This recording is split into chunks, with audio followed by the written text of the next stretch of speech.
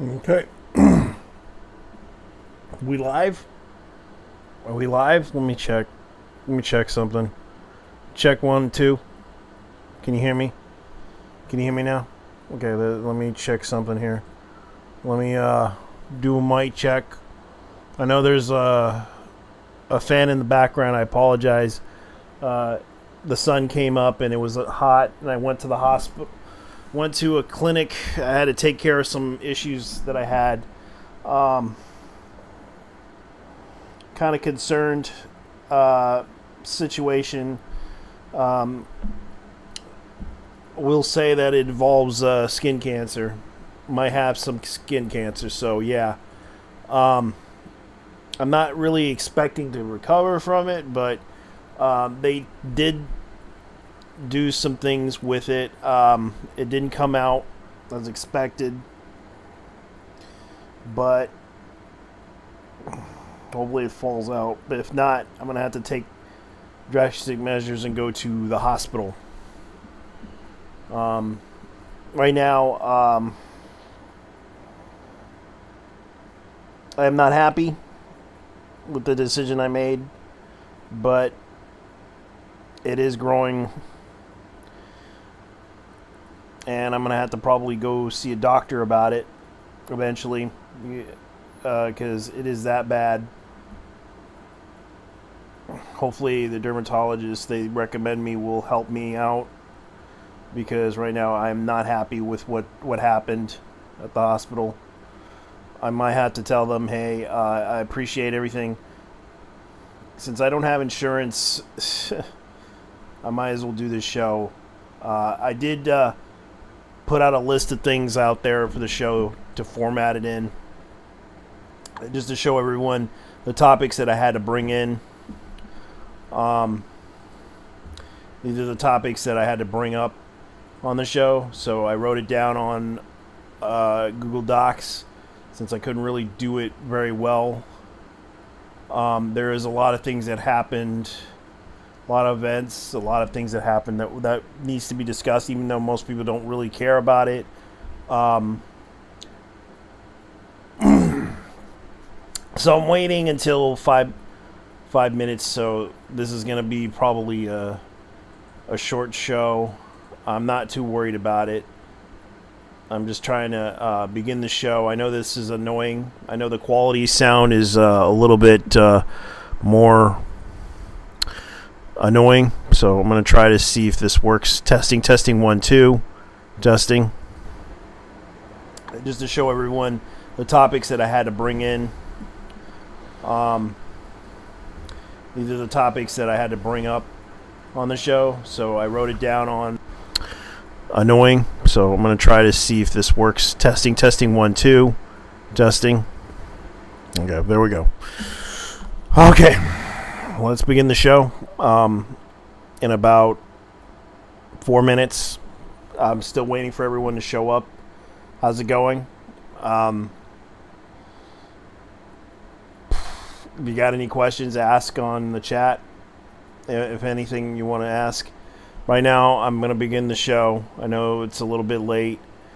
This is becoming a situation to where I'm formatting the script that I have for what's going on. I know most people are excited about the news in the anime world. So this is what's going on. Oh yeah, this is another story that happened.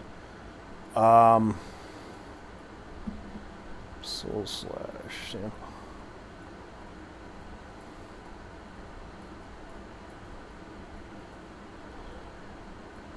So the story begins.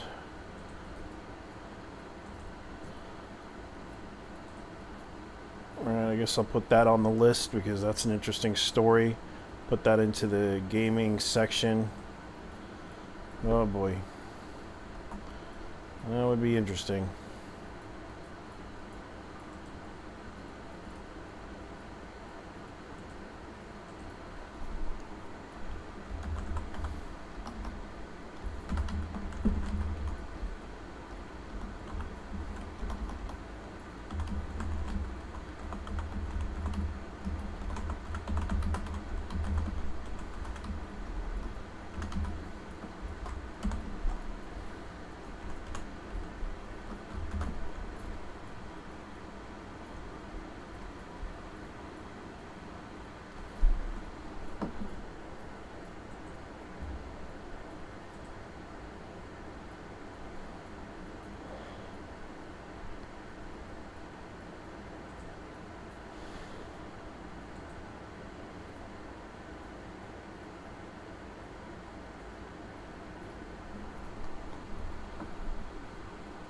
So let me go ahead and begin as soon as possible. 2 minutes. I'm going to probably begin the show without people. I know that they don't really care. Oh boy, I'm going to have to see if there's anything that... I got to look up some stuff. See what they got on the... Ooh, no, I'm just trying to look up some anime shit on this new website that you guys have. Anime. Just give me some anime. Jesus Christ. Okay, that's cheap. Okay, so they have the sets of Blu-rays. Okay, cool. I might buy that one. I already got the OVA collection movies of Ranma 1/2. This site better be legit. If not, I'm gonna be mad as fuck, bro. Okay. I'm just looking at some stuff right now. I'm just looking at this website called Drama.com. Apparently they got some really good stuff, but I never heard of this company. Grub is selling animes for cheap. Like they have the Naruto box set for $19.99. Castlevania Blu-ray set for complete series is $19.99. The Pokemon Black and White Revival Destiny's complete series box set DVD is $30. But usually at Walmart it's cheaper. Let's see what else. Naruto box set 6, $22.14 plus shipping. I wonder how much shipping and handling costs for them. Because if it's gonna cost a lot, it better not be bad. They have some really... Is it really a copy of it? Season 3 Blu-ray. Season 4. Let me see. Box set 1, box set 2, Bleach, box set 9, JoJo's Bizarre Adventure, Stardust Crusader, Battle in Egypt. I need to buy that series because the actress that played in Ghost in the Shell did that series. The Stardust Crusader was actually a pretty good series. For what it's worth. Because I'm just looking at animes. You can see right here, they're doing some really good deals. When you look up animes and such. Like, you can see right here, Castlevania Season 1 and also Batman. I already have that. But I wanted this Batman Beyond complete series. I don't know how much they're going to charge for shipping, but I'll find out.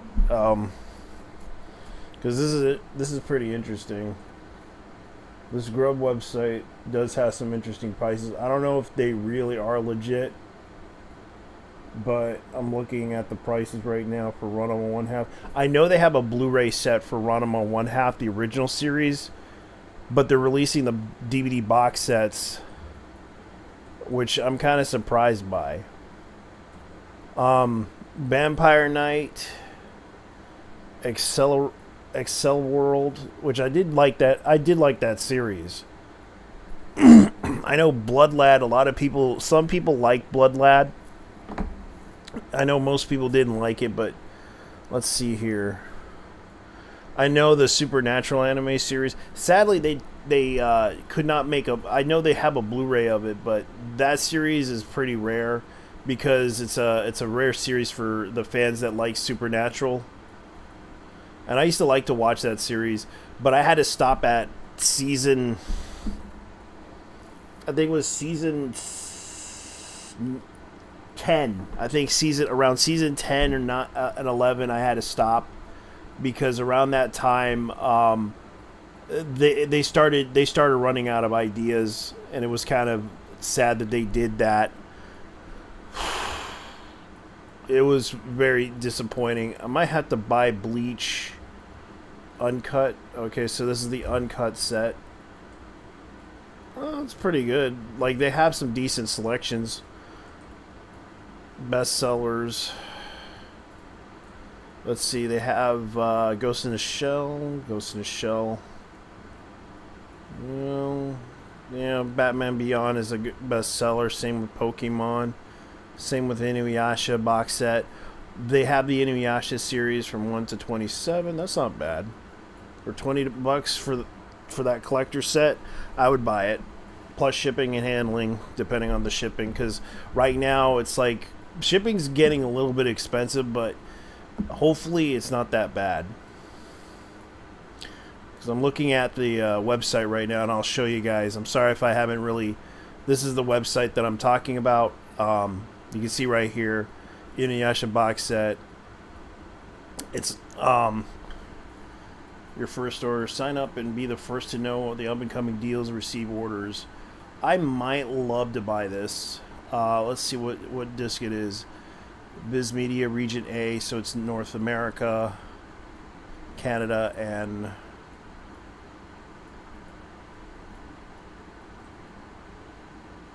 let me see, One Punch Man. So they mostly have like the other stuff, but amazing, crazy anime. I wonder about this. Okay, Bleach, Naruto Shippuden, JoJo's Bizarre Adventure, Stone Ocean Part 1. I don't know if they ship to Puerto Rico or Canada or Alaska. So we have to probably look into the... This is probably California. Okay, it is California. It's by Universal. Let me see what they do for shipping, because I'm kind of like determined. Shipping, blah, blah, blah. Items are ordered at 10 a.m. Central Time. Okay. Maybe shipped, received, blah, blah, blah, 10 to 15 days. Standard shipping receives by 10 to 30. Okay. So it takes about a week or two to show up. Standard shipping, next business shipping. Let's see, does it take... Let's see, what is it? Which countries do you deliver to? We deliver to the United States and U.S. territories. So, technically, they can probably... You could probably ask them if they deliver to Puerto Rico or any other country that is in U.S. territories. I don't know about the islands, but we'll see. Because I know that mailing...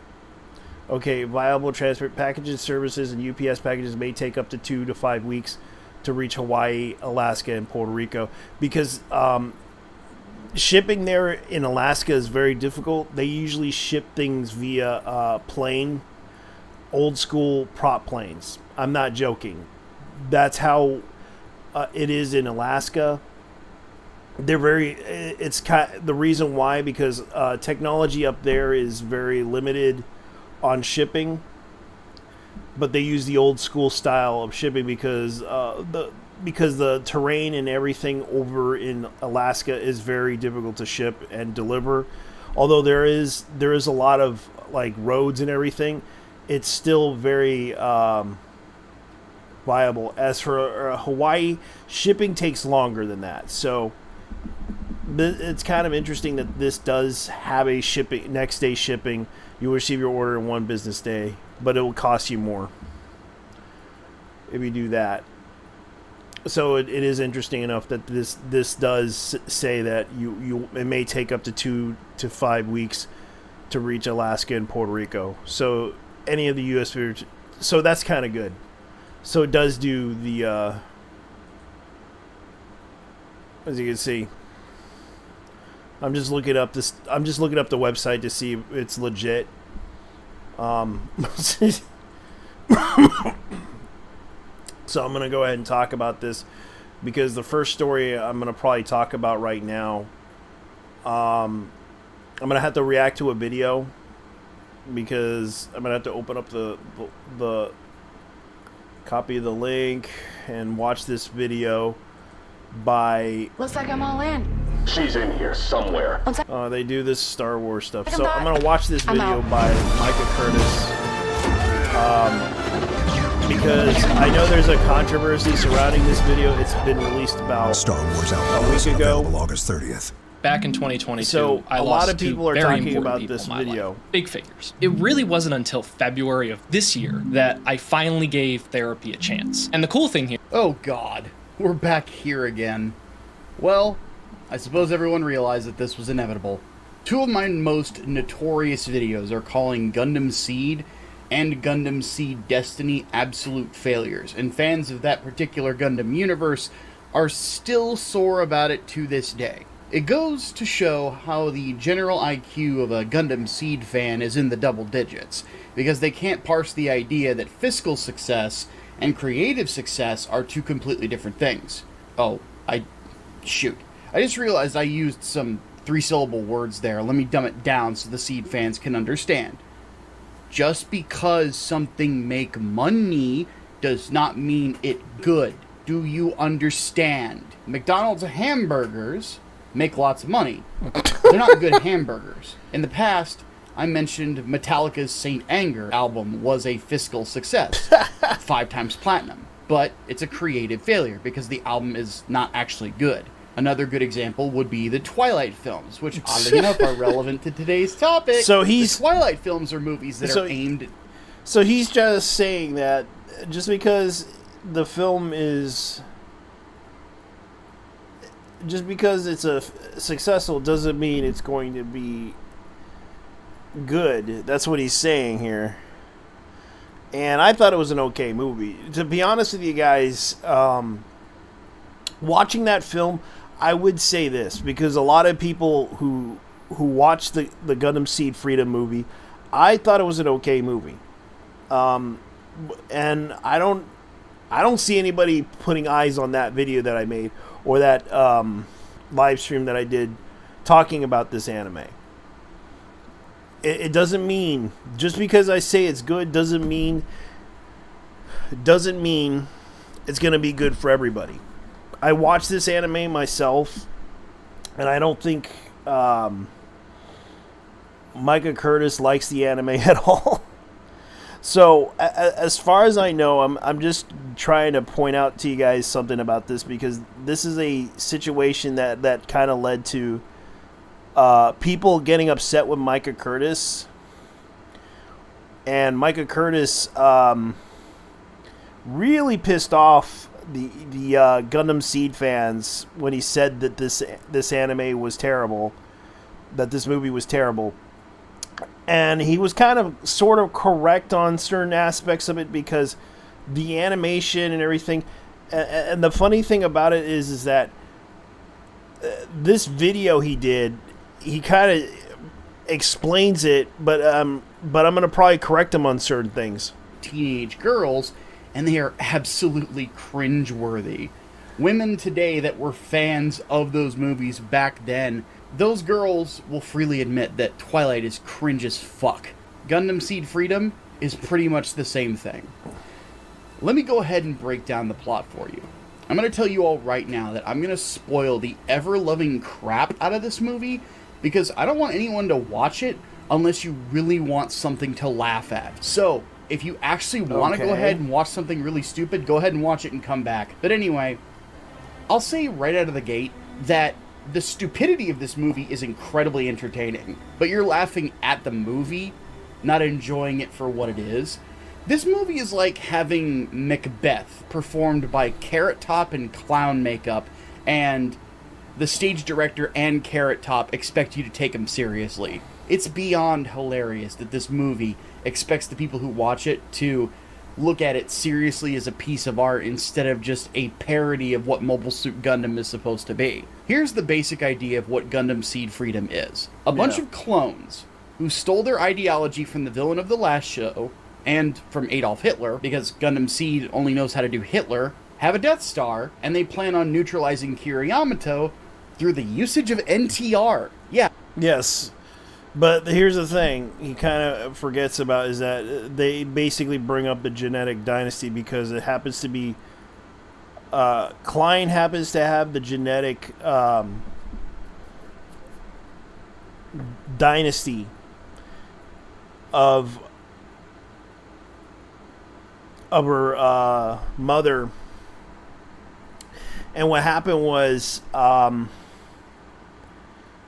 she kind of got seduced by it, but of course she kind of realized how bad it was with the main villain of the whole story was really that bad of a person. Yeah, the grand strategy of the enemy plot is space lasers and cuckoldry. You see, yeah.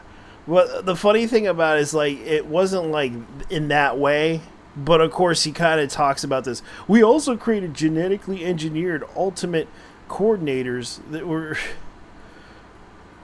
were like the overseers. That's what they were calling themselves, I believe. And that whole anime was basically flat out kind of funny, but at the same time, yes, it had a space laser, but they actually managed to somehow, surprisingly, one-up them, even though they lost the first time. So let's go continue. The bad guys in this are also ultimate coordinators like Lacus Klein and Kira Yamato. So their strategy is for the whole universe to come under the rule of their Super Hitler Destiny plan, and it's up to our heroes to stop them. Also, they actually reveal in this that Lacus is an ultimate coordinator, so now they're finally she's admitting the ultimate. that, like they admitted in the first season, that Kira is basically a Gary. Because here's the known fact about her, is that she helped build the Seed Gundams. That's why she's the ultimate.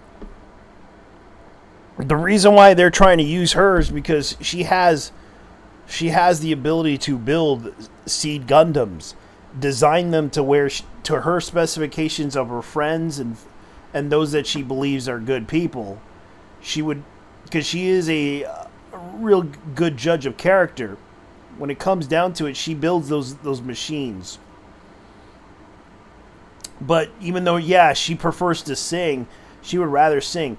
That's the reason why they wanted to discontinue. She wanted to discontinue building them, but she had to in this case because of this situation that happened. So that's what happened. This was a crazy anime in a way. Mary Sue, they're flat out admitting that Lacus Klein is a Mary Sue. Sorry to say, but you're a bit late. We figured that out of, 2 decades. That's the thing. She may not, but she never intervened in any of the stuff. She usually intervenes whenever there was a battle that happened. The fact that she kind of did revive Kira Yamato of all people Decades ago. Now let me say some positive notes. This is the very first Gundam Seed project that I have seen where I actually liked most of the mobile suits that I saw. I feel like they fixed a lot of the problems from the 2 previous series. With only one side having access to Gundam mobile suits, the complaints I had with Seed Destiny have gone out the window in regards to how easy it is to tell who the bad guys are and who the good guys are. Not to mention, there's a lot of mobile suits here that don't do the whole strap a jet to its back thing. And thank fuck, it's basically like what I said in my Rate the Mecha things. Just make the backpacks look like the stealth gal from Gao Gaigar. Simple and easy. And they did it. So, good on them. Though I will admit that the Zagok in this looks fucking silly. The thing about it is that you have to understand, because he does not know that this is the last hurrah that Sunrise did. He's not aware that Sunrise is no more. And the reason why they're doing homages to other Gundam series. That was the whole point of this, because they were using the original mecha designer for this, and he failed to name. I think he probably failed to name the fact that the reason why the Zagok was in this, they were doing homage to other, not just Gundam Seed, but other Gundam shows, and that's why they brought it in as sort of a in the movie as a way to, surprise people to see what it is, because they were trying to say that it was kind of what it is. So let's go ahead and begin. Put a Wii on its head because Atherin's piloting it. Oh god. Still, it's a better way to get more use out of an aquatic killing machine after you screwed up a land war. Looking at you, Girin Zabi, you dumb fuck. The other thing that I will mention is that Though the opening of the movie is really dumb, the fight scene... Because they were trying to do the music intro of it, even though you're going to say it's really dumb. They also were doing homages to other things like Zeta Gundam, like the whole drop thing.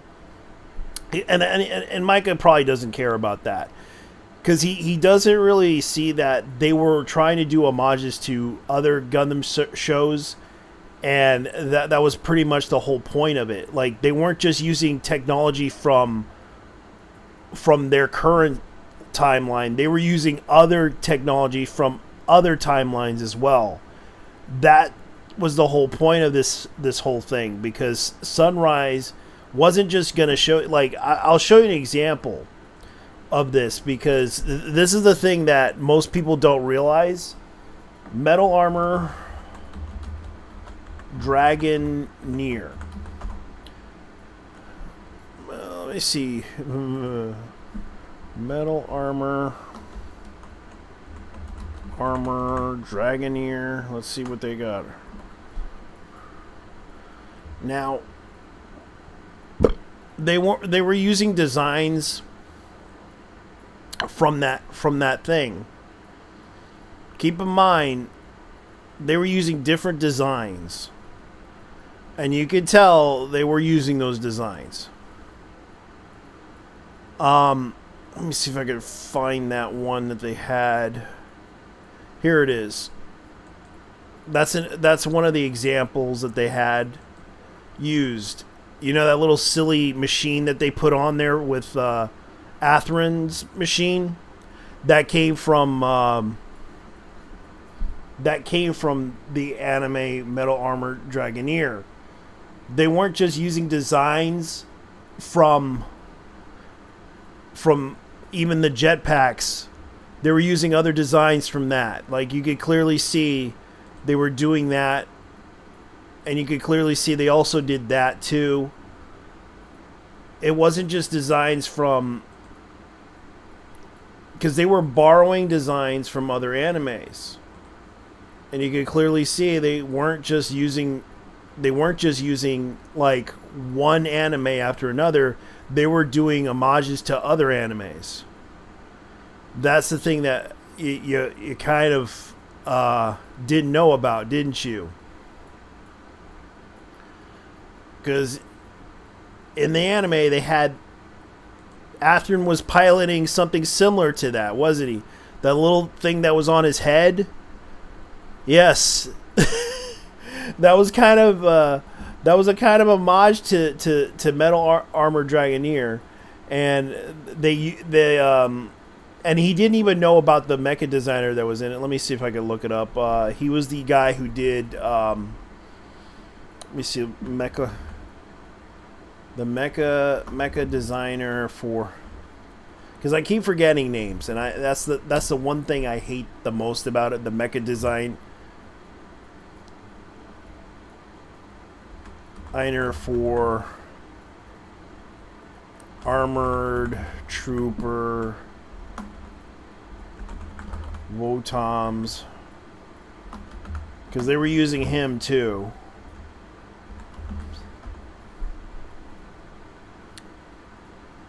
Kuno Oko out. Okay, that was him.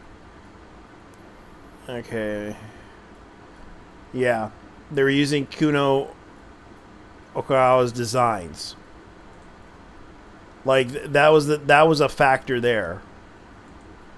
And that's the thing. Like, I'm looking at this, his take on it, and this is kind of the thing that bothers me about it, is like he's using clips from that anime, and I'm just trying to show you guys, because this is kind of the thing. This is my response to what he's saying here. Scenes at the end of it are the most watchable fight scenes that Gundam Seed has ever had. It's not just a bunch of senseless beam spam. There's a constant shifting from long range to close range combat, and makes for very appealing looking fights, because you'll have a moment where you're engaging in a sword fight, but then suddenly the pilot has to back off because there's bits everywhere and things like that. It's very much more reminiscent of fights that would go on around the time of Zeta, Double Zeta, and Char's counterattack. And he's right. And I like that's that what they sort were of stuff. trying to do. So, good on them. The unfortunate thing is that the CGI kind of looks like garbage. Gundam But you can see right here, if you look back right here. Like, let me see if I can look it up here, because this is what he... and things like that. It's very much more reminiscent of fights that would go on around the time of Zeta, Double Zeta, and Char's counterattack. Yeah. And I like that sort of stuff. So, good on them. But you can see right here, they didn't just use, like, other tech, like, they were using... The unfortunate thing is that the CGI kind of looks like garbage. Gundam Unicorn had better-looking computer-generated animation, and that was 14 years ago. Largely because they're... Because they're using the same... Here's the thing. He doesn't really realize that they were using the same thing via the early 2000s. Keep in mind, this was made, I think, around... This was released in what year? 2007. Keep in mind, when was Gundam Seed released? Gundam Seed was released in 2002. They're using the same style from 2002. Micah, did you not realize that? Motherfucker, they're using the same style from 2002. Gotcha, Micah. This is a 2002 anime, and they're using the same thing that was done years ago. This was released in 2002. CGI was still improving a little bit back in the days. Remember, Gonzo Studios kept doing it back in the 90s. And you're dissing Gundam Seed. Like, wow, that's kind of crazy. So what you up to, man? Holy shit. Well, I'll be honest when I say I'm fucking pissed. Why? They took my anime, son! Don't worry, they're still alive. I know where to get some. Trust me. Don't worry. We'll get into that soon. Enough. I'm just trying to react to Micah Curtis's video about the failure of Gundam Seed Freedom. Oh, that's just still at it? Fucking hell. Yeah, Micah Curtis. Okay. Yeah, people can agree with him on this one, but the thing was, this was made in 2003. The anime was, and they're still making the same style from 2023. So basically, 20 years ago. Yeah, 2002. This was made. That anime was released in 2002. It's the same style that they try to stick with in the movie. And he's arguing about Gundam Seed, Gundam Unicorn, which Gundam Unicorn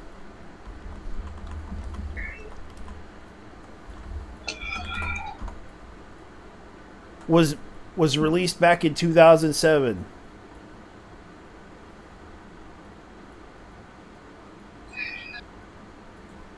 I would like to ask myself, who was the cops? You know what? We'll talk about that later. Go off. Yeah, because Micah Curtis was like doing a really bad review on Gundam Seed. Like he's basically talking about certain things, and I have to correct him on those things because those are the things that I'm going to point out to Micah in this live stream. Because he's kind of absolutely wrong on certain parts.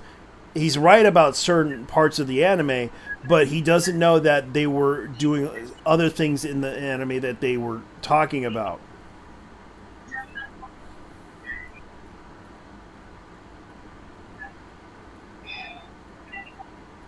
Because I told you about the whole issue with Bandai, that Bandai is no longer, like, Bandai Namco rebranded Sunrise, and now they own Sunrise, and Sunrise is no more, and this is their last hurrah to Sunrise. Yeah, they're known as Bandai Namco's media or something. Yeah, or entertainment, is what they would call themselves. Let me see if I can continue. They're trying to stylize it with a style of cell shading to try to make it look more like it's hand animated, and it actually makes it look worse. Not to mention, the Akatsuki has always looked really gaudy and disgusting looking, and it looks even worse in this movie. Really, really bad idea. Now, Yeah, well, he should know that it was in Zeta, that the gold paint on the mobile suit was in Zeta. But he mispronounced it, didn't he?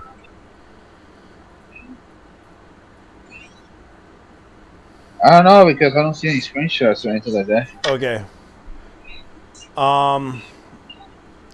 Let's show you the name of the Gundam.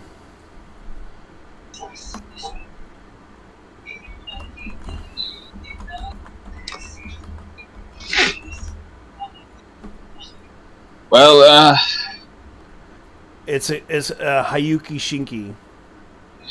Hyakushiki. Hayuki Shiki. Hyakushiki. Yeah. Hyakushiki. Yeah, and it's kind of what they were trying to do in the anime for Mobile Suit Gundam Freedom,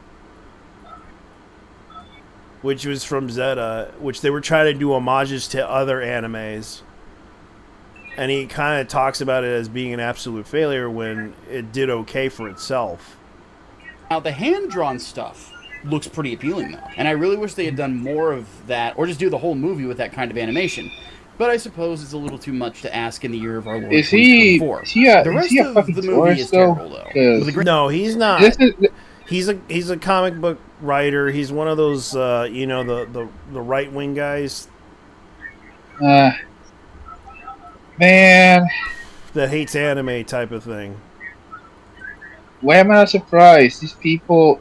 How the fuck are you gonna win the culture war when you can't even appeal to the people that like anime? Yeah. great thing about it is that it's the type of terrible that's really This is fun why- to watch. this is Because why these something people about suck it is so regarding the silly that culture you war. hardly believe that it's real. It's like watching two clown cars run into each other at 100 miles an hour.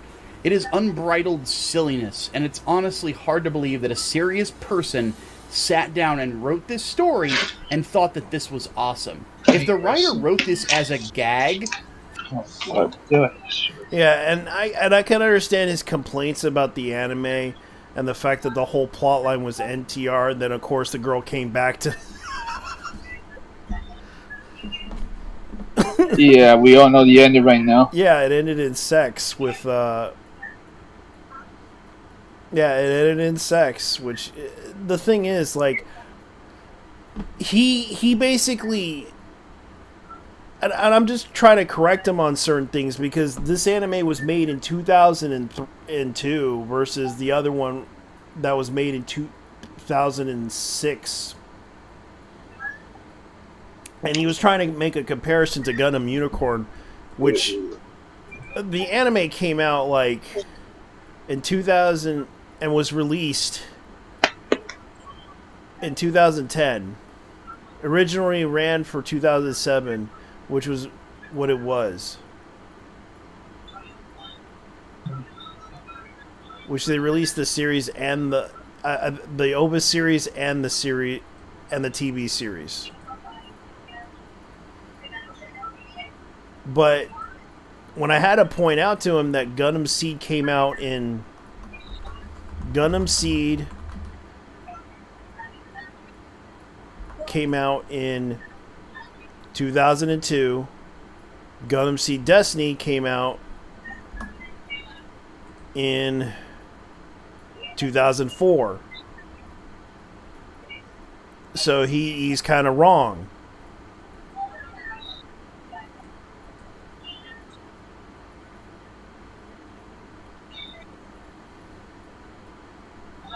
And he's trying to talk shit about it, saying that this anime sucks. Clearly, Micah, I hate to say this, you're wrong.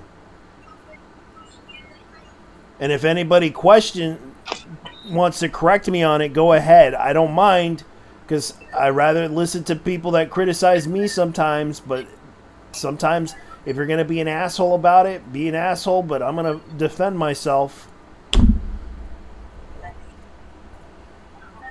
in the worst way possible. The fact that he was trying to make fun of this anime in the worst possible way, because in the start of that video, he was wrong about everything. Some parts I'll agree with, some parts I disagree with. Micah, I'm sorry, but that anime came out in 2002. Even though they kept the style in 2002, it still was a very much a popular anime for itself. I remember trying to get my hands on it. So, explain to me, if it was that bad of a failure, then why did they give it another series? Why did they give Mobile Suit Gundam Destiny a chance? Was it great? Was it bad? Some people say it was 4.0, 7.5, 7.1. They say it's an okay anime, even though it's not the best for everybody. Still average. It's just an average anime. That's still good and entertaining, and people still want to collect the anime. They're still making HD remasters of this anime. Like, no joke, they did a remaster of Mobile Suit Gundam Seed. And you're going to tell me it failed?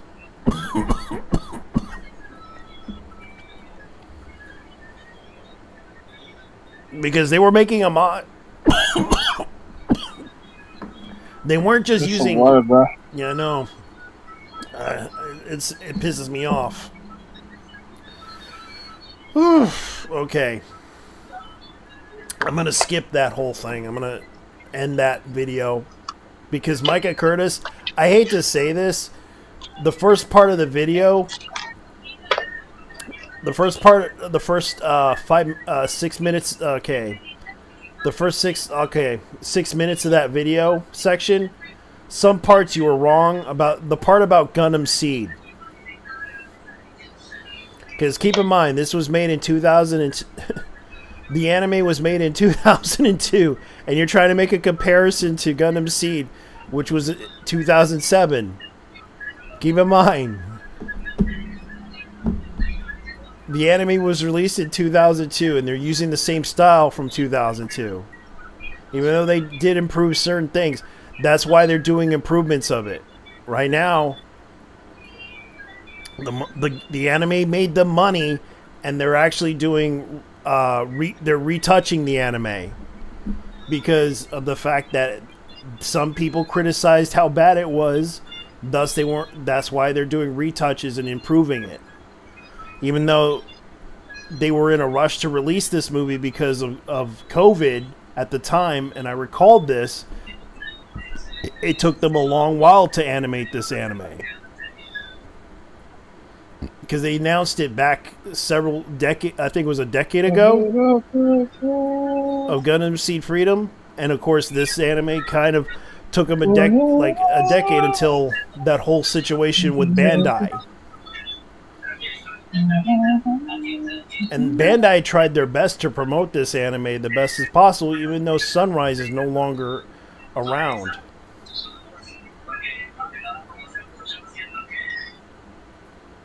Yeah, thanks a lot, Bandai, you motherfuckers. Yeah, no, they ruined Sunrise, and Sunrise will be no more.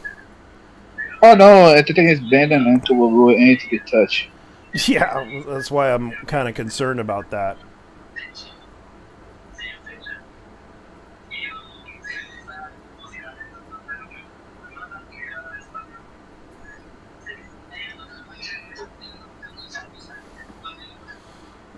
So that's what a lot of people are talking about.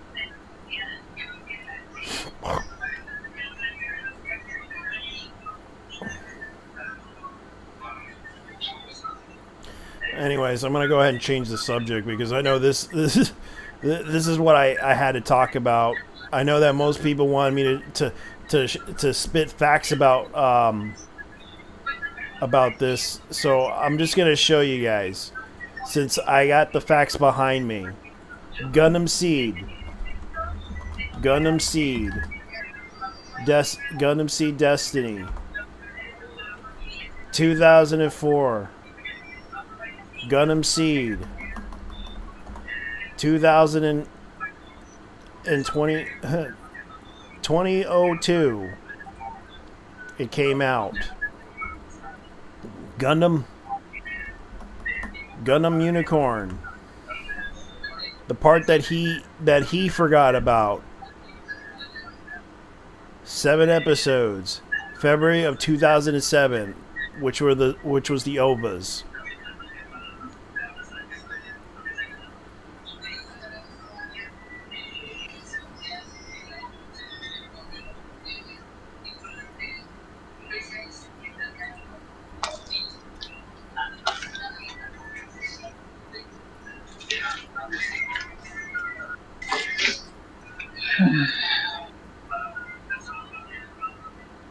Okay, I was wrong. It was released in 2010.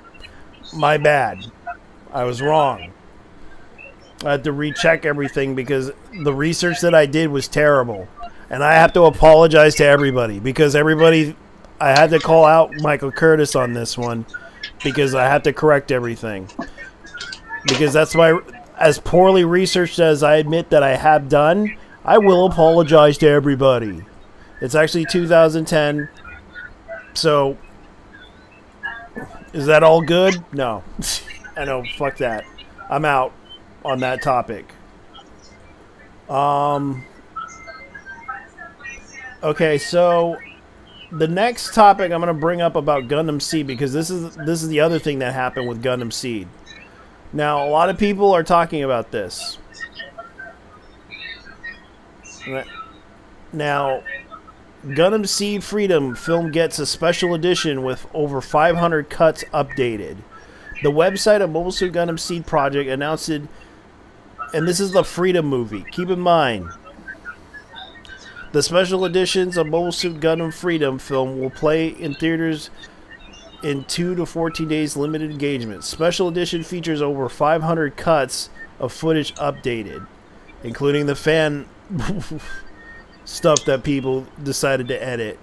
One of the special editions of the film, the epilogue cut, and cuts added to play is September 20 to October 3rd. Another special edition, different epilogue eulogy cut or cuts added, will run from November 1st. So they had, from what I understand from a source that talked about this, they're adding in new retouches on the thing, and I was like looking into the whole situation.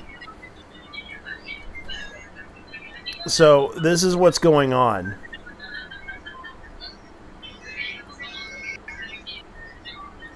And I'm looking into it. Let me see if I can find it because I saw the Gundam Seed stuff. Here it is. This is what they're gonna do in the movie. You can see right here, this is the version of the movie, and this is the retouch version of the movie that they did.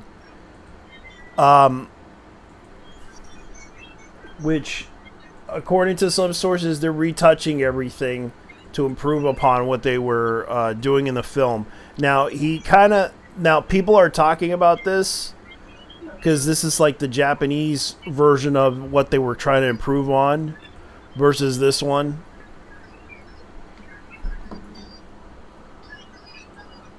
Which, the good change though, but the green eye poke through the shading is good. The darker colors actually look a lot yeah, better. they're retouching the colors. You can tell that they were also redoing the mecha stuff. I believe this is the 3D version of it versus the anime version of it, since they're trying to do the anime retouch on it. Because this is like, furthermore, why is Infinite Justice CG here now, and those 2D cuts kicked it ass? So they're retouching everything from the CGI to the coloring of the mobile suits, which I like this version, and I think these are just like cut edits that people are trying to and you can tell that this is like a cut edit that they did. to improve upon the anime itself. Why do the new Zoc Infinite Justice cuts look worse than the originals? Like, they were just fine, guys. Come on. In addition to the epilogue cuts does intrigue me, though. The Seed Freedom is just kind of ended when the big bad blew up some more aftermath. Very appreciated. But this is a good change, though. The green-eyed eye poking through the more shading is good. And people are talking about this. And it's like, furthermore, why is Infinite Justice CGI here now? Those 2D cuts kicked it ass. And this is like a fair criticism that this person made. The new cuts on the right and the old ones on the left, apparently it makes it more of the model in the Zoc's case. But okay, why the replacement of the Great 2 Infinite Justice with its CGI model? That was a bad call, TBH. Okay, so that's what's going on. So they are retouching this because they did make some animation mistakes, honestly, in the anime. And you could tell that people were talking about this whole thing. And that's just one of the examples. I know there's like several examples that people talked about. The hair and everything in Mobile Suit Gundam Freedom. Yes, it was a bad, like, he has every right to his, Micah kind of said that that it does have, it's really bad, but he could have talked about the animation, he could have talked about a lot of things. He only talked about the 3D animation in the mecha, but what about the characters and everything? How did they fly? Well, maybe not the best, but they did okay, because they were doing via the style of 2002 through 2004. And they're retouching it, doing a special edition, adding cuts into it. So that's pretty much what's going on. It's as like, far as I know, they have the money to do it.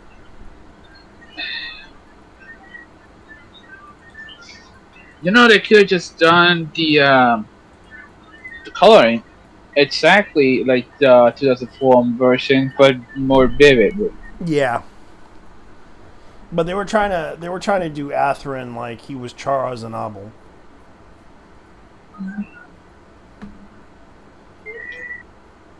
Damn, 10 years of Gamergate, holy shit! Yeah. It's 10 years. Wow. Twice. Yeah, that whole situation with Concord loses 200 million, Bandai goes woke. They're talking about that stuff. Yeah, so I'm gonna go ahead and bring up something in the gaming topic soon because I got a lot of other topics that happen, and of course I know this isn't in the topic list, but did you hear about the Blue Protocol shit? The Wukong thing. The Blue Protocol situation. Yes, I heard about it a little bit. I got it right here. The Blue Protocol ended the service of global release dead on arrival.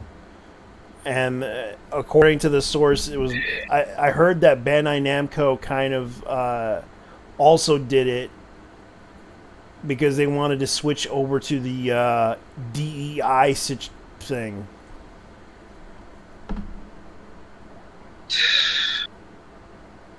So yeah. What do you think the Chinese and Koreans are? What do you think the Chinese and Koreans are kicking their ass? Because they didn't care about that DI shit. That's why. Yeah, exactly.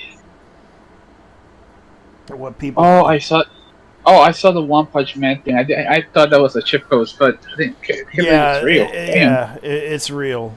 Okay, I'm gonna bring up the story about Anime Wave since you want me to talk about it. Okay. Not just Anime Wave, and 9 Anime. Yeah, 9 Anime. Because those two were actually two of the ones I relied the most when I was watching my anime. Yeah, so they kind of said this letter saying, "Hi, it's been a long journey since Anime Wave, Anime 9 first appeared." Yeah, which is no secret because they're both the same by the same owner of the website. There was also there were also a couple more sites that it's devastating. Yeah, because it's like the only place to. Because you have to understand, back in the days, anime wasn't widely mainstream. Back in the days, they relied on VHS and Or super expensive DVDs or bootlegs. yeah, or bootlegs, and of course, you have to understand, bootlegs were basically not really bootlegs. They were basically shared around in colleges back in the 80s. A lot of animes weren't. It wasn't widely mainstream on TV. It was basically in colleges where they had clubs where you could actually they share them via VHS, and sometimes they even put like a rental type of thing for VHS because a lot of people wanted to watch these animes, and these animes were very entertaining in the college spaces back in those days, especially in the early through the 90s. VHS happened to be the only way to watch anime, and I know that there was like several animes that you could rent in the mainstream via VHS. Like I used to remember watching animes like let me see if I can remember if I can remember that anime. Let me see if I can find it because I did Mecha Dino Guy King. It wasn't just the. It was. It wasn't just.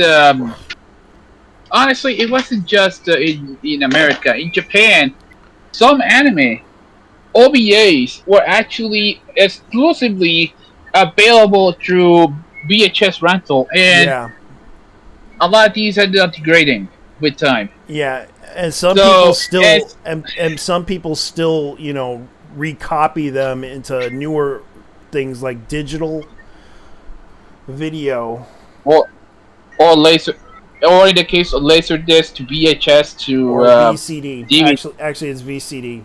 VCD is another one format. It was also Betamax. Yeah, Betamax, but that degraded over time. I know because my dad had one. Those things were huge, though. Like, Yeah, but they were huge, but my dad had a lot of money and he spent it because he bought it in Korea. Yeah, were those like regionalized or something, or were they? they weren't regional. I know VHS was like, yeah, it could have been regional because there's like certain type. Like, let me look it up. VHS tapes, regional VHS tapes.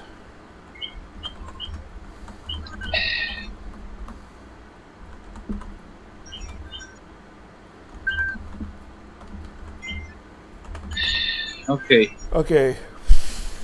Actually, okay, let's answer this guy's question. There's no region for VHS. There is PAL, PAL Me, PAL N, etc. NKS. Most US VHS players are limited to NTSC. Do VS have region lock? Like, people were asking that one in the video help section. Like, nope. Different recording systems, PAL. Different recording speeds. Okay, that's fair. Large number of later generations of UK and European VHS players will play back both NTSC and PAL formats by converting the NTSC signal into PAL. But I don't know. There were any other US that worked it the other way around. Perhaps, Lord, yeah. No, you cannot play PAL tapes on. Yeah, because they do have PAL tapes. Man, I really don't want to watch Pluto. I got a link to the anime I'm supposed to be checking out. Yeah, But I hate this shit, honestly. really? I hate this. You hate that Well- format? No, I meant No, I meant. Oh, it's an anime that I got sent. Okay, so that's for a Yeah. part of your other podcasts. Yeah. Yeah. Yeah. I mean. Never mind. Never mind. I'll give it a go. Yeah, If I get my computer back, you know what? I might get my computer back tomorrow. that's good. Okay, so it wasn't just Anywave, Yeah. and but also other It was also pages. Shug. It was also Shug, and apparently one guy said mine works fine because he's showing a screenshot of it. I actually checked one of the pages, and it's still alive. Yeah, they probably took it down because they're Nah, it's still yeah. So he made a speech about that because that's kind of what's going on. And it is, okay. This last one, this last paragraph drives me up a fucking. yeah. No, I will not give my money to those cocksuckers at Crunchyroll. Fuck you. Yeah, that's the problem. A lot of people, and I can understand, like, that's why people go there because they're broke and they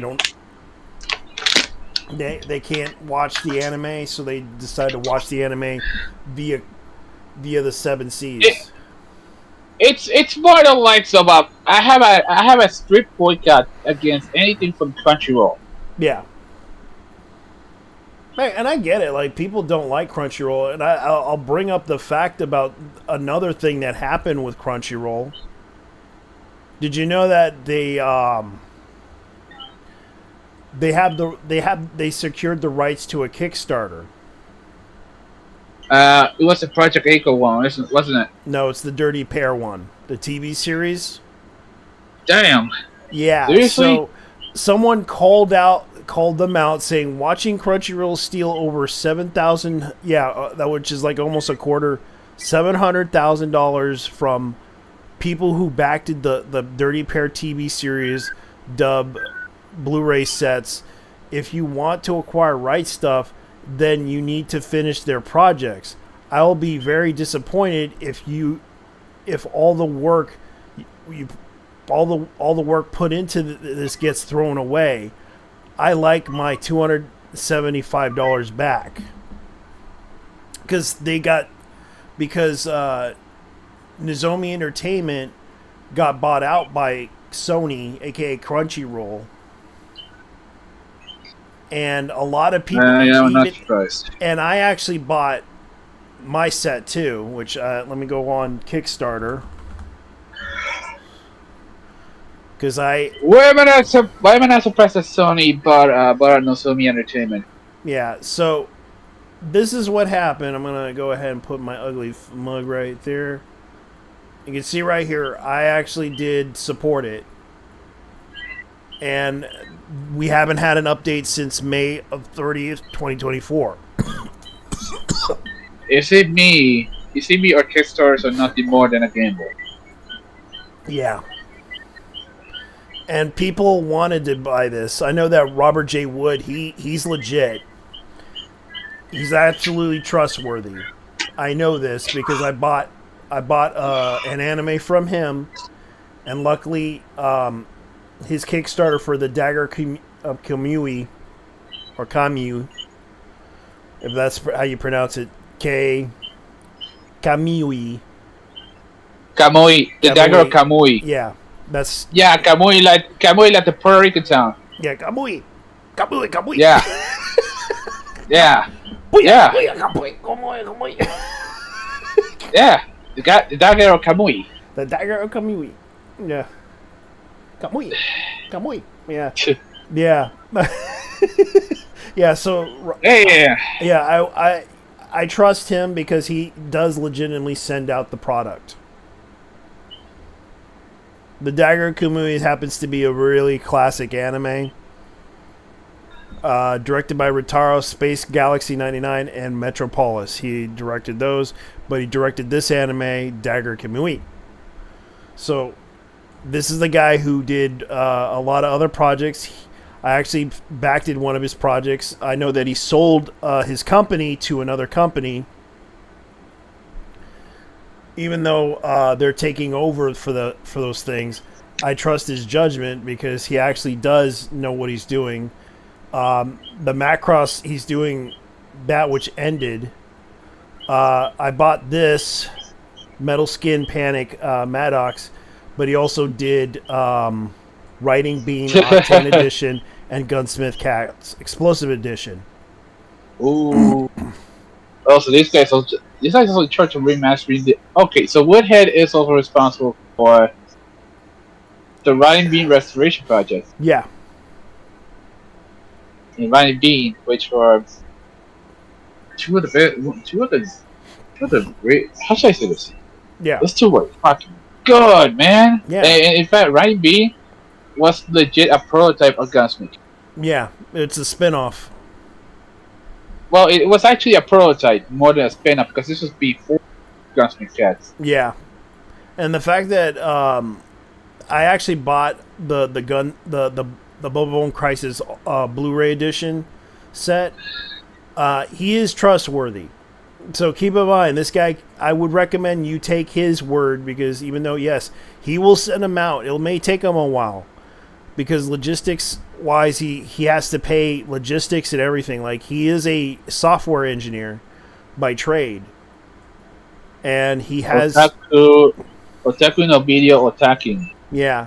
He was responsible for creating the software for subtitles. Because that's what he did. Oh, wait. What the fuck? That's a mockumentary? I never heard this one. What? Otaku no video otaking. Yeah, it is. It's a mockumentary, but it's actually an anime too.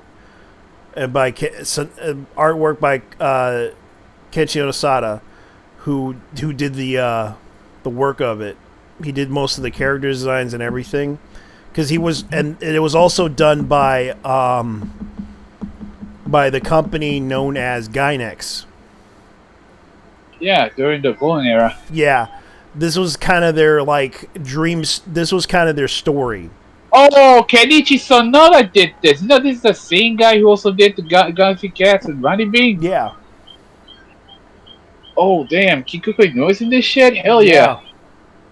It's in the Eternal 17-year-old Kikuko Inoue. Yeah.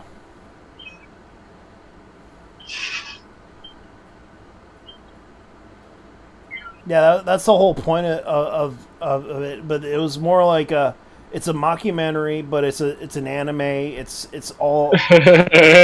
Holy shit, that's a Gundam parody. Yeah, and they parody a lot of stuff in there, like but it's absolutely it's about a story about how whatchamacallit. It's a mockumentary parody of how Studio Gynex started. I'm not joking. That's how Gynex started.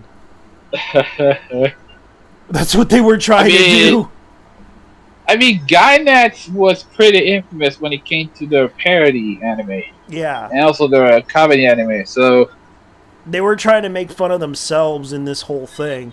And this is some of the people that they involved themselves with. You know an anime is good when they stop giving a single fuck. Yeah, that was the whole point of it. Like, they didn't care. They were just making fun of themselves. And the fact that he had really done a good job with some of his work, because he promised that he would bring this stuff out. This is the guy you should trust if you have to support him, even though, yes, he sold his company. He will absolutely do his best to do it, because I understand he's trying to retire. He's an old guy, but he's a great businessman with his wife too. So this is kind of a thing. We need localizers like this, not these bastards like a Katrina Leonidakis. Yeah. That horny student. He's fucking bad. The thing was, people kind of criticized her for that because she kind of did the yeet thing, which most Japanese don't use that slang or in that language. Yito. Not even once. Yeah, yeet. Well, not even once. Yeah, that's pretty much what it was. Yeah, it's straight up. They straight up localized sumo language into anime.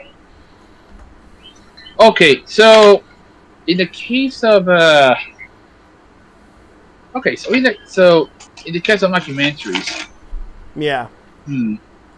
I did that documentary. It's a little off topic, but I did watch. I did say that I watched the Weird Al documentary, and it was pretty spot on. Yeah. Yeah, especially the part with especially the part where he was in jeopardy giving away his car. Yeah. Oh God. So watching. People are bringing up the Brazilian Nico thing. Oh yeah, I saw that. Oh yeah, the Madoka RPG game.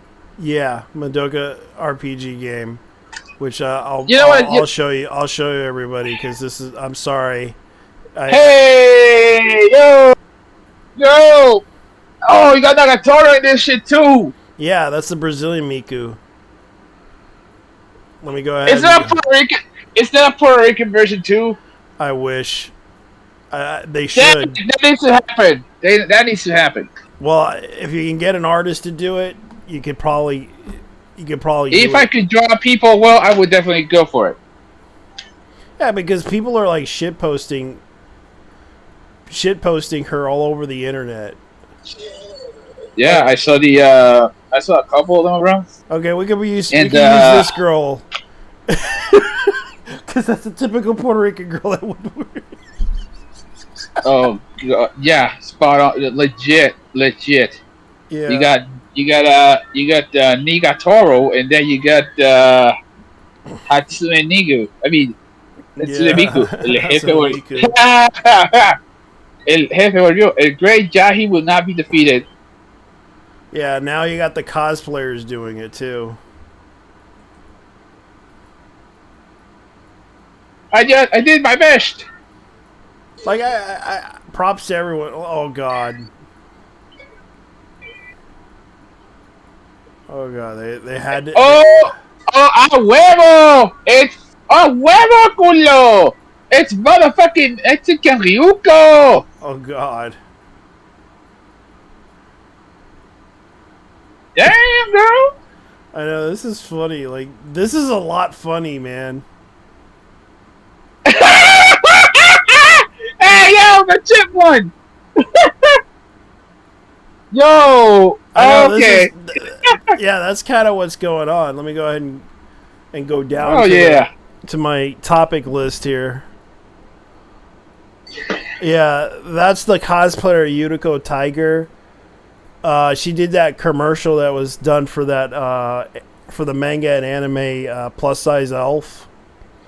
Mm-hmm. I felt bad for her. Like, she gained a lot of weight for this thing. Well, you had to. Well, she had to do a 1-to-1. Well, she had to sacrifice something. I know, just to do this, just to get on a commercial. So this is her. You can follow her on Yuriko Tiger. She's from Italy. Yuriko Tiger. Yeah, okay, there we go. Yuriko Tiger, yeah. Oh God, she did a cosplay of Sonic. Yeah, she did. But I gotta give her props for doing that because, like, she was trying to market McDonald's food.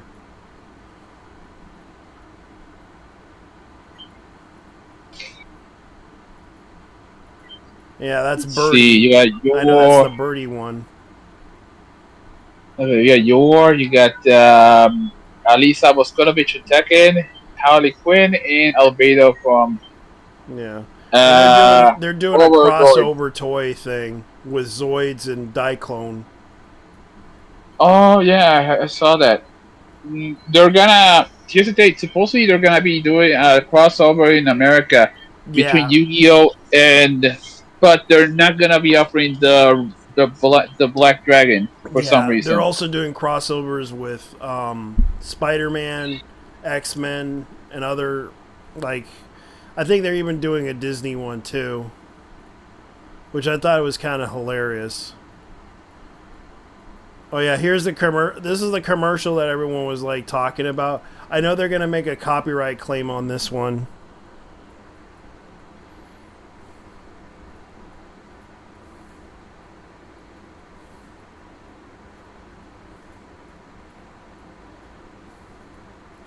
See if I can find it.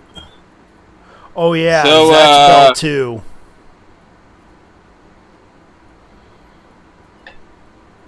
I'm hoping they that Zatch Bell 2 would be a good sequel.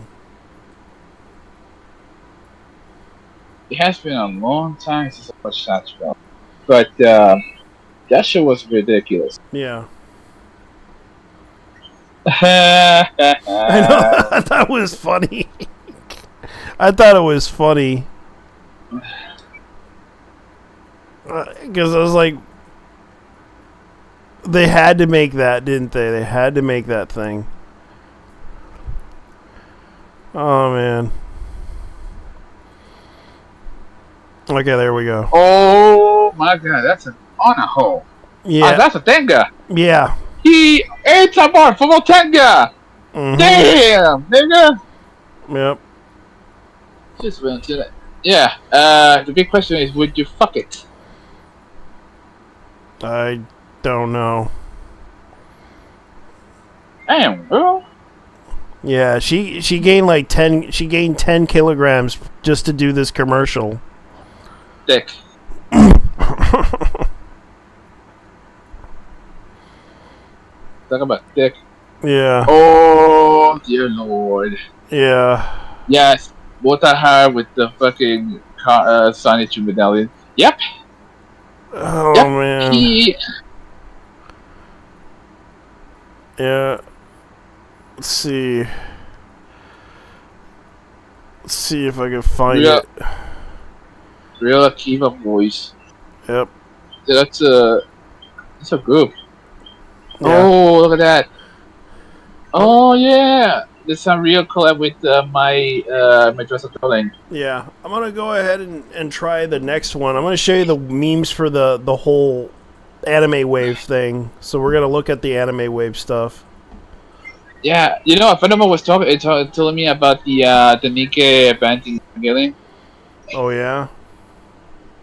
Guess who's free in that limited time event? Who? Misato. Oh, Masato from Evangelion. Mm-hmm. Yeah, it's Misato. The ones in the gacha are Rei, Asuka, and Mari. What is it doing?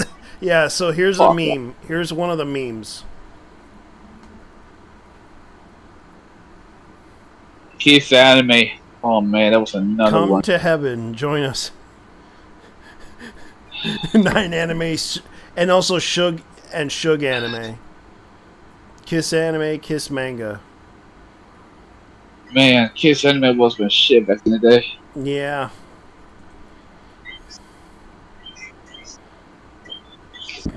Okay, so this is what's going on. Okay, 9 animes down, Anime Wave's down, Flix Wave is down, Anime Shug is down, F Box is down, F Movies is down, Solar Movies is down. Yeah, and it does hurt. Like, people are just literally making memes of this. Watching everyone complain about 9anime being shut down, but they weren't here for the GOAT. You know that the more you delete these, the more some of these anime become lost media. Yeah. So you practically destroy to the whole community, because it's sad that a lot of the animes that they had were lost media, and they put them out on Anime Wave and also Shug Anime.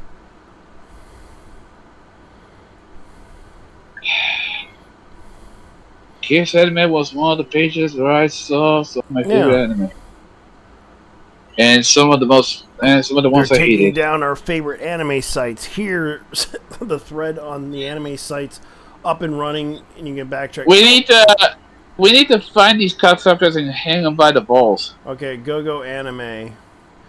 Anime watch. Well, here's the thing I found out.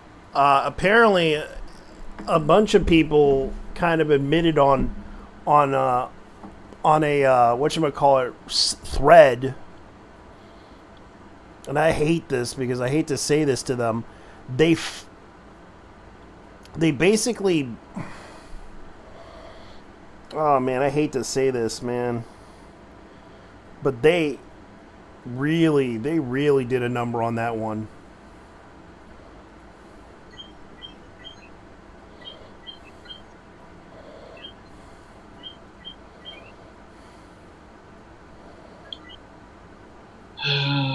So, Yeah, it's like no joke. They're actually doing that.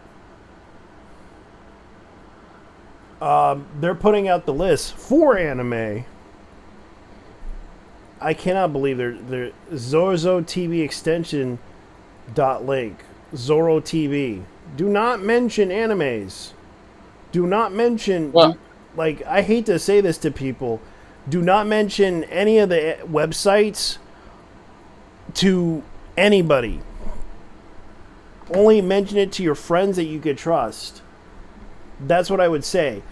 Because of the fact that I don't mention the websites in particular, because that's when it draws attention to those who watch this podcast, and they probably would tell other companies to do this. That's why I always mention that I saw it on an unofficial via the 7 Seas. The reason why I call it the 7 Seas, that's what it is. And I know why they're taking them down. It's because it's in response to the whole leaks that happened with whatchamacallit, with the anime content that's being put online via the Netflix leaks. And the movie and TV and music organizations don't like that, so they're punishing the websites because of the leaks that happened. They're taking down those websites.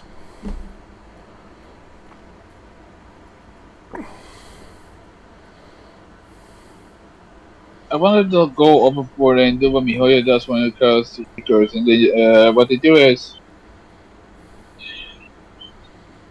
they will arrest any leaker and put him to at least 4 to 10 years. Yeah. That's pretty hardcore. Yeah, and a lot of people are talking about this, making memes of it and everything, just laughing at it sometimes too.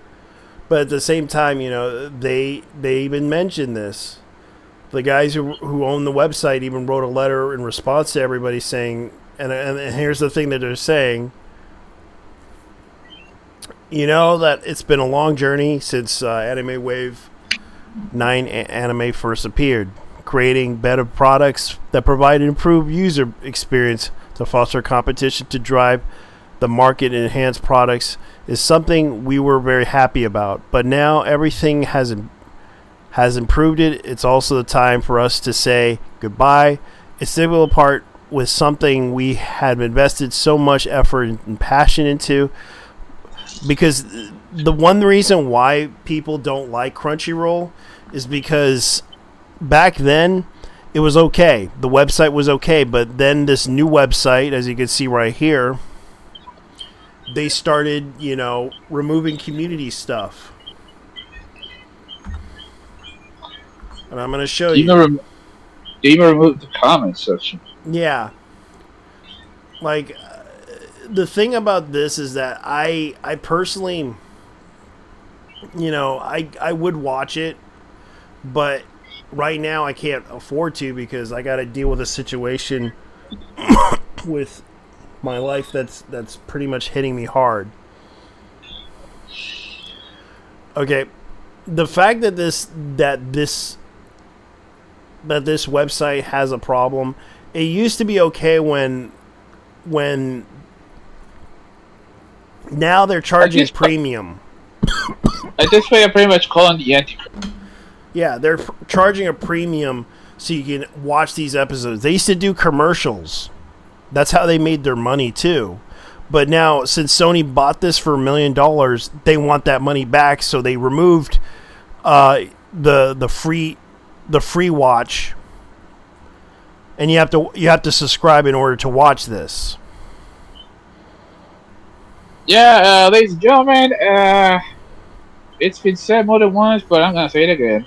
Yeah. Crunchyroll is the Antichrist of anime. Yeah, but the funny thing is, here's the thing. Like, My Dear Nokotan, let me show you something. My Dear Nokotan is on Crunchyroll. The first episodes are on Crunchyroll. And already the new episode's out, episode 9. And when you go to the website called Tubi, it's free.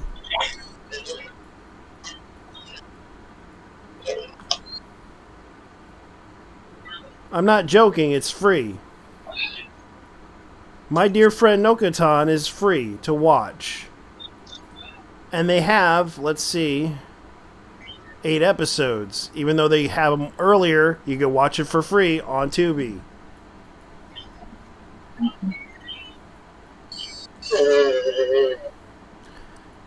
And it's also on YouTube as well.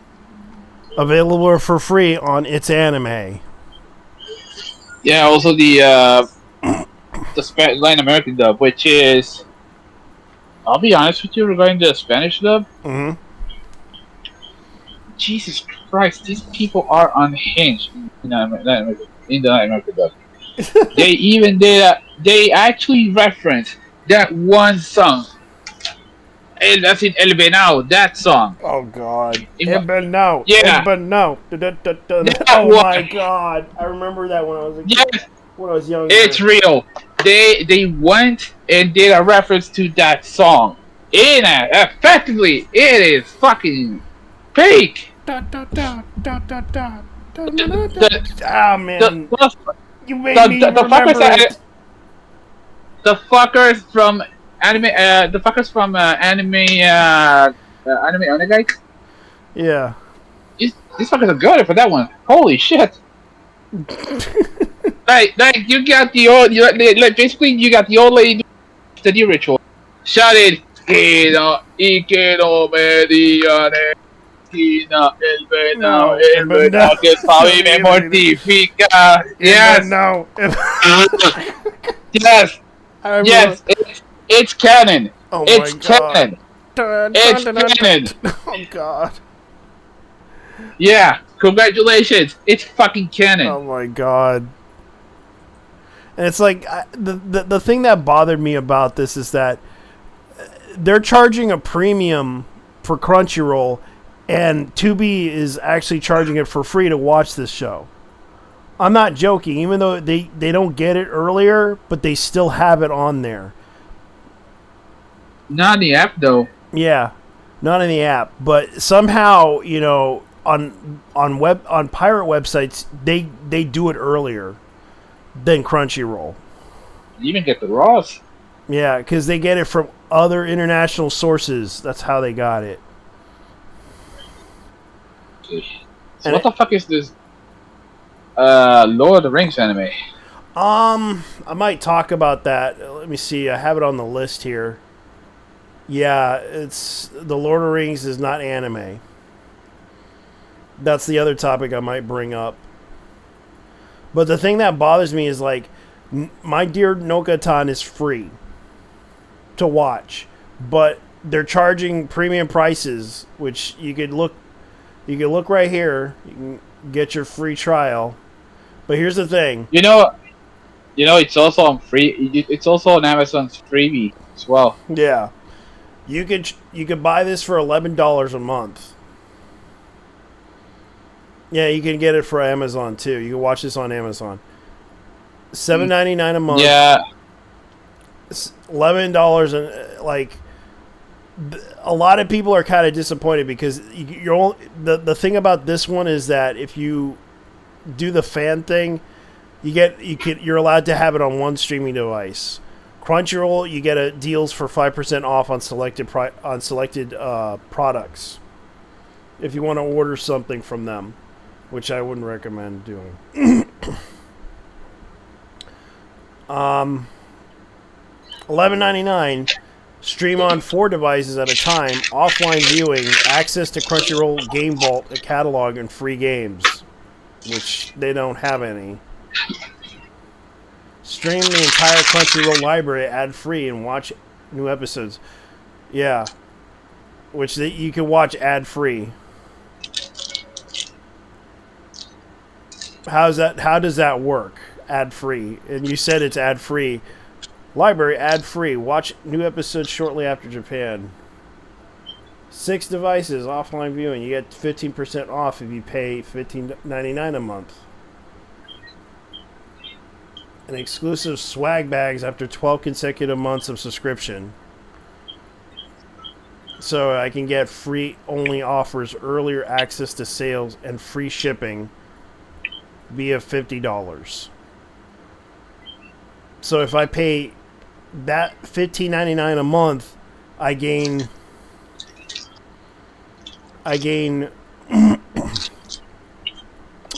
free shipping.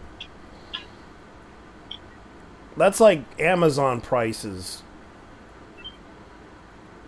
They're doing the same business model as Amazon. But you get access to really cool anime. That's right, guys.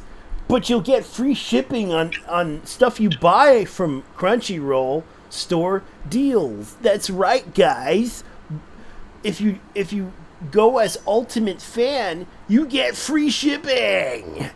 But if you go to the Mega Fan, you get 10% off on selected products, and members offers early access to sales and free shipping by $50. And the swag bag has to be the cheapest thing they could ever offer. Yeah. It looks like one of those renewable shitty bags that you buy at the supermarket. Yeah. Yeah, and that's the thing. Like, Anime Wave right now is like, people are talking about this. Like, this is where people are upset about.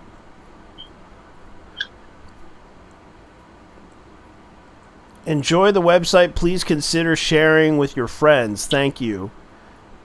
So Anime Shug is down.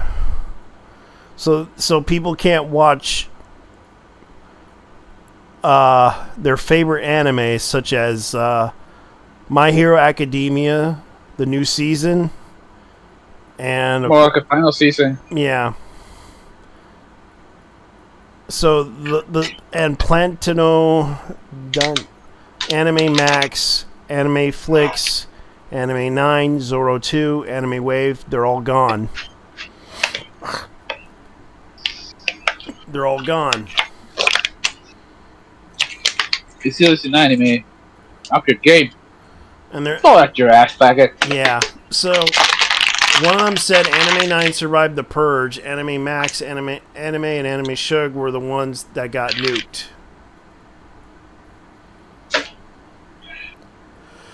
I can't believe my own eyes. The website, because the weird thing about Anime Wave is that it has this feature that I heard about if you sign up to their website, where you can actually get like whatchamacallit, you can have people show up on the website with you to watch an anime. Damn. That was the one. It was like the interactive feature if you're watching anime. But also the fact that 9 Anime also had like the Slayers movies and everything. And remember, we were watching that together. Mm-hmm. But they had this thing where you can link to people to watch it with you, but you have to sign up to the website itself. And the fact that I used to remember back then, Crunchyroll had a similar thing where you can go on there and talk to people. And now they're removing the whole social thing because people were criticizing a really bad anime. If the anime was that bad, it deserved it. I know, and people and Crunchyroll was like, you shouldn't be saying that stuff. How dare you? And then of course they had to shut down people's opinions on it. Like, come on, dude. That's the whole point of the anime community. The anime community wanted to socialize on that website. That's why it brought together people to watch anime at. It was a piracy site, but at the same time, you know, when they started out as a piracy site, then they became mainstream, being a subscription site, and thus they had to sell their assets to another company.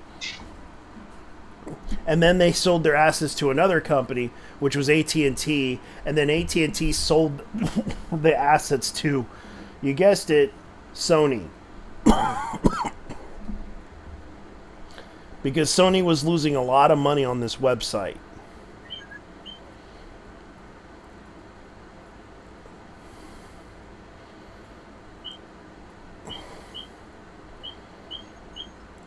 And it's kind of sad, though. Like, people were talking about this. And I don't blame them. Like, I get it. Like, this is kind of the thing that's happening. Like, many popular anime piracy websites are shutting down. Websites like Anime Shug, which I used to use, Anime Wave, Anime 9, and many more.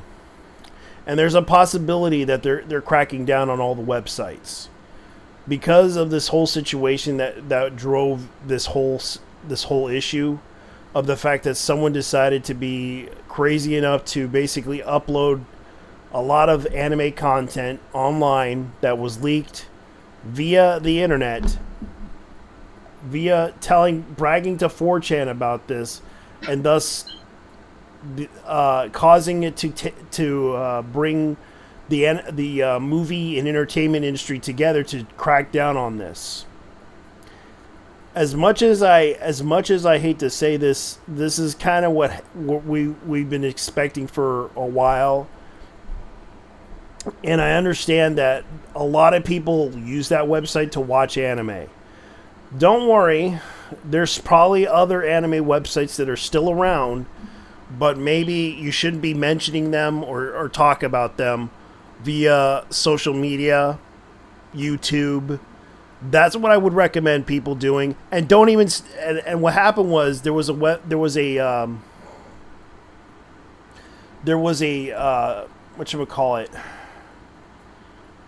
a survey by an anime manga company that basically was asking this question, guys. What piracy websites do you guys use? And someone probably was dumb enough to type that in. Was dumb enough to type that in. Ha sucker, you fell for it. Now we're gonna take those websites down. Holy fucking shit! Yes. You have to be a nasty dumbass in order to fall for that. That was a honeypot. Yeah, that was a honeypot. Like, oh, we're gonna. Oh man, haha, we got you guys. Now we know. But it's like, dude, do you not know how to use a search engine? That's how bad it is. Like, these boomers do not know how to use a search engine. Oh, where can I get anime for free? Oh, and by the way, use Brave. Use Brave. Yeah, Brave. Yeah, no. I say it every time. Use Brave if you don't want ads. Yeah. It's like, this is kind of sad, really. Like, no one asked for this, but they did.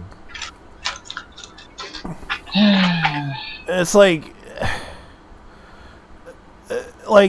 that's what one of the things that probably happened. Like, one of those dumbass kids decided, oh, I know which website I could tell them about in the survey.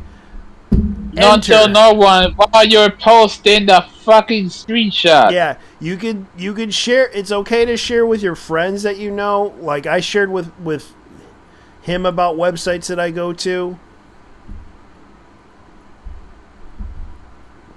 Fucking swimmers.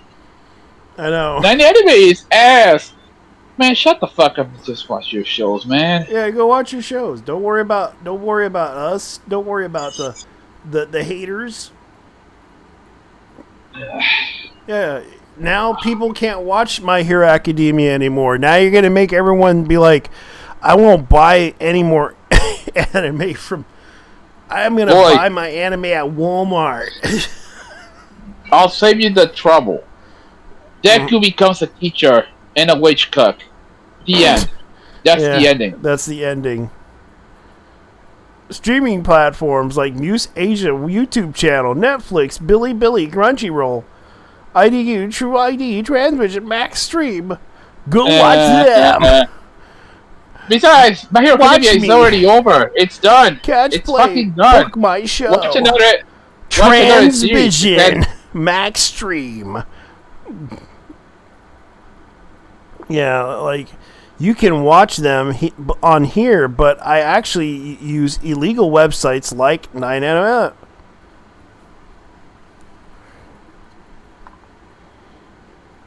Yeah, but it's a regional. So yeah, regional. Like for example, Bilibili is only available in China. Yeah. Netflix. They region lock some shows. So that means you need a VPN. Yeah. You have to rely on a VPN in order to watch those shows you want. Yeah. Like Surfshark. Or Yeah, and there's certain animes you cannot gain access to via YouTube. You have to go through a VPN just to do it. Like, the funny thing about it is, like, this website, Anime 9, has, like, multiple episodes, and it shows.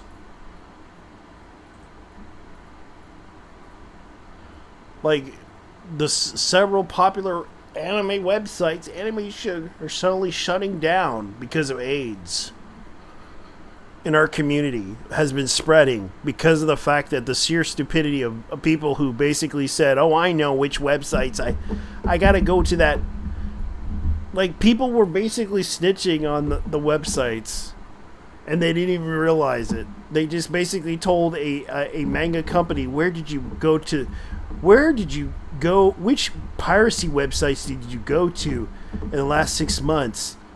And then, of course, they'd be like, oh, I know, I'm going to type this in. Recommending these websites. why is it not showing me the rest of the One Piece? Hey, this can be real. Don't make me go to 9anime to watch. Well, fuck you then.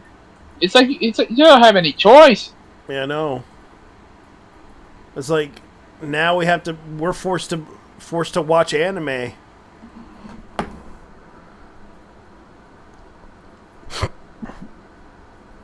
Now we're forced to watch anime on a cartoon website. Oh damn! I used to go to that site to watch The Simpsons, like the older season. Yeah. And that website is still around for some weird reason. And I'm not going to mention where you will find it, but it's still around. Mm-hmm. It's that cartoon website. Mm-hmm. And they do post animes on there too. Mm-hmm. And it is kind of sad that this happened. Like, it's sad though. I'm gonna say something that I usually don't say. What? Touch grass. I know that's what's happening. All right, I'm gonna bring up the next topic. Okay, copy. Touch grass for a bit. Yeah, and then come back to watch anime in whichever you might want to go to. This is Kirsch's opinion on this whole situation with the crazy seeing that the anti-anime right-leaning people doing "I told you, anime sucks" laps over the new Lord of the Rings animation. Should I be glad all of your choice cape shit nerd movies etc. got co-opted and destroyed because I don't personally like them? You know the story. Teaser, the epilogue of endings of Indian anime. Okay, this is just an ad. Apparently, okay, this is savvy. Apparently, it's not even animated in Japan. I saw someone saying it was only a Japanese director. Everything else is Western. Unsure though. Correct. The director is Kenji Kamiyama, who worked on Ghost in the Shell, but the animation is done in-house by Warner Brothers. But according to another source, because according to the animator, more relevant, the person that basically said all the writings is Western too, so he did the best he could with the material, but ultimately the USA was trying to have a cheap imitation, not understanding why anime is so wonderful. So it wouldn't be technically mean it's not anime. I mean, they don't mostly rely on U.S. animation. Let's be real. Yeah. A lot of that stuff is outsourced to either China, Korea. Yes, and the worst Philippines. Korea. Well, not so much the Philippines, but also Vietnam. Yeah. There's also, but most of the shit. Most of the cases, well, they get sent to South Korea. Here's the other one that happened. So this is the person. I'm the anime of Warner. I make anime Warner Discovery. Co-created Toonami, producer of the Lord of the Rings, War of Roham, Ninja Community, and Scavengers of Rain. So this was a response to Kirsha. This so happens to be a guy from Warner Brothers. I heard about him. Okay, the Rohirrim film was animated in Japan. Rohirrim, the Rohirrim, Ninja Kamui, Scavengers Rain. Yeah, which is Lord currently his project. Oh yeah.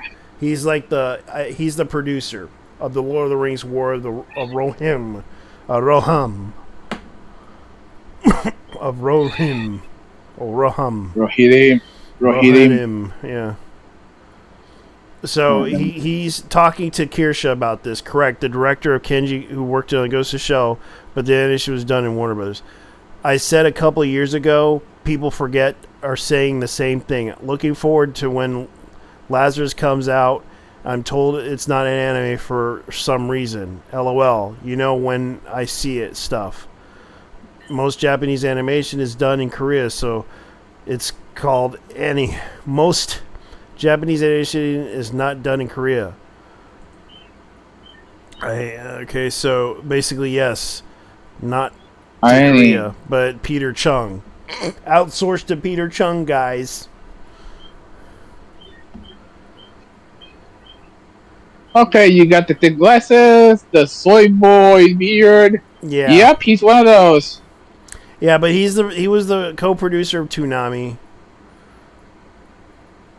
which sadly just is gone now. Holy shit, bro! The show you produced literally has an episode virtually outsourced to a Korean studio. At least get it right if you're gonna be so smug about it. Yeah. So here's a good question that someone made. Can we know the names of the animation studios involved? There's a bunch, but they will be listed in the credits, but I can't say who until the film is out.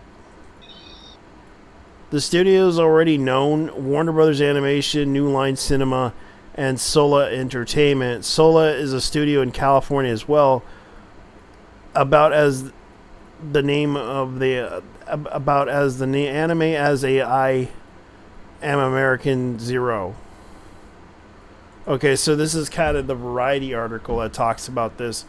Lord of the Rings, The War of Roham, Middle Earth gets an anime prequel with war elephants, great eagles, and Brian Cox. So it's Brian Cox. More Middle Earth action awaits, and Warner Brothers releases a trailer of the anime featuring film The Lord of the Rings, The War of the Rohim. Rohim. Rohirrim. I'm just mocking it. So Rohirrim. What the Rohirrim? Yeah, okay. Rohirrim. Okay, there we go. Set in the release of December 13th. Director Kenji Kamiya, The War of the Rohim, takes place 261 years before the epic events of the Fellowship of the Ring, featuring Hammerhead as the protagonist. The film is based on the story of J.R.R. Tolkien, including appearances of appendices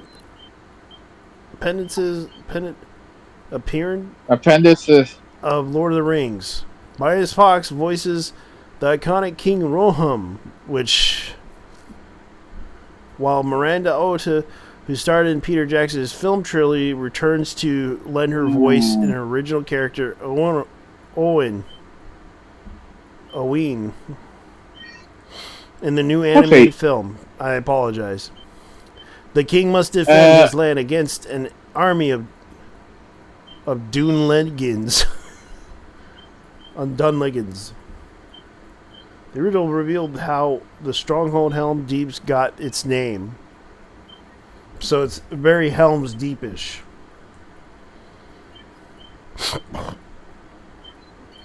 So I'm still looking into the thing.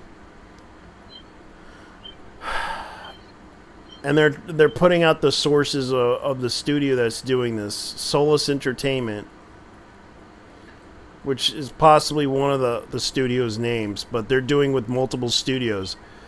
So let's continue, because the fact that he responded correct, but it's like but he's saying incorrect. The entire War on Rohirrim film is animated in Japan, full of Japanese staff with several different anime studios involved in the point of fact. Anime. It's anime. Guys, it's anime. You can't believe me? It's anime. I'm producing the anime, guys. What do you think? This dude reeks of soiling. Holy shit. Well, he's the guy who co-founded Cartoon Network. I don't give a fuck. I don't give a fuck, dude. He still reeks of fucking soy. Well, I know. It's anime, you know what, guys. You know what else is in a fucking anime? What? But somehow it has the same aesthetic as an anime? Yeah. Yeah. The Castlevania series on Netflix. Yeah. So, guys, it's anime. It's anime, guys. Stop it. Shit. It's like that's what he's probably saying. It's anime, guys. It's anime. You don't believe me? It's a cartoon. Anime. Oh, okay. What does it say here? It's a cartoon. It's a cartoon. You woke shit. Yeah. Yeah. Check out the. And he lives in Japan, guys. And he has the Lord of the Bling Bling. We need more black people in this, so we're gonna put in the Lord of the Rings. These people probably watched the Lord of the Bling parody in Matt TV. Yeah.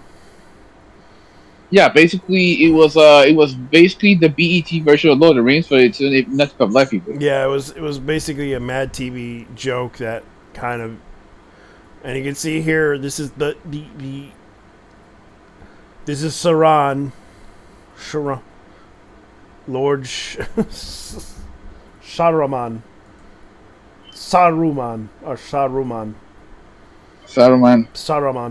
who is the White Wizard.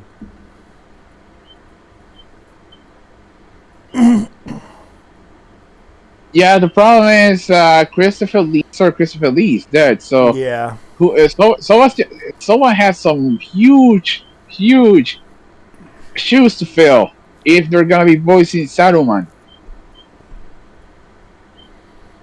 Yeah. So he also did. I retweeted the Harley Quinn anime, aka Suicide Squad Isekai.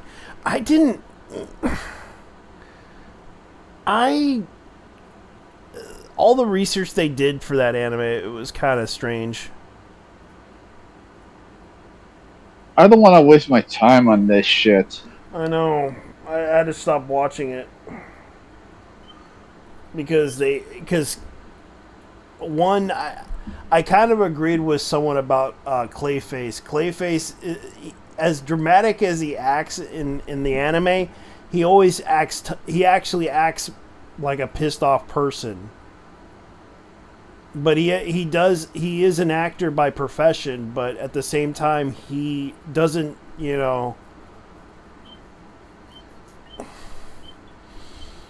but somehow it remind. Well, the Western animation one actually is Yeah. completely opposite. The absolute complete opposite. Dude, straight up doesn't give a shit.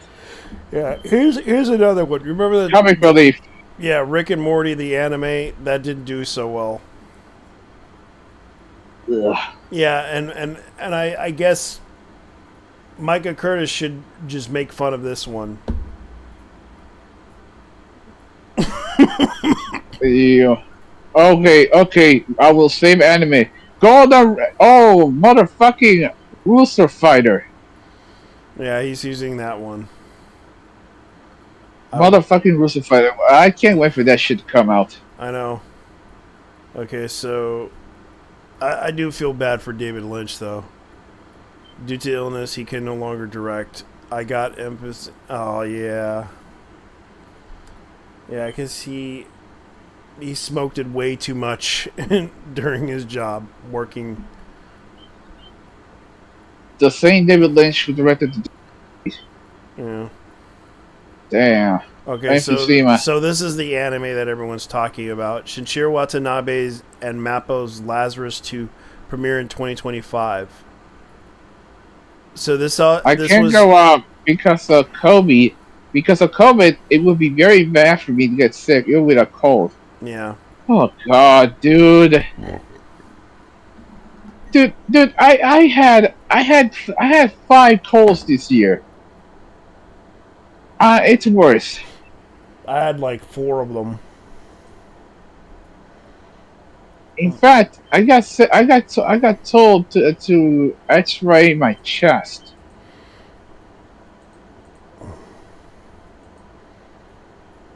Yeah, I got told to X-ray my chest probably this Saturday.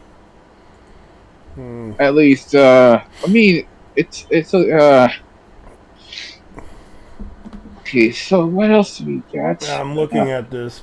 Oh yeah, so they're using this Lazarus anime that they're talking about. Watanabe's directing with Chad Selinsky, the renowned stuntman and director of John Wick. Oh, you mean? Oh wait, Junichi Watanabe. That's the Bebop director. Yeah.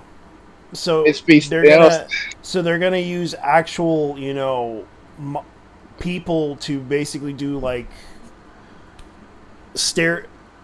how do you say this? Stereoscoping in a style. Rotoscoping. They're gonna rotoscope the anime. Yeah. They're gonna rotoscope it, but it's not gonna be as what you would expect it to be. So this Lazarus original anime staff will include music by jazz saxophone Kasami Washington, producer DJ, musician Floating Points, and producer DJ musician Bon Nobo. Kamasi Washington. Yeah. That's Adult Swim describes Lazarus' story as in the year. The year is 2052. The era of unprecedented peace and prosperity prevails across the globe. The reason that mankind has been freed from sickness and pain. Nobel Prize-winning neuroscientist Dr. Skinner has developed a miracle of all-cure drug with no apparent drawbacks called Hapuna. Hapuna soon becomes ubiquitous to essentially, however soon Hapuna is officially introduced to Dr. Skinner's and vanishes. 3 years later, the world has moved on, but Dr. Skinner has returned, this time as a harbinger of doom. Skinner announces that the Hapuna has a short half-life. Everyone who has taken will die approximately 3 years later. The death is coming from a sinful world coming soon. In response to this threat, Special Forces Task Force of 5 agents gather from across the world to save humanity from Skinner's plan. This group is called Lazarus. They can find Skinner and develop a vaccine time before it runs out. So that's basically what it is. Yeah. Who had thought that a cure pill would actually be their own doing? Man, they Who really had are. thought? They're really trying to desperately sell Street Fighter 4K. I'm thinking about buying 4K since I got a Blu-ray 4K player now. And you told me about that 4K Macross movie, which I'm kind of excited about because I really wanted to buy that anime. Okay, so here's Fighter a 2. yeah, it's the one that I talked about. The English dub version has the the song, The music. the music. Yes. Yeah, they got the different music. I watched the Japanese version, and all the music was actually pretty mediocre in comparison. Yeah, they had Alice in Chains and also Korn. Yeah, Corn did the ending. Yeah. Hackers turned Kadokawa second time after negotiation. Yep. Oh. Yep. Well. They hacked into it. Again. Yeah. So this is what happened. Well. After only getting a foothold back from the ransomware attacks with the revival of the Nico. Nico Doga. Yeah, Nico. Yeah, Kawakawa Group had been threatened a second time because they refused to pay hackers their request ransom. A Russian ransomware group, Black Suit, contacted Kyoto Shimbun. On the Kyoto Shimbun. It's Kyoto Shimbun is the Japanese term. Yeah, the government. Shimbun for a cold. No, Shimbun is it means newspaper in Japanese. Okay, so they contacted the newspaper on the 27th, announcing that negotiations have failed, despite requesting $8 million from Kadokawa. They did not respond to their request to pay. As such, they warned that the second attack would likely happen despite Kadokawa's bouncing back. Kadokawa did not comment, saying that they were investigating the matters with the police. So they basically ignored them, even though Kadokawa happens to be a website that is a publisher that is not just responsible for publishing manga and anime, they're also video games, correct? Mm-hmm. And yeah, why would a Russian ransomware group want to go after this company? I guess, money. And Kadokawa is like, okay, you guys just want money, we ain't paying. But you guys have billions of dollars, you're an industry. You can spare us $8 million? No, we're not going to give you the money. Fuck you, we're going to attack you bitches. Suka, блядь. Suka, блядь. Блядь. Suka, блядь. Give us money. Fuck you. Yeah. Or we do not did that. Or we do what we did to Ukraine. No. Shit, man. I know. They're desperate for cash. I don't blame them. Times are hard. Times are hard. You know, well, it's not somehow it's not as bad as what's the name of that North Korean virus? Mm-hmm. Hello. What's that? Oh god, I forgot the name of it, but it was it was Hello World or something. Hello yeah, that was World the one. virus. Yeah, the Hello World virus was really. Chainsaw Man's Ryu Nakayama, appointed CCO of Studio Mappa. Yeah, he was the director of Chainsaw Man. Damn, they really did that motherfucker dirty after that anime. Because the problem with the anime was the animation was actually kind of mediocre, if you will. I can understand. It wasn't one of the big points. It wasn't perfect, but it was okay. Yeah, all things considered, to consider Chainsaw Man was like I did say we reviewed They left this. it. They left My- it in a cliffhanger. That's the thing that bothered me about that anime. Yeah, I pretty much said it was truly one of the animes of all time. And I thought they were going to continue on with it, but the studio. Oh no, there was supposed to be working on the set and the Bomb Devil chapter, which is going to be a fucking movie. Yeah. That's the one with that's what we race the bomb demon. Yeah. Which they're doing another. They're doing a movie for it. They're doing a movie for the other version of it. Which is a different arc than itself. Yeah, that's pretty much it. It is an arc. Because I have a feeling like, okay, so the director is now the chief officer of Studio Mayflower, which is the animation company. So they basically are tech-based animation studio. And it says right here, which wants to advance anime with the power of technology.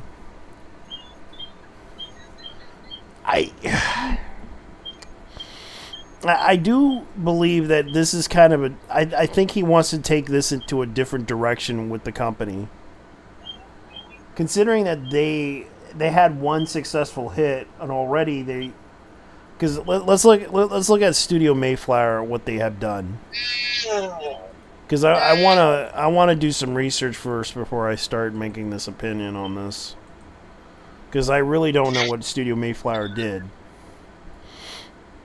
And Dread as well. Yeah.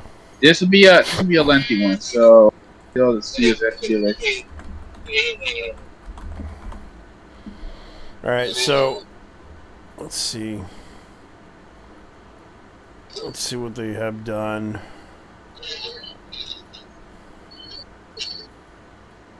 Any game developer. Anime trending, what do they do?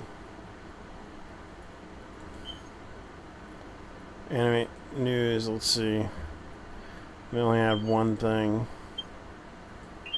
There's not much information about Studio Mayflower other than, let me see what they have. Okay, so hold on. So it says here that okay, these guys oh my god. Okay, so they worked on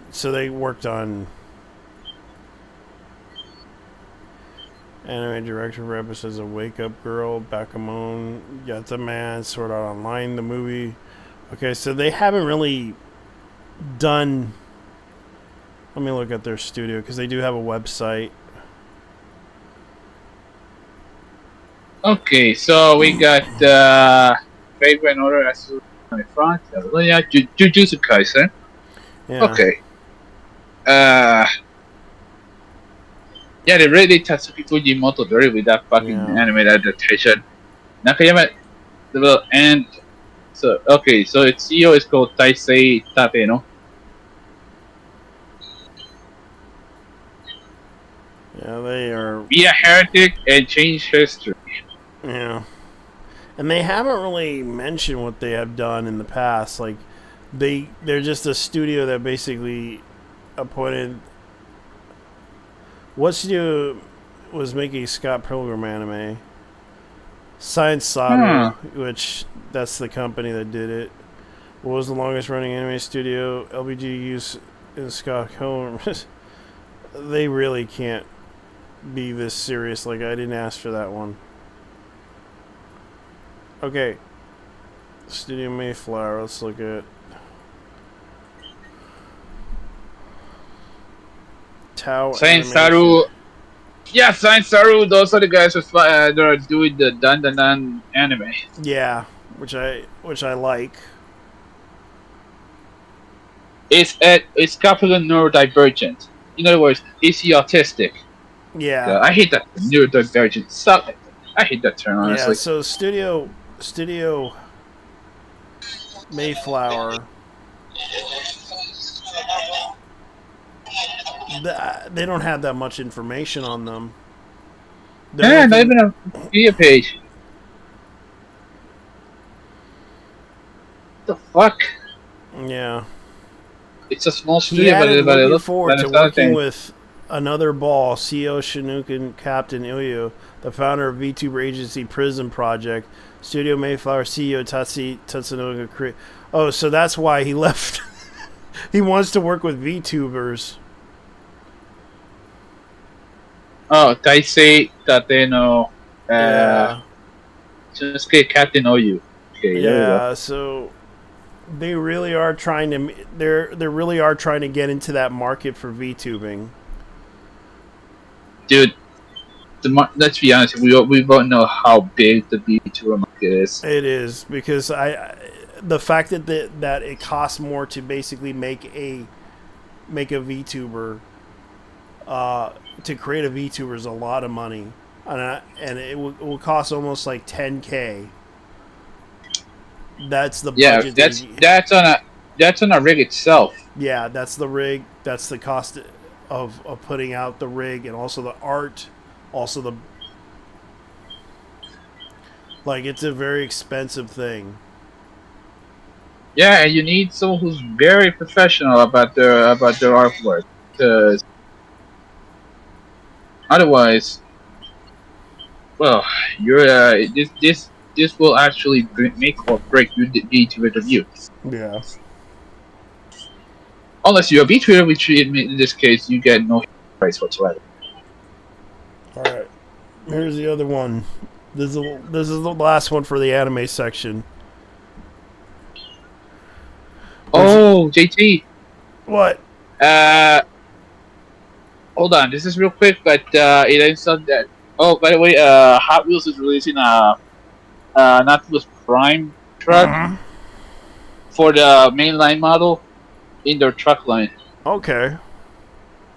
Yeah, and yeah, I saw the casting right now. It looks like the G1 version. Okay, so we got this one.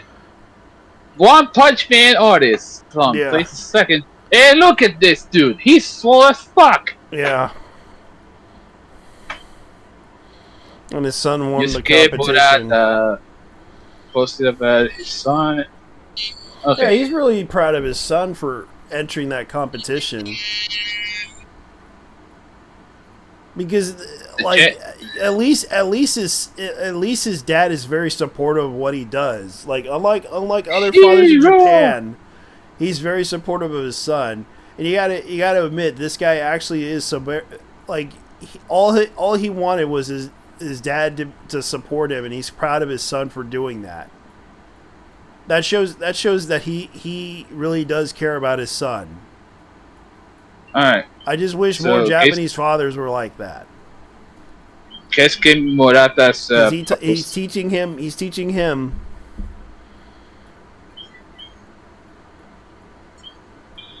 Okay, it says here Yusuke Murata then because of his son's picture. Oh, he wants to be the #1 Japanese bodybuilder. Yeah. Yusuke-san, you're gonna need some boys for this one. Yeah, But that's just me. I mean, just like Arnold Schwarzenegger. Young. So he was in the juniors.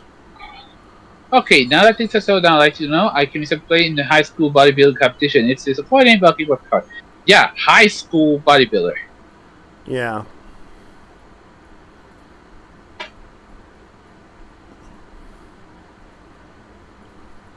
All right. Yeah, that's pretty much the story. If you want to add in some more. I ain't gonna lie, I didn't know. I know there were some kid competitions, but the thing is, weren't those getting banned because of steroid use in those kids? Because that shit is, I mean, depends. anabolic. Yes, it depends on the situation. You got these kids taking anabolic steroids and creatine. Creatine, not so much. Rather, a lot of the pros let's be honest, a lot of the pros end up juicing anyway. Yeah, but I think this guy did it the old-fashioned way. Like, it takes years to train for to get this type of body. especially if you take like vitamins and all that the supplements.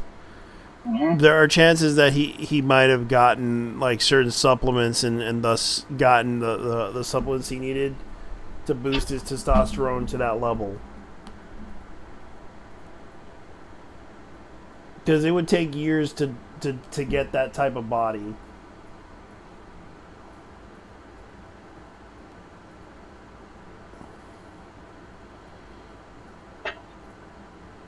But I do agree with you on this one. It's like, it's hard for us to believe that they had this type of body. Right. All right. So what do we got? So what do we got next? Like I said, just Kumurata. Good luck, brother. We are gonna make it. Well, For real. We are gonna make okay. it. We got the blue protocol end service release on arrival. You know, I was actually shocked about that one, Yeah. and for good reason. Yeah. Dude, that game was in development hell, thanks to Sony, and this was not helping them at all. It's actually sad to say that this was the how much Blue Protocol, if I recall, only lasted 1 year. Yeah. So this is what happened. Once the popular MMO from Bandai Namco will be closing for good in January 2025. Meanwhile, global release will never see the light of day. You can read the full announcement below. Bandai Namco Online announces that they have made a difficult decision to end service of Blue Protocol. They will shut down their Japanese Blue Protocol servers in January 2025. They have ended plans to release the game in the West in collaboration with Amazon Games. Their statement announced at the end of the service that Bandai Namco Online said, "We have enjoyed the strong relationship with Amazon Games throughout the development of Blue Protocol, and both our teams are disappointed that we will not be able to deliver the game to players around the world because of DEI." Yeah, that's what happened. They were censoring. Remember, they were censoring a lot of stuff within the game. Yeah. Which caused a lot of resentment towards it, because I do recall a lot of the stuff that happened was they were censoring the outfits, they were censoring out they were changing a couple of things within the game, and it was just like, come on, guys, it's just a game. Stop changing things that you don't like. I understand you if you want to change an outfit, stop changing the outfits. Dude, the bigger issue is this is a curse between Bandai and Namco gacha games. Yeah. A lot of them don't last more than 2 years. Yeah, that's true. This was this was an MMO PB. Yeah, this was PVE, right? PvP, if I recall. I know this was a gacha game, but was it PvP though? Let me check. Because I know it was supposed to be like Japan's answer to Tower of Fantasy. Let's see. This was basically, by the looks of the gameplay, they were trying to like, it was a free-to-play online action RPG featuring dynamic comic customization and characters. So let's look at the gameplay for a moment and see what it looks like. Because by the looks of this, you could tell they were trying to do something. Yeah, they were. How's it going, these guys were trying Japanese to beta is compete against the Chinese in the case of Genshin, Wuthering Waves, and what else? Tower of Fantasy. Yeah. And in the case of, and this was like this was also out there with Fantasy Star Online. Yeah. By the looks of it, you could tell by the animation, they were trying to go for that, whatchamacallit, the ACG anime. Yeah, the anime run. Yeah, the CGI in it, like, you could tell they were trying to be like... Cell shading, ACG, that means anime comics game. Okay, that's fair. That's the name of the segment. Okay. by the looks of it, looking at the clip that someone made about this, the 30-minute gameplay of it, by the looks of it, the game itself reminds me too much like how do you say this? Man, it's in the tip of my tongue. Genshin Impact. Genshin Impact in a way. Yeah. It's like Genshin it's like Genshin Impact mixed with other games. You could tell, like, you could see right here, for example. There's some Fantasy Star in there. There's some Tower Fantasy in there regarding the character customization. And some World of Warcraft as well, in a way. Yeah, not to mention the... wait a minute, Bandai Namco also has their own action RPG, the Tales of series. Yeah. Okay, it does have some combat.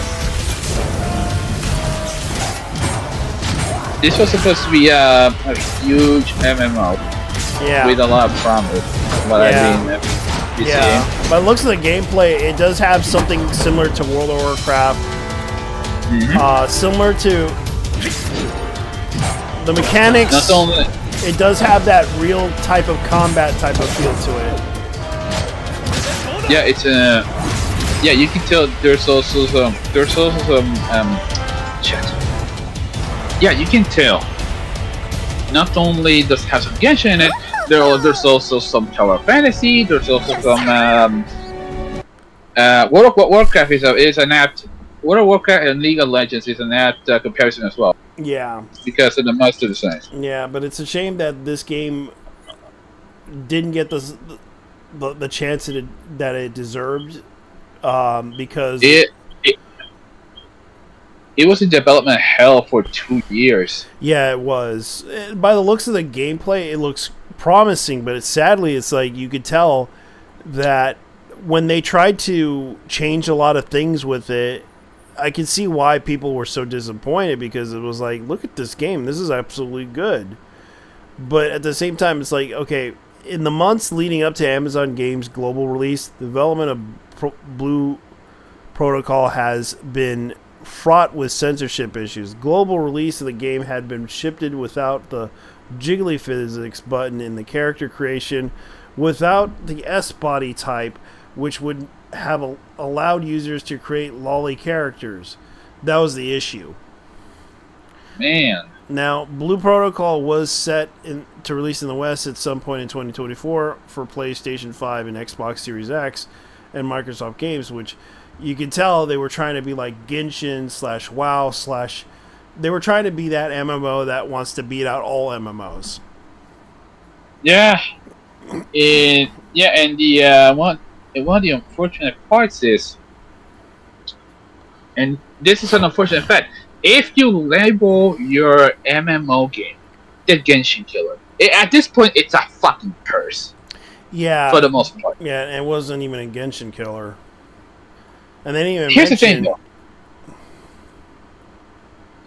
though. At least Wuthering Waves is giving that MiHoYo some good competition. Yeah, I agree, because I've seen how the game is. Yeah. Honestly, I mean, I tried it. It has its good points. The combat is actually pretty decent. Yeah. The unfortunate part is some of the stories are incredibly boring. Sadly, yes. It's the bad writing. It's the bad writing, like, because I remember a friend of mine complaining about it. The other part is the CCP has them by the fucking balls. Yeah. Daily reminder, and it's a sad part because honestly, I want Black Myth Wukong to succeed as well. Yeah, it already did. The Chinese are whooping their asses. Yeah, it's a big wake up call because of the fact that the West is realizing, oh my God, we're getting beaten by the Chinese government, and it's like, there's not even DI in this fucking game. That's the thing. These motherfuckers. they hate the CCP too. In fact, one of the guys who works on the developing team straight out flicked off a Mao statue. They flicked. That is a crime in itself because that's insulting the guy who revolutionized China. Yeah, the weird thing. And a man with the highest kill streak, dude has a higher kill streak than Adolf Hitler. Okay, one more thing though. Mm-hmm. The whole thing about how you can't talk about the Chinese government, the coronavirus and other shit, that's only for the streamers. Yeah. That's only for the streamers. Same thing with, I'm not talking about stuff like the Tiananmen Square massacre, which Gamers Forbidden, the gaming division of China Uncensored actually did. They did a huge stream, I think it's like 2 hours. Yeah. Nothing but talking shit about the Chinese government in this game. Yeah. Here's the thing though. You gotta be telling me that this game is Chinese propaganda, despite the fact that is there any actual propaganda in this game? I mean, soft power, yes, but the Americans also do soft power too. The British do soft power too. The Japanese soft power out the ass. Yeah, the new strategy is you gotta fight them with soft power. America, what the fuck has America been doing when it comes to video games? The Europeans as well. Shitty DEI games that have less players than a typical 100, 200 players in the case of Dustborn. Or in the case of that one shitty Overwatch ripoff. Dude, the fact that Dustborn itself was actually funded by the EU is hilarious. Yes, as in the EU taxpayer, $150,000. Black Wukong. No. You know, it's a huge stretch. It's actually a huge stretch for calling for a boycott of Black Wukong because it's from China. Yeah, but here's the thing. I found out that this was a personal attack on the developers because apparently one of the writers had a personal issue of them making like bad jokes on a Chinese social media platform. That was the whole beef of it. Like, come on, like no one gives a shit about that. That was the thing. Like on a Chinese website. Weibo. Yeah, it was Weibo, which some of us Americans don't really give a shit about. Because what are they saying on Weibo? Oh, we hate black people. Oh, we hate the Americans. We hate the Japanese. We hate the Japanese. Weibo is basically the Chinese Twitter. Yeah, it's Chinese 4chan that's mixed with Twitter. No. This ain't Chinese 4chan. Fuck that. No, this is Chinese Twitter. Yeah, Chinese Twitter, which everything they say goes. Yeah, basically, it's Chinese Twitter. It's full of, but it's full to the brim for the most part with Chinese nationalists. Yeah, and the thing is, we just don't care for it. It's not our place to say. And this lady basically translated the developer what he said over jokes. That's how desperate they were of attacking. To be fair, Black Myth Wukong over a joke. This game actually has some positives. Yeah. I'll be honest with you. I'm not exactly. I am not a hater of microtransactions. Mm-hmm. Because depending on, if you like the company so much, you want to support them. But that's if you do it right. If you do it wrong, that means that they're gonna be charging you out the motherfucking ass for the most retarded shit. I know, and that's what Capcom's been doing. EA too. EA and Steam are the biggest culprits. But no one goes after them. I know, and the funny thing was, I their biggest game on Steam happens to be Counter-Strike. Because yeah, in Counter-Strike, you can buy the game where you can buy skins and sell them to prices that are incredibly high. Shit. I actually had to earn the guns that I farmed off of the game for years, and then I realized one of my guns was worth $80, so I sold it and bought some games. That's at least that one bit positive. I'm gonna admit that. Yeah, if you pay like a couple of bucks a month for the whole thing, you get guns, and you could probably sell them for like $3, $4, couple of cents. That and sometimes people buy them. Like, you'd be surprised. Like, I stopped playing, but finding out that one of my guns is worth like $80 was a big surprise. I'm guessing it was a negative or something, because those things are highly sought after for some reason. Yeah, like I had guns that right now, like I found out one of my guns, it's based on the fact that if a player that played with the gun, like a championship player that played in a tournament, it has its value in the market. That's the reason why. Because some of the skins that are played by good players, like for example, there's a player, I forgot his name. His name is Scope, I believe, and he managed to win in the Dream, the Dream thing. I forget what it was called. And he won that tournament, and one of the skins was worth about $70 because he won the tournament. I know a guy who sold a bunch of skins, and guess what he did with the money? He bought himself an all-expense-paid trip. Yeah. You went to a trip to Austria with that money. Yeah, like, you'd be surprised. Like, for example, if I have dual Berettas called Colony, they're worth 4 cents.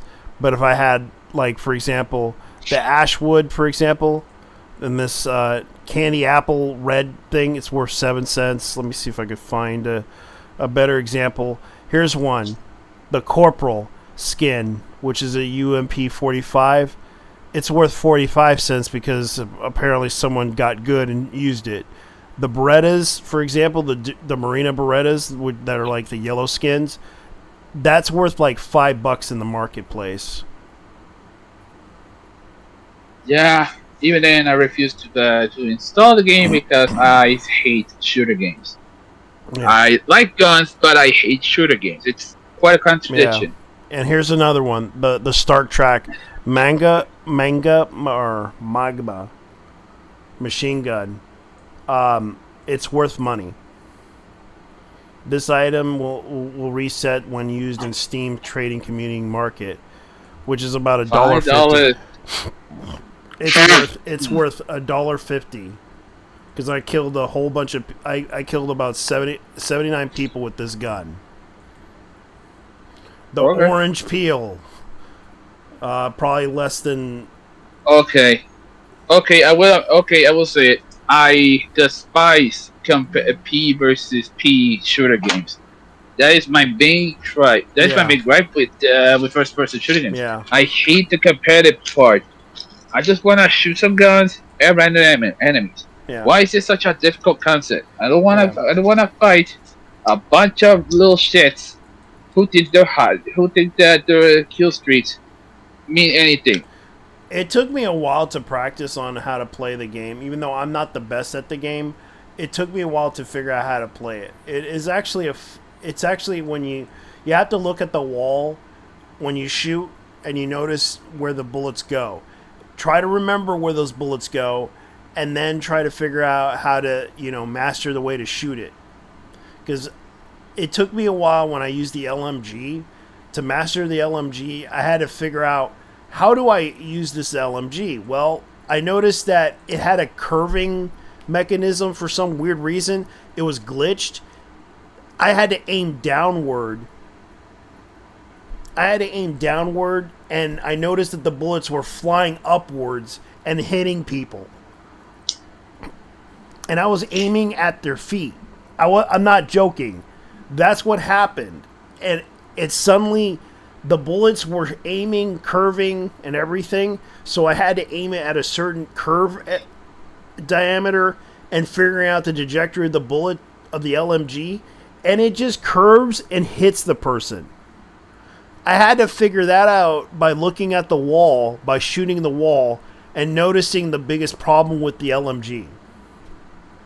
And that's the thing. Like, these things, like, are, like, you got to figure out where they hit. Like, if you know your gun, you know your weapon. Like, if you have a pistol or dual pistols or an LMG, know where to hit. Go up to a wall and shoot the wall, and see where it hits, and try to remember where it hits, because chances are you may hit your enemy with it, and know where it hits. My God. That's how I got good. It's like the payday gun right here. This is like 3 cents. Team Fortress, sadly, I can't sell this stuff because half this stuff is no longer in use. I can't even give this away because they discontinued that. All right. Top print then. And I wish I could sell this stuff.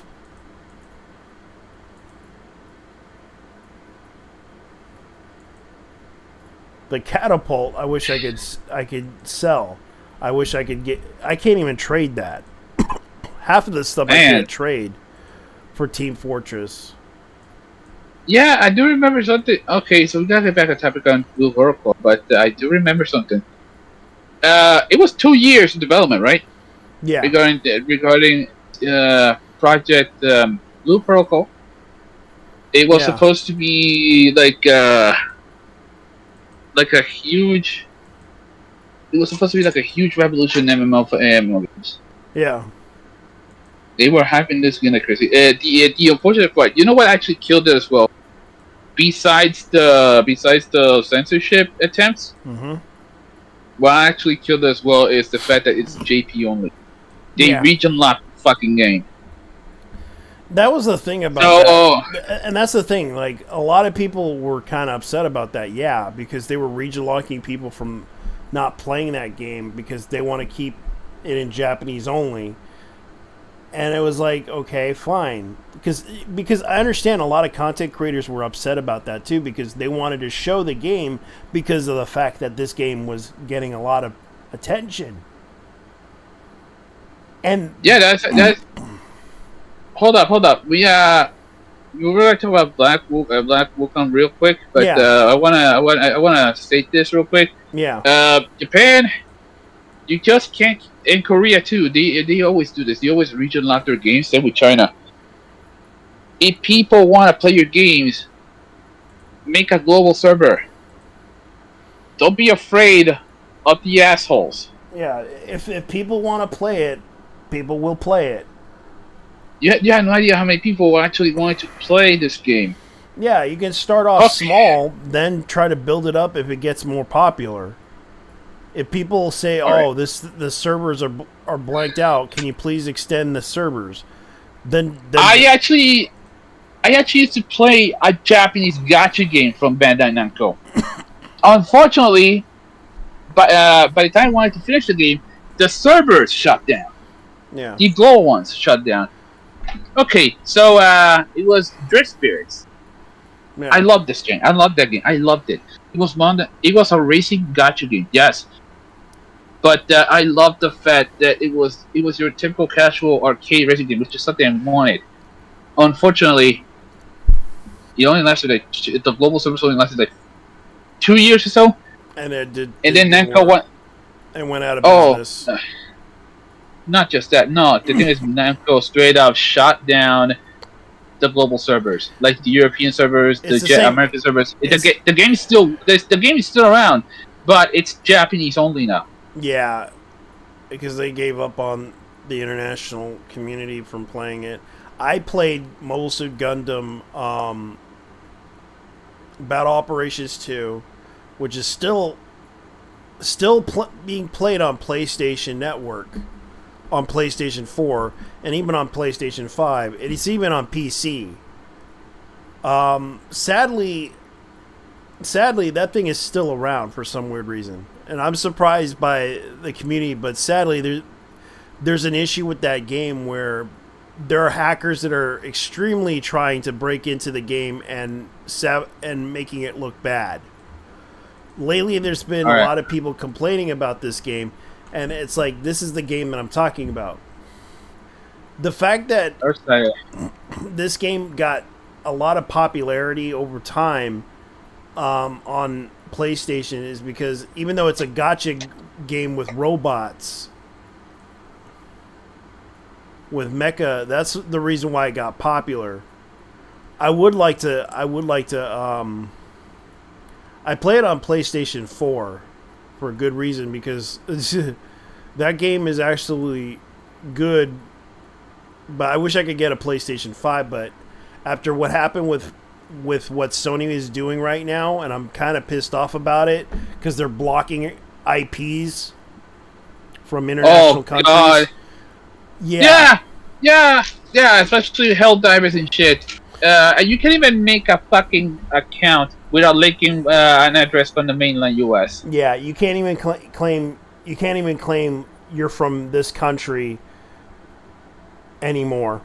It's kind of sad, because a lot of people who want to, buy games from Sony can't play them because Sony has them locked up behind an IP block. You can play, and most people want to play it online.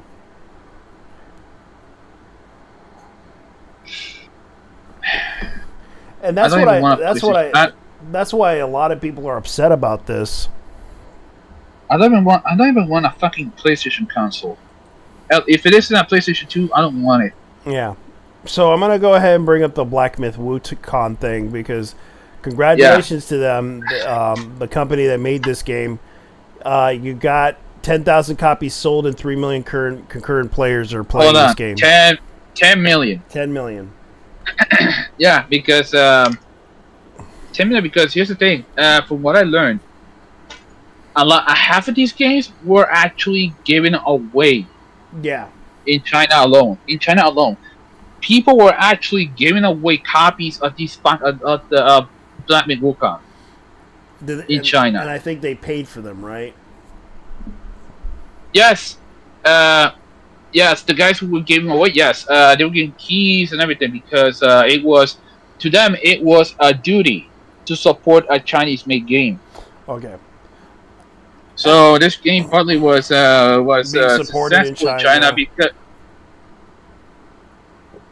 It was highly supported in China, and overall people are still playing it. The Steam is just over 2.4 million, below the first with Pug Battlegrounds. So the game is up, and people are saying it's an actually good game, from what I heard from people.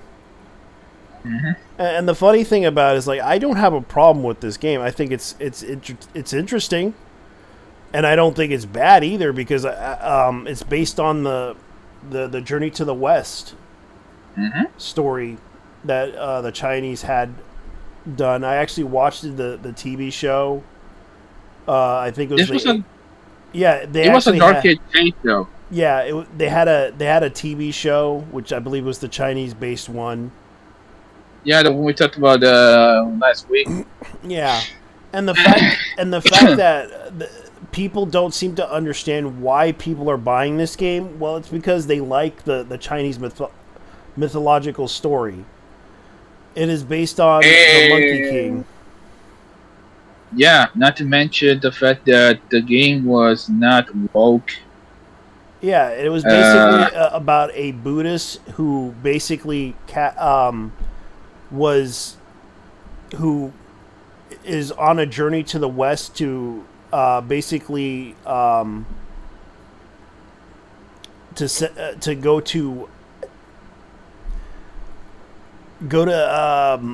journey to the west to meet the god of I think the god of heaven, Buddha, to preach Buddhism. Oh, basically, you might wanna. I might be wrong. Well, well, let's be honest here. Yeah.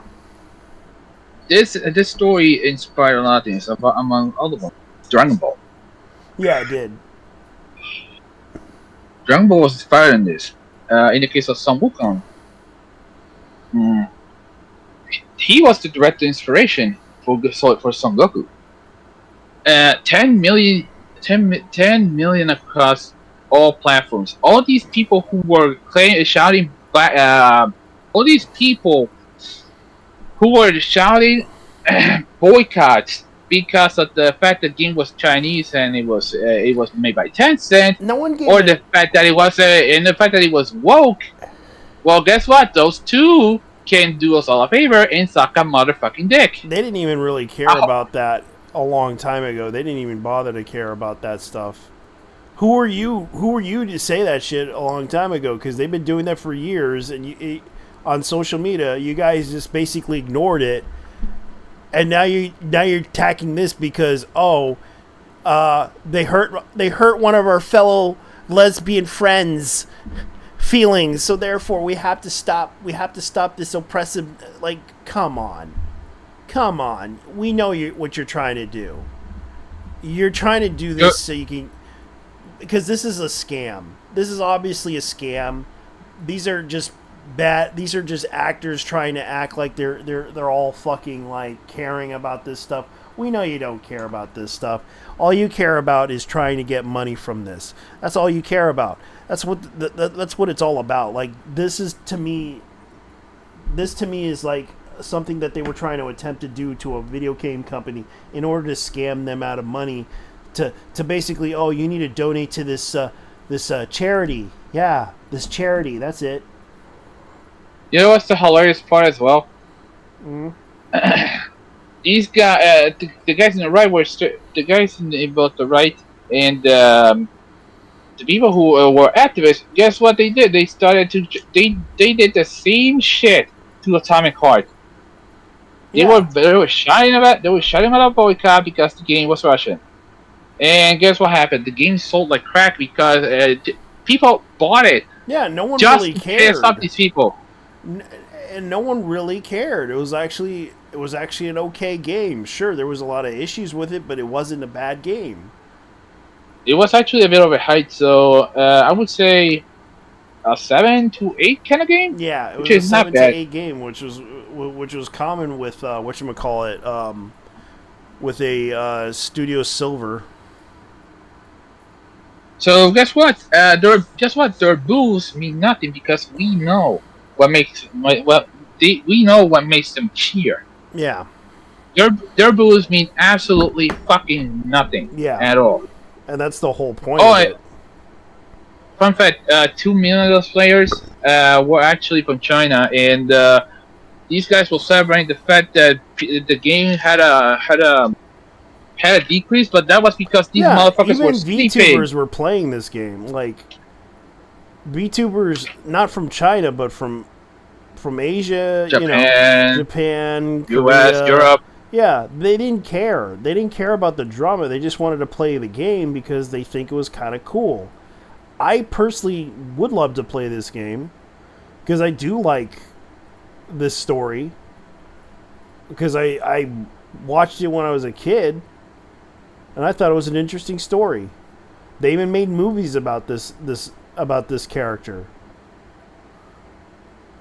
But it's like, these people don't seem to understand why this game sold well is because they do like this type of storyline. But they don't seem to understand the concept of, oh, you're making a game that's so offensive. They don't care. They don't want that. They want to make a story. They want to create the game based on the actual story that was in the book, not some freaking Netflix idea of you putting a gay dude sucking a guy's dick. That's your idea of a good time. Or or the fact that they tried to make an Antifa game, like in the case of that Dustbound. Yeah, Dustborn was like Dustborn. Dustborn was. Yeah, Dustborn was like, we're the Dustborn. We're here to save the world. But we're really just the new. we're the new teen. We're the new religion. They rhyme "born" with "newborn" in one of the lyrics. Yeah. Holy shit! And the weird thing was that whole game was about manipulating people. Oh, dude. Narcissistically manipulate people. Yeah, that was the whole point of the game, was narcissistically manipulate people. That was the whole point of the game.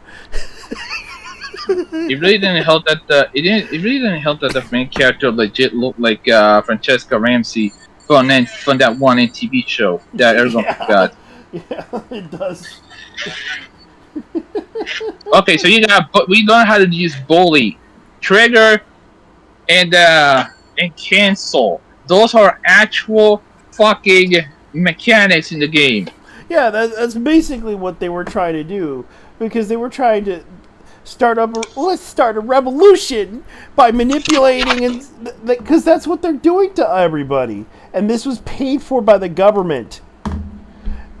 Yeah, the EU government paid for this shit. And the funny thing is, it's like, why I'm surprised the people in Norway do not realize what this game has inside of it, and they're like, I don't care, this is not a good game, but you want to know support their game. You want to know where this shit is from? Yeah. To be more specific, Yeah. Norway. Yeah. Yeah, Scandinavia. Norway. They're good people. Oh no, this is the same Scandinavia that's getting ass raped by a bunch of immigrants. Yeah. And in the case of and the they're fact getting that, stabbed and raped and God knows what else because the fact because is, they try to be welcoming. They're trying to, but the thing is, it's like the sad part is that this game itself, they are so densely unaware that this game is about manipulating people, guilt tripping people, and the fact that they don't realize it. That's the sad part about this game, is that that's the whole point of the game. This is the type of shit that they're trying to do to people by manipulating you, the person that is the target, the person that is like making fun of them when all they're doing is manipulating you by controlling you with a controller. You know what's the hilarious part about that game? The fact that $150,000 went into that shit. That is taxpayer money. Yeah. Actual taxpayer money went into this. Yeah. Okay, in the case of Black Widow, maybe I wouldn't buy this, to be honest. I personally wouldn't buy it. Mm-hmm. But that's because it's not my kind of game in the sense that it's a Souls-like. Yeah, it's a Souls-like game. I have nothing against Souls-like. I want to get Dark Souls too. I want to get all the Dark Souls games as well. Yeah. I might get this if it's cheaper, because right now things are not looking good. I can understand. I might buy this game if I had the money, but right now I can't afford to because I spent money going to a doctor. Would you believe that? Dude. I had to go to an emergency care because I had to take care of some shit. Damn, nigga. Yeah, it's that bad. And I'm kind of concerned about my health right now, and right now I don't have insurance, but I had to pay for it, and it's bad enough that I got to deal with this issue, and it's a really bad issue, and I'm concerned about it. And I have to go see a dermatologist about this because it could be cancer. A tumor? Yeah. How the fuck, dude? because I wasn't able to. Damn. I wasn't able to get a doctor at the time. I was so busy with work. I was so fucking stressed out with bills to pay. At the time, like I got fired at my job. I couldn't go see a doctor. Couldn't do any of that shit because I had to look for a job. Pray that the motherfucker is a millennial. Trust me. I hope so. All right. So, okay. So 10 million copies sold. Yeah. Okay. So what does it say? So does the article say? Because we've been yapping like crazy. Yeah, we've been yapping like crazy. This is what it says. The developers of the game Science has announced that Black Myth Wukong has topped 10 million copies sold alongside other records getting broken. Their new action RPG set to the classic Chinese mythology, which I wanted to play this game, has topped 10 million copies alongside. The news has been enormously popular, over 3 million concurrent players with all its platforms. Black Myth Wukong topped 3 million, but in the Steam thing it says it's 2.4 million, which below the first with PUBG Battlegrounds. Myth Wukong was launched on August 20th, 2024. Microsoft Windows, Steam, and Epic Games. PlayStation 5, Xbox Series X delayed for optimization ports. Okay, so I can't get it on Microsoft Windows. Yeah. Keep in mind that the reason why this game is popular in China regarding the PC is because Steam has their own China server version. Yeah, version which they sell certain games, but you can't get access to other games. Yeah, and partly because of censorship and all that. Yeah. So the thing about this is like I want to play this game, to be honest with you, because I think it's going to be interesting. And the fact that a lot of people have been trying to go after this game over petty issues because they did not like what the developer said on social media in China. And it's like, what the fuck? Why should we care what a guy said over a stupid joke years ago? Not just that, but also the fact that the other side is pretty much doing a boycott of the game because it's linked by the CCP. Well, guess what, motherfucker? Pretty much every company is linked to the CCP. Yeah. It's actually mandatory. Yeah, you don't realize how deep this goes. Like, Tencent owns almost every company. Almost every company. Almost. Owns stock in every company.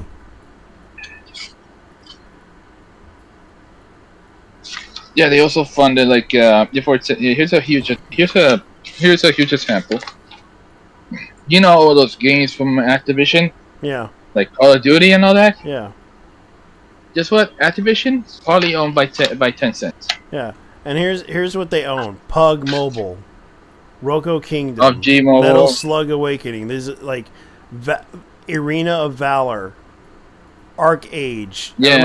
I remember that MMO. Honor of Kings, Moonlight Blade, Crossfire. I recall that game was actually really much a Russian popular game. Monster Hunter Online. They own like a stake in Capcom. Yeah, Tencent. How should I say this? SNK itself is probably owned by Tencent nowadays. Yeah, Capcom owns that. Okay. Hold on. You know what? Fuck it. One thing is ownership. The other one is sinking money into it. For example, because Tencent is also guilty of the fact that they've been pushing DEI in Western games, but not the Chinese games. Yeah, and you can look at their website. Like they have like client games like Undawn, Flying Car. You should see all the companies they own. They own Ring Elysium. Tencent. They own Sumo Games. They own the Naruto. They own Platinum. Game. They own Platinum. Riot Games. There's also a Tencent subsidiary. QQ Games, Tencent, Nintendo Switch. Yeah. By the way, Tencent not only owns video game companies, but they also made this fucking company is also notorious for the fact that they own QQ, which is also a mess. They also own Weibo. They also own let's see. I think they own Baidu as well. Yeah, they actually make $250 million. Yeah, PUBG Mobile. They own Activision. Activision Blizzard is owned by them as well. Yeah, at least a small stake, at least. Yeah, a small stake. I know because they actually have Tencent Games and Pal World. Yeah, they own that one too. At one point, they actually owned lots. They did like Yeah, so Tencent owns Pal World, guys. Pal World's released on 2004 Steam Early Access. Oh yeah, blah, blah, blah. Alibaba. I forgot Alibaba is also Supercell. These are the guys responsible for what's the name of that game? It's pretty popular, Clash of Clans. Yeah. Yeah. Yeah, but they also did some other. They also did a platform game. Pocket Bear CEO accuses Tencent for developing a Pal World game.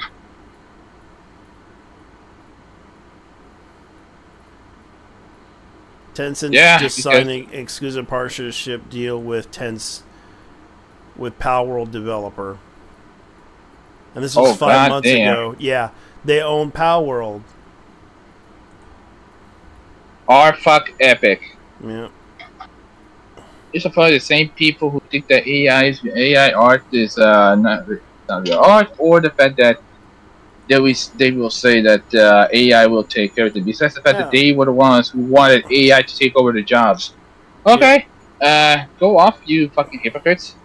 Yeah, and guess where they're at right now? Cayman Islands. Hold up, brother. Hold up. Yeah. Hold up. Cayman Islands. That's what's holding. Brawl Stars, Clash of Clans, Clash Royale. Yeah. They also owned Robio, as in. Yeah, their headquarters, Shenzhen, China. That's near Hong Kong. Yep. NetEase. And it's like, yeah, NetEase is another company. It's like this company, even though they're losing money, they're not bad in the stock market.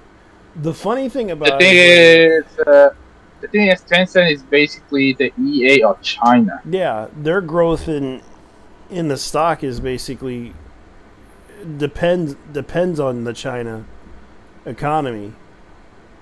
Yeah, Chinese market, despite the fact that the market is in the absolute shitter. Yeah. Despite anything, they make a lot of money with investing. Even though, yes, they bought a lot of studios, they bought a lot of money. Like they're invested into Funko. They invested into they have foreign studio assets from Funko, which is used to be like an MMO studio that did the Conan Exiles game, Anarchy Online, Secret World. I used to remember Secret World. It's still around though, surprisingly. Riot Games. Yes, they actually have a stake in Riot Games. Shark Mod, Sumo Group, Visual Arts, Turtle Rock Studios, which they also own Gaijin Games, which are the guys War about War Tanks. Oh wait, was War Thunder or War Tanks? Yeah, Techland. Sumo Group. There used to be a Sega subsidiary. They were mostly known for their racing games. Yep. And Jaeger Development, Fact Shark, Supercell. Yep. They own Clay Entertainment.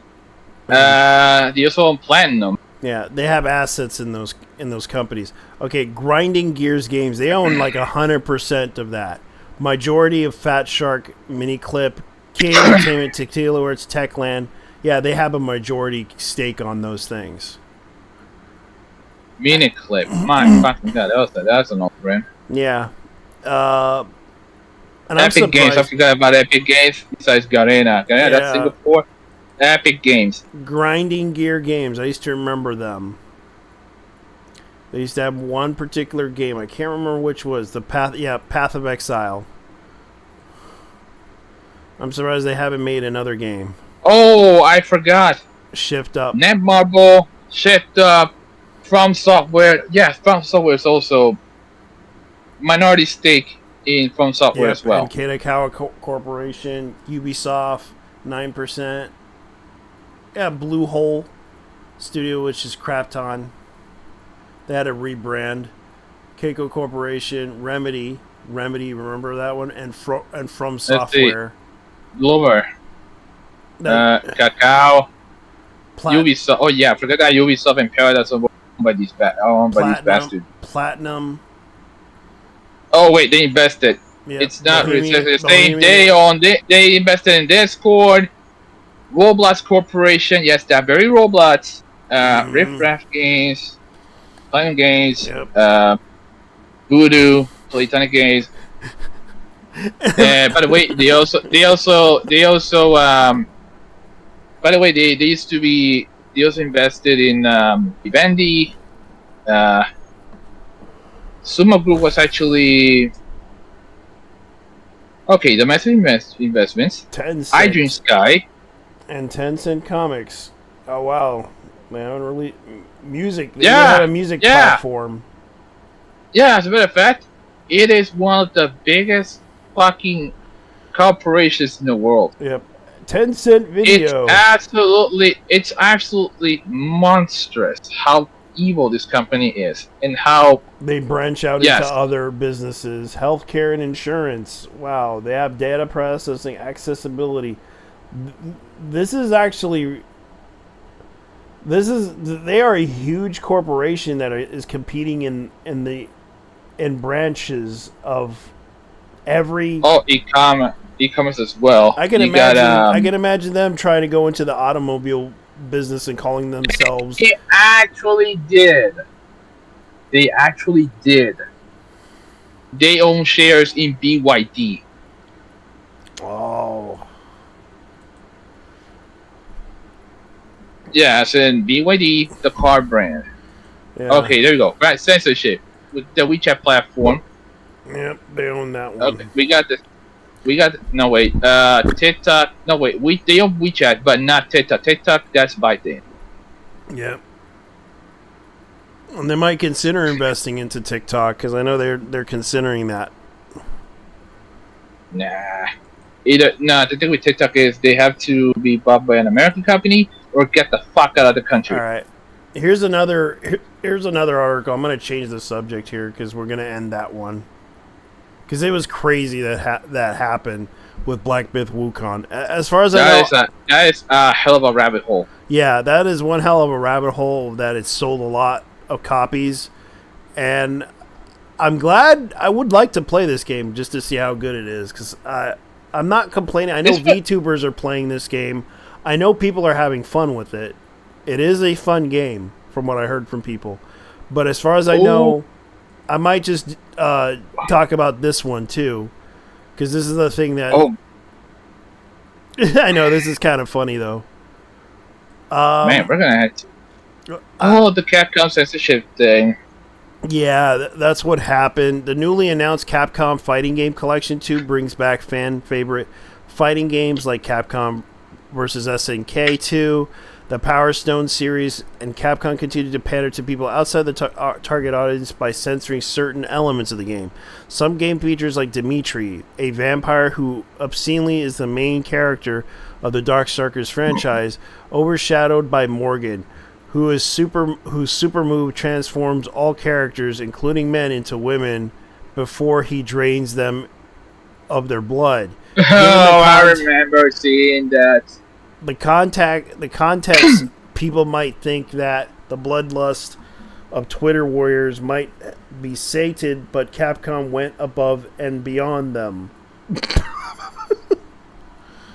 Dude, one of my cousins from my dad's side actually owned a copy of Darkstalkers.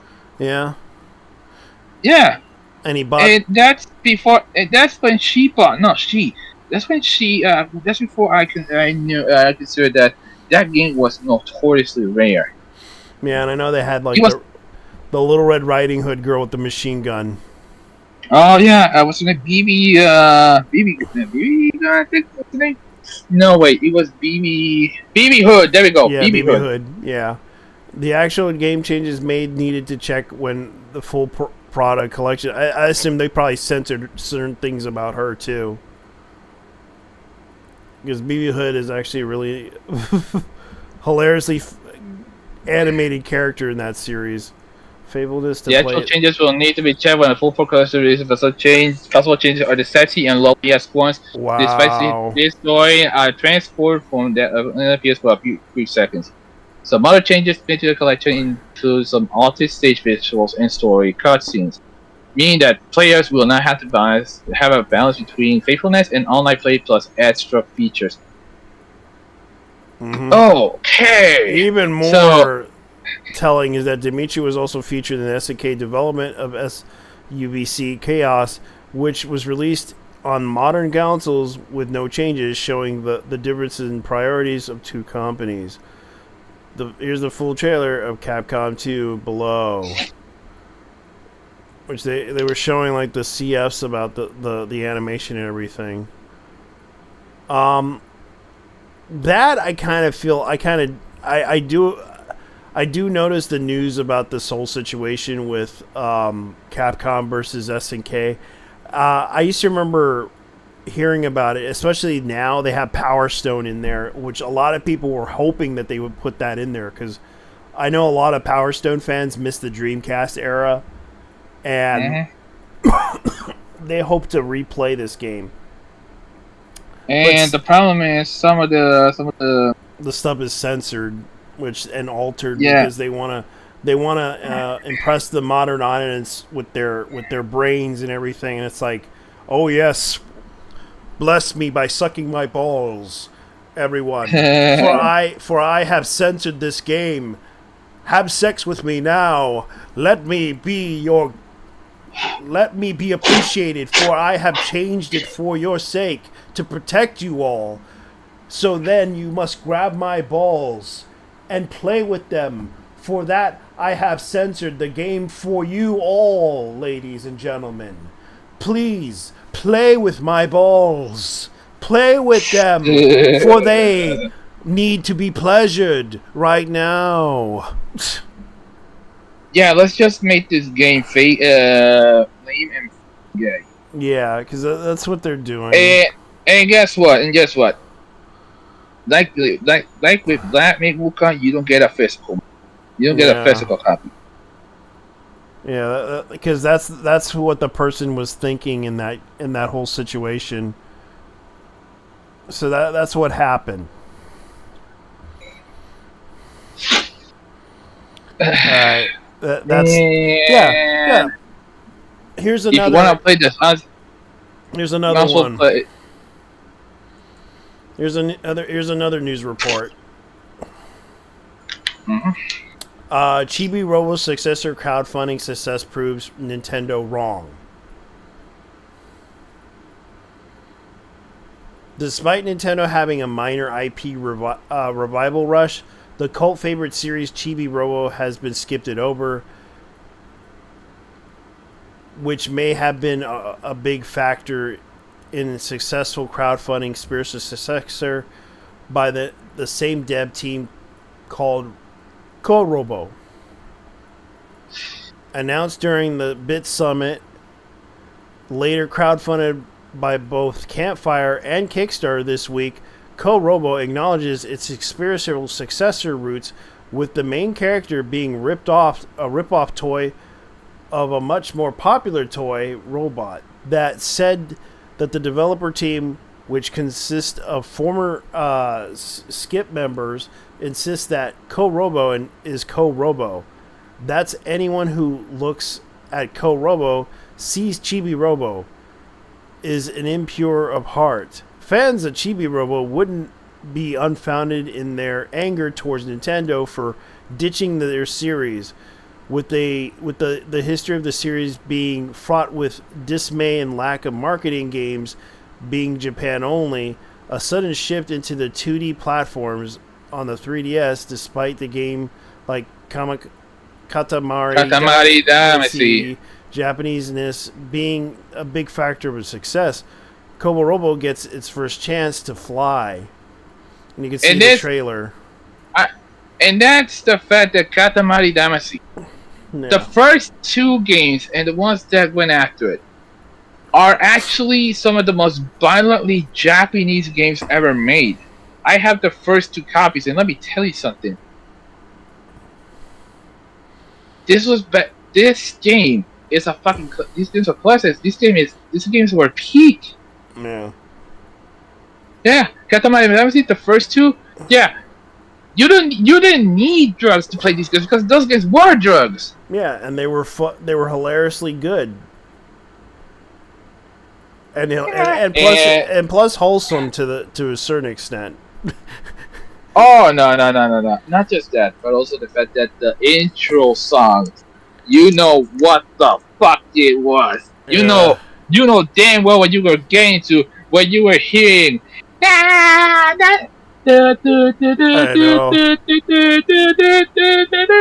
know. When that trumpet starts sounding, you're into some real shit. Oh man, that's gonna be funny. Like at least it you can see the Kickstarter. Let's see if the Kickstarter.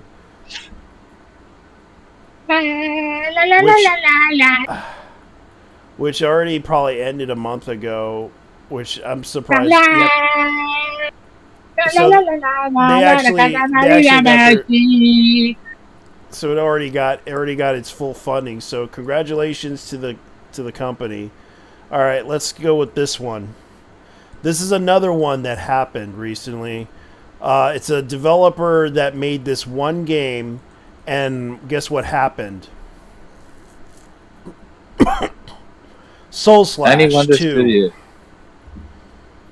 So what happened was the story surrounding a solo developer was wild, unnecessary. It also goes to show you, at least to me, the sheer length of progressive will go to incite mass harassment against someone just because he decided to make something a way they do not like. The solo dev in the sandbox simulator fantasy game Soul Slash 2 aimed the game to live through the chaotic fantasy setting. Hold up. Yeah. Let me read this real quick.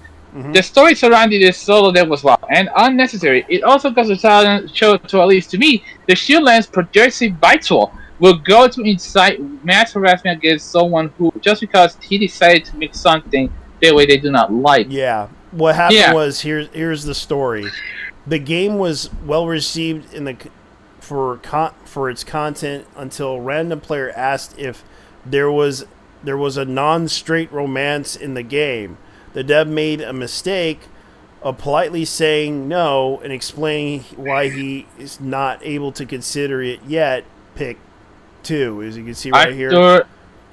Artur Smiarowski. Yeah. Oh, that's Polish, dude. Yeah, it's a Polish guy.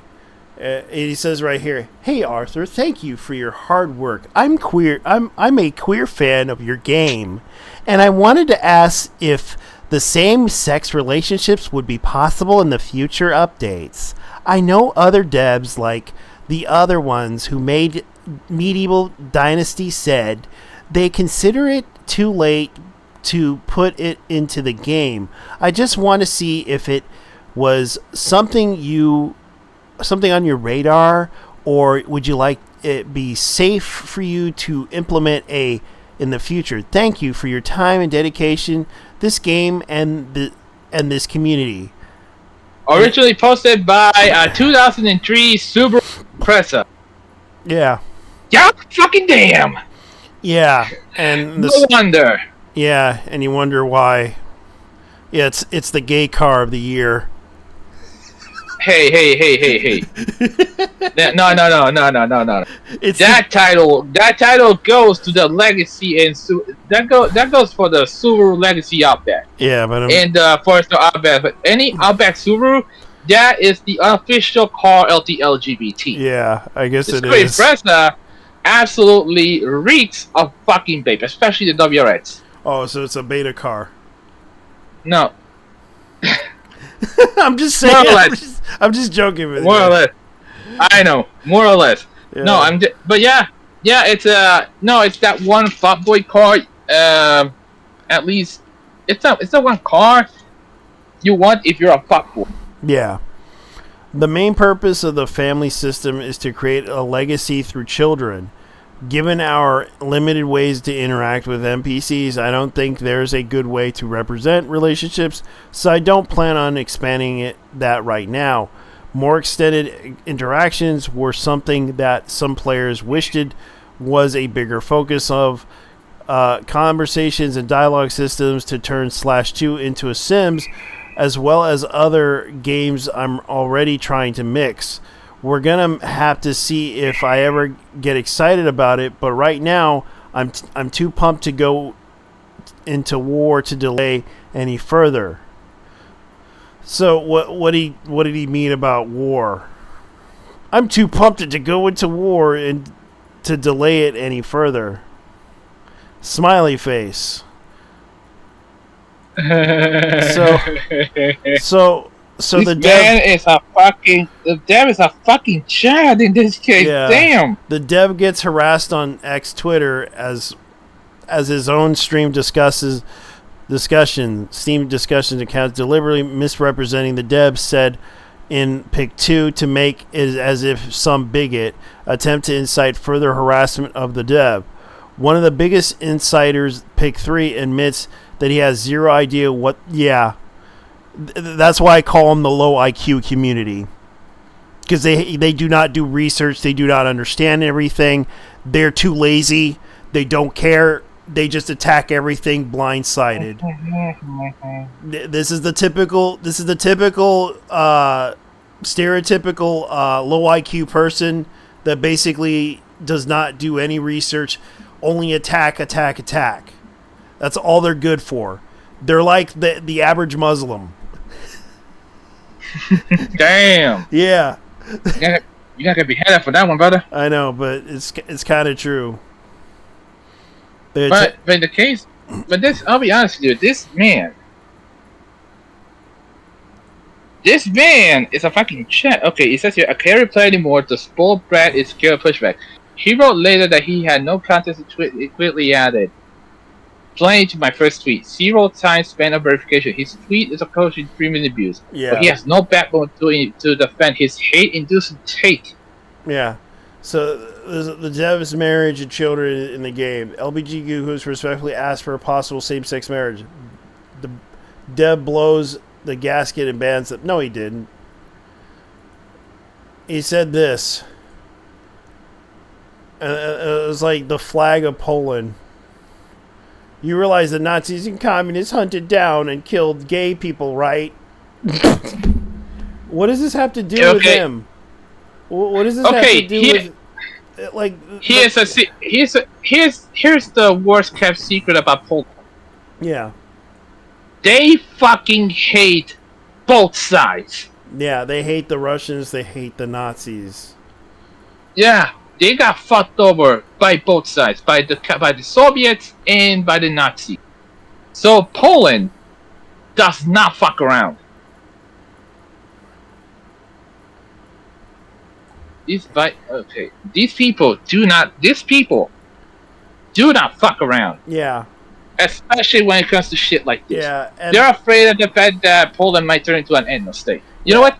Let them. Yeah, and that's the problem. Like, the person basically okay, this is what he said.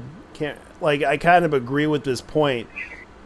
Some spoiled brats think I can bend the knee to their rainbow flag, or else there's some type of words. I already have a flag I'm proud of, and that was Poland. And it's like the person basically just said, like, right here, do you realize the Nazis, communists hunted down the gay people, right? Like, what does this have to do with him? You're the one attacking him. Low IQ, bro. This is the reason why. This is low IQ shit. This is low IQ, bro. Shit. this is room temperature levels of dumbassery. Yeah. If I was Polish, I would actually go one step further. I mean, I have seen Polish footage of these guys burning a gay flag. Yeah, and these tried, and of course here's the other one. These blah blah blah. I'll call them the low IQ. Try to negative review bomb his game. The way to punish him. Unfortunately for them, as for the most what they do, it backfired as most people learned of the context of his comments and knew it was just temper tantrums by these individuals again. The negative review bombs failed spectacularly because more people found out about the game. The Emperor has no clothes. There's nothing to fear but the oppressive mob trying to focus their ideology. Games are for fun, not activism. Don't compromise your design and ban those who can't stand hearing no. We'll be there for you if you dare say this again. We'll be there for you if they dare this again. Yeah, because he has the right to say no. It's his game.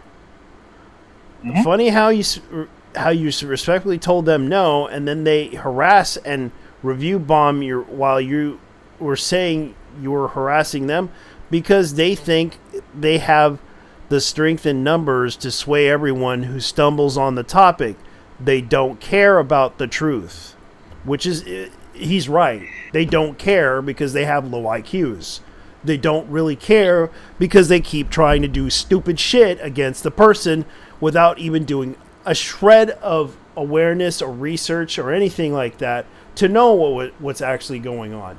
They just assume, oh, this person said some mean words on the internet, therefore he's guilty, because they think, and this is what I get called out for, because there were innocent people that I accidentally assumed they were guilty, and I assumed they were guilty based on what was said about them.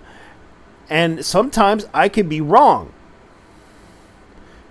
But these people don't realize how wrong they are. They just assume that Arthur here, for example, said some mean things to a person on the internet. He basically said no. He wasn't trying to be mean to him. He didn't call him names. He basically said, maybe we will consider that in the future, but I don't know. Because he's only, like he said, he's only one programmer. For now, it ended well. The dev, hopefully, it remains that way. But it's still appalling that these stunning and brave heroes seem to almost always stoop so low to stop people from doing what they want with their own creations, be it a game or as we know, even fan art. The dev made the right choice by standing up to his own work and decisions. Suffice to say, I have at this point lost count of the number of artists and devs who were chased off the internet or pressured to apologize from the mob-like intimidation tactics of these moral and progressive individuals.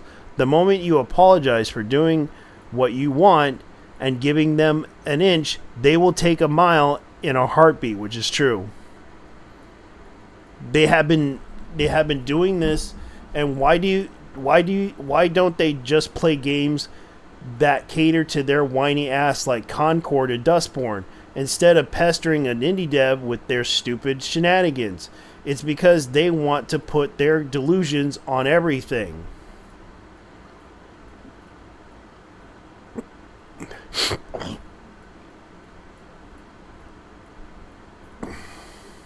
The Lulu is not the Solulu. Yeah, and this is the thing. Like this is like the example that the person said. Bully. We learn to bully people. Bully gives us the power to force people to do something they may not want to do, or make them feel bad about themselves in the fights. This could have been highly effective on targeting enemies. That's what they're trying to do. They're trying to manipulate people into their mindset of ideology. The thing is, I understand this person basically was trying to tell them no, and they refused to understand that.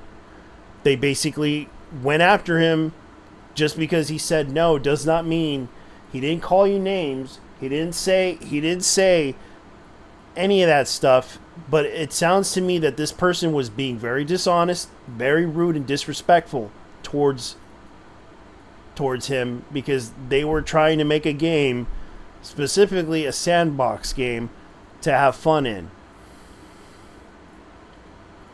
So Soul Slash 2 sounds like a really interesting game. Hopefully, I would play it in the near future if I get the money. But speaking of Polish games, well, more like Polish products, GOG is doing away Tropical 4. Tropical 4? Free. Well, that's nice. Might consider buying it. Right now, I'm just like, meh. No, it's free. GOG? Yeah. Yeah. Yeah, it's free on GOG, dude. Okay, so here's this person. He supports Dustborn 2. The person that went after Arthur. It's unironically hilarious to me that a capital G gamers are primary argument against me. Every single fucking time. Yeah. Every single fucking time. Holy fucking shit. Covering Dustborn, especially anti-fascist game. It is to accuse me of being a page shill cuckloid, the plan old woke. They're all variously flimsy arguments. They can't come up with any better, okay?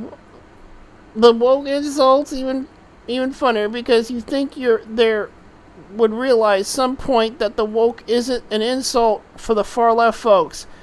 But no, they've been slinging that for years without an ounce of self-reflection to realize the actual compliment for anyone who knows what it means. Yeah, it means you're a bunch of idiots. These are the same people who will call you an incel just for disagreeing with them. Yeah, they call us incels. It's like, dude, look, I'm not gonna try to. Like, that's the problem. I'm not gonna. Like, the person simply said no. I'm sorry. Like, I would say this. No, I can't do that, because he's like he's like a developer of the game. He probably was one developer. He couldn't do it. Don't. You know what? And I do agree with the person's point of view that I'm not your slave. I'm a human being. That was the whole point of that whole thing. Like, he said, no, I'm not going to do it. I'm not going to bend over backwards for you just because you asked me to do it. Yeah. And plus, you put me through this drama with your community with no idea what you're doing. He basically said, I'm not going to put up with your fucking bullshit. Yeah. Who a piece yet? Yeah, and he was sick and tired of it. Like, this is the type of behavior that you shouldn't be doing to a game developer. If you really like the game, if you want a game like that, then go mod it, go do something with it. But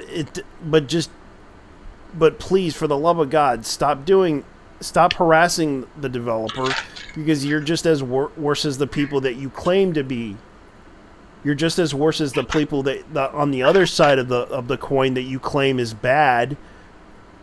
You're doing it far worse than them. So I never watch anything from Wonderbots ever again. What the fuck is this nigga? Anyways. And that's the problem. Like, okay, I saw the TikTok calling him an unhinged and crazy last night, and everyone in the comments were eating it up, and these people are the worst. Yeah, because they lie about a person, not knowing the whole context of the situation. They only believe in their little weird community that they're in. That's why they're called. And of fucking course, there's the Nazi insult. That's why these spiteful retards Yeah. would call anyone a Nazi for simply having a different opinion than them. Yeah. Oh, okay. Yeah. The thing is, like I said, the Polish do not fuck around because they had to fight both of them, both sides. Yeah. And they and they know the difference between two sides that are bad. Oh, dude, the thing is, if I was a Pole and I had to deal with these cocksuckers as well, because here's the thing, they had to deal with the Nazis because during their invasion, and then they had to deal with a harsh Soviet regime that ended in the 1980s. Yep. They had to rebuild the country back to what it. Scroll up real quick. Scroll up. I already did. No, hold on. No. Scroll down until you see something that says F the fag mafia. It's in the comments. Okay, never mind. There is something else. JT. Hmm. Oh, JT. Since we what is that one final story? Well. What? Okay. Sad. Oh, bully cancel. Then we got. But yeah, it's the game mafia. Don't listen to them. No. Straight up. I call them the low IQ community. Low IQ. Call them room temperature. It's just as bad. Yeah. Because these people. Because they don't understand that the Deb was nicely saying he didn't try to attack the person. He was nicely trying to be nice to them. He kind of said not really nice. He tried to be polite though. Yeah, he politely said no to them. He wasn't trying to hurt their feelings. He just said no. And then you see the person bullshitting and lying about that. He didn't talk about gay people. He didn't say anything negative about gay people. He basically called out that this person was lying and saying making up accusations. That's all he said in response to him, because they were that is slander. That is considered a slanderous in the eyes of the law. You're commonly trying to say that he's against gay people by simply saying no. He basically told you that the game is basically what it is. I can't really change it because I have to work on a lot of other projects and everything. And then of course, at this point, if I was the dad, I would just say "fuck out of here." Like that's kind of what he would. He could have just said, "Look, I'm sorry, I can't really do that because in the game it requires. This is basically a legacy game. That's the whole thing about it. I understand you want that, but I can't really do much about it. It's going to take a lot of work to do, but we'll see what we could do." Because he basically said, "I have no plans to do that. I understand you want that, but maybe we could work it out." That's probably what I would say. But as far as I know, that's the type of thing that he's trying to do. He was trying to bully him by shaming him by saying, "Oh, you did like this is kind of the narcissistic kind of behavior that you would do to a person." That's why a lot of people were pointing out this issue about the cancel culture shit. We understand that you don't like the other side's opinion on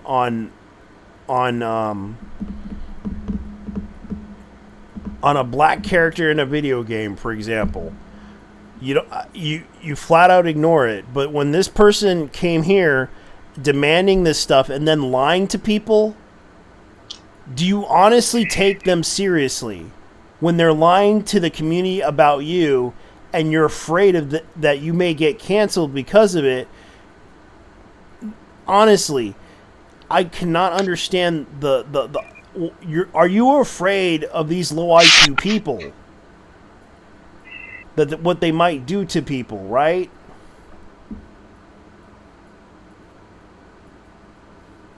I can understand a low IQ person could do more damage to anybody else if that's the truth. But the way that this person is doing this person was manipulating people's minds.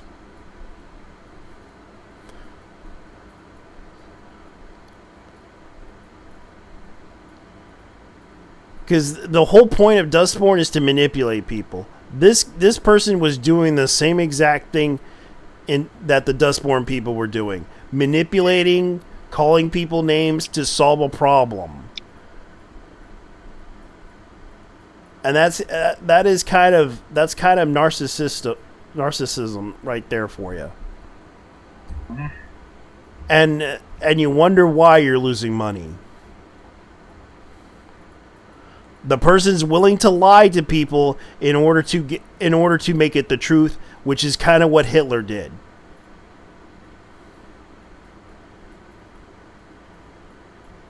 Make people believe in the lie before it becomes the truth. Okay. And force people to believe in the lie so it can become the truth. All right. So what do we got? And the whole here? saying goes, if you don't suck a girl's dick, you're transphobic. That's the whole point. That's the whole point. The moment you apologize for doing what you want and giving an age, they will take a mile in a heartbeat. Yeah, and that's the whole point of it. They will try to control everything by manipulating people, and that's a fact. They're willing to lie for it, to manipulate people, and of course the Deb was being nice to you by saying no. I'm sorry, I can't do it. But he got upset and just started a temper tantrum, which was the wrong thing to do, and going on social media encouraging people to downvote it because he didn't say he hates gay people. I don't see him doing that. He has no evidence. Man's definitely traditional Polish Catholic. Yeah. So he was going by his values. Yeah. Which is something you don't really... Yeah, and he wasn't encouraging violence against gay people. He wasn't encouraging anything like that. So I'm going to go move on to the next... Speaking of sex... Yeah. Oh, what the... Okay, so someone... so apparently someone... so YouTuber actually saying he wants to culturally enrich the Japanese. Yeah. This is a black woman. A YouTuber... Black woman? Yeah, a YouTuber encourages black men to impregnate Japanese women to get 10 million yen. Do you want Japan to be like Detroit? Do you want Japan to be like Detroit and fucking Oakland? Because that's how you get those two cities. The thing is that you want Japan to be like Chicago as well? Because that's how you get Chicago. This is the Japanese. This country, this fucking country, has one of the lowest crime rates, and you really want to fuck that up just for some bullshit ass diversity. No. This is what. Listen to me. I'm pointing out something. This is fake. Really? Yeah. What? Yeah. An American black woman on YouTube has sparked an outrage in Japan for spreading fake news to encourage black men to reside as immigrants in Japan to impregnate Japanese women to get 10 million yen from the government in an effort to combat a declining birth rate problem. That is, it is a fake. That's what I'm trying to tell you. The fake news was spread by an American black woman who goes by Tasha K. A YouTuber with 1.2 million subscribers. Rumored that she spread was successfully telling black immigrants in Japan they could be paid 10 million yen for getting Japanese women permit. That's like $10,000, isn't it? Yeah. I think. Let me look at it. Let's look at the 10 million yen thing. Okay. So basically, look at this. Let me look at this. This fucking thing looks like a gorilla. Oh, I'm sorry. It's $69,203.50. Okay. It's a lot of money. It's a lot of money. What's the name of that one gorilla from Saturday Night Live? What's her name? Leslie Jones. Yeah. Look at that. That is Leslie Jones with eyeglasses. Mm-hmm. Okay. You get yeah. Okay. Yeah. So she's encouraging this as this was fake news. The rumor was spread, essentially telling black immigrants in Japan that they would pay but this is kind of a fake. According to the report, the YouTuber talked about how the Japanese think that black people have many children, so they want black men to come into their come to get their women pregnant to stop the declining birth rate. She also encourages black men to immigrate to Japan and impregnate Japanese women to help with the declining birth rate that is plaguing the country. Japanese women expressed their anger towards the woman who has made problematic statements in the past. The video was posted on May 2024, and Japanese internet denizens flooded the comments with criticisms with comments such as, "We will never forgive this." The YouTuber shared an update on August explaining that she was only joking. However, the rebuttal only added fuel to the fire, which I kind of... because you can see right here the internet, the 2chan the 2chan people. Not just 2chan, but you do not fuck with Japanese nationalists as well. Yeah, I can imagine them like, let's go to Africa and impregnate the women there.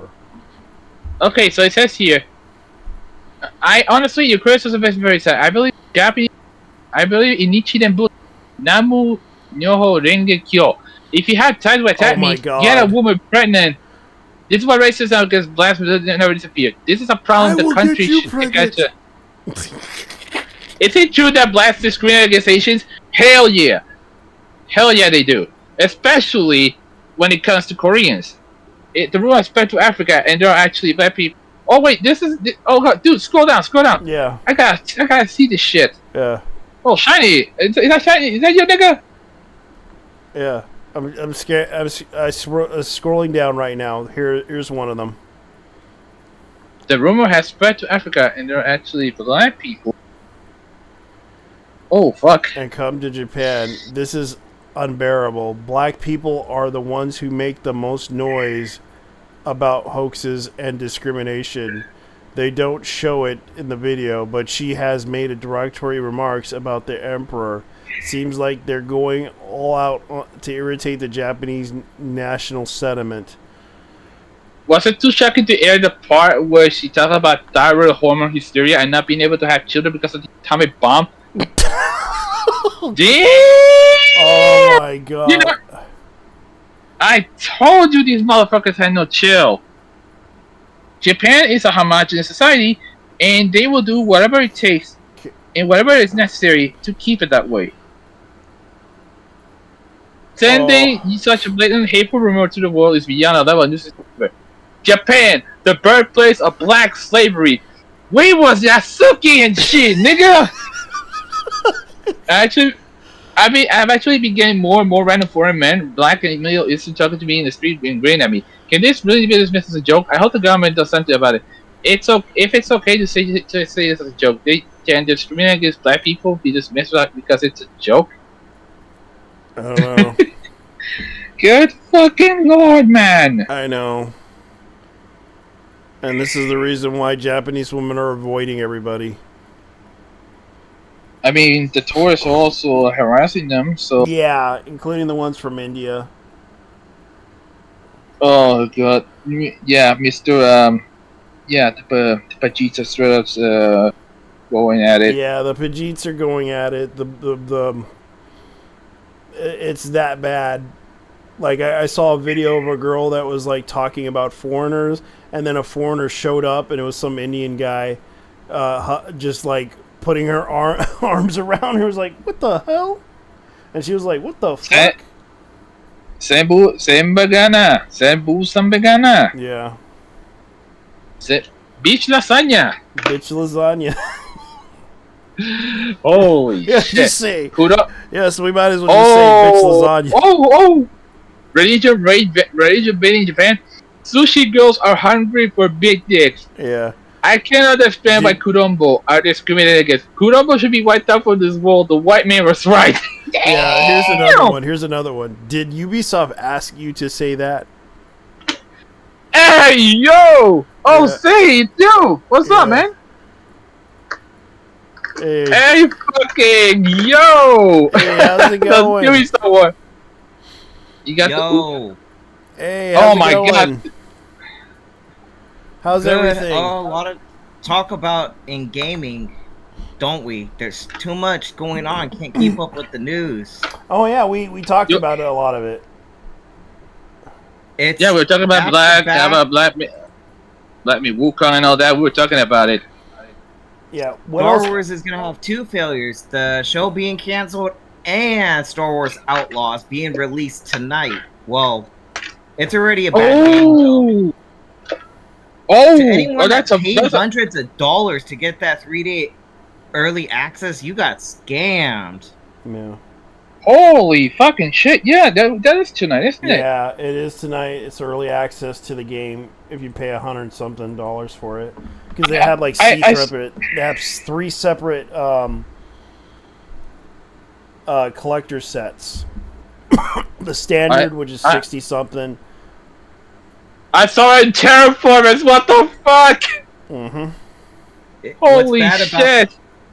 What's bad about that game is if people paid money, all that progress got lost because they had to update the game or jeez. They had to restart. They had to restart the fucking thing all over again because of a game-breaking bug.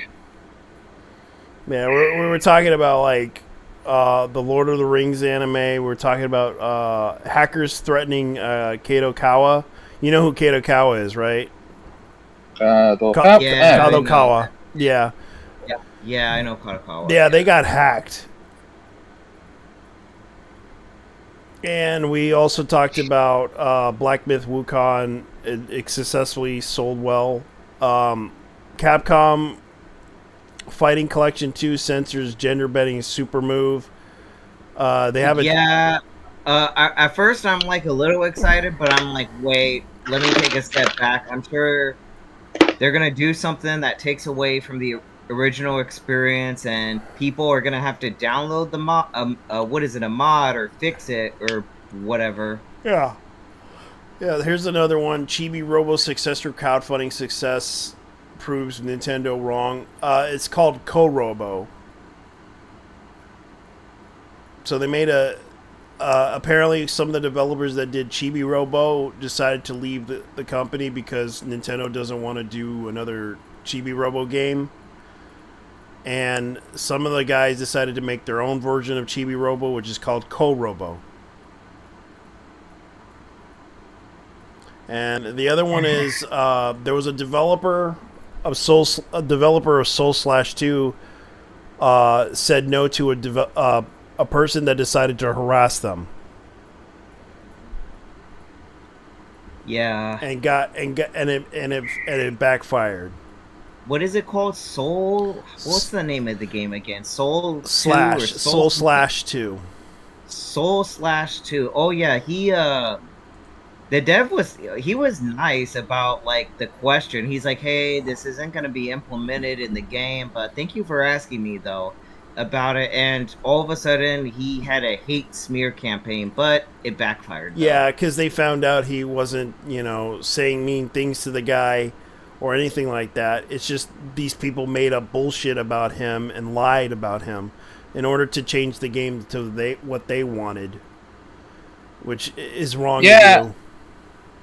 They never count on the fact that Poland does not fuck around when it comes to being told what the especially historically speaking, because they got invaded by the Germans and the Soviets.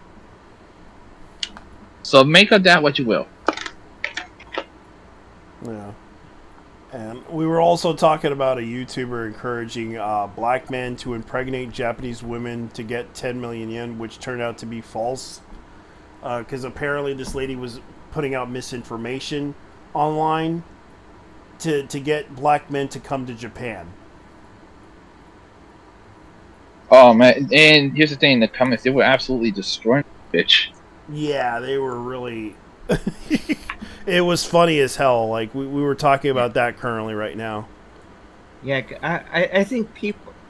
Let's just leave. Can we leave Japan alone? All I want from Japan is for them to stick with their culture, their roots, and I'm sure you know. As much as depressing, I don't like talking about this news. The news with Bandai Namco about what they've done. We know. Though, it's obvious that this company, I mean, no doubt, this Unknown Awakening 9 game will fail. No doubt about it, though. But this company needs to realize that the choice they're making, these games have to fail. Yeah, like it's obvious they need to continue to fail. They decided to remove Blue Protocol out of their out of the not really remove it, more like they announced that they're gonna shut it down in January. Yeah, they're gonna shut down the game in January, considering with all the money they invested into anime, and also the fact that they invested. They won't be playing this in a global audience. They will be playing it with a smaller audience, which is Japan. You know, these companies need to go. These investment or BlackRock, dude, they just need to continue to lose money. I mean, obviously we have to keep our guard up. I know Mark Kern was like, "Oh, 2 years, don't buy from these AAA developers." It feels like it's going to be longer than that, but it's like at the same time make wise decisions about what games you buy. Well, from here on out. Yeah. And the funny thing about it is, like, they've been I know Bandai Namco has been trying to, you know, trying to get into the market with anime and gaming, and they're also doing this. They're also trying to get into the movie industry too, because they just released Mobile Suit Gundam, Gundam Seed Freedom. Oh yeah, I know what you're talking about. Yeah, which surprisingly now people are talking about it for some weird reason, because the original movie that they released, it turns out it did not have. They had to retouch everything again because due to the fact it doesn't look good, and there were certain things they had to edit out and cut because there were certain animation issues.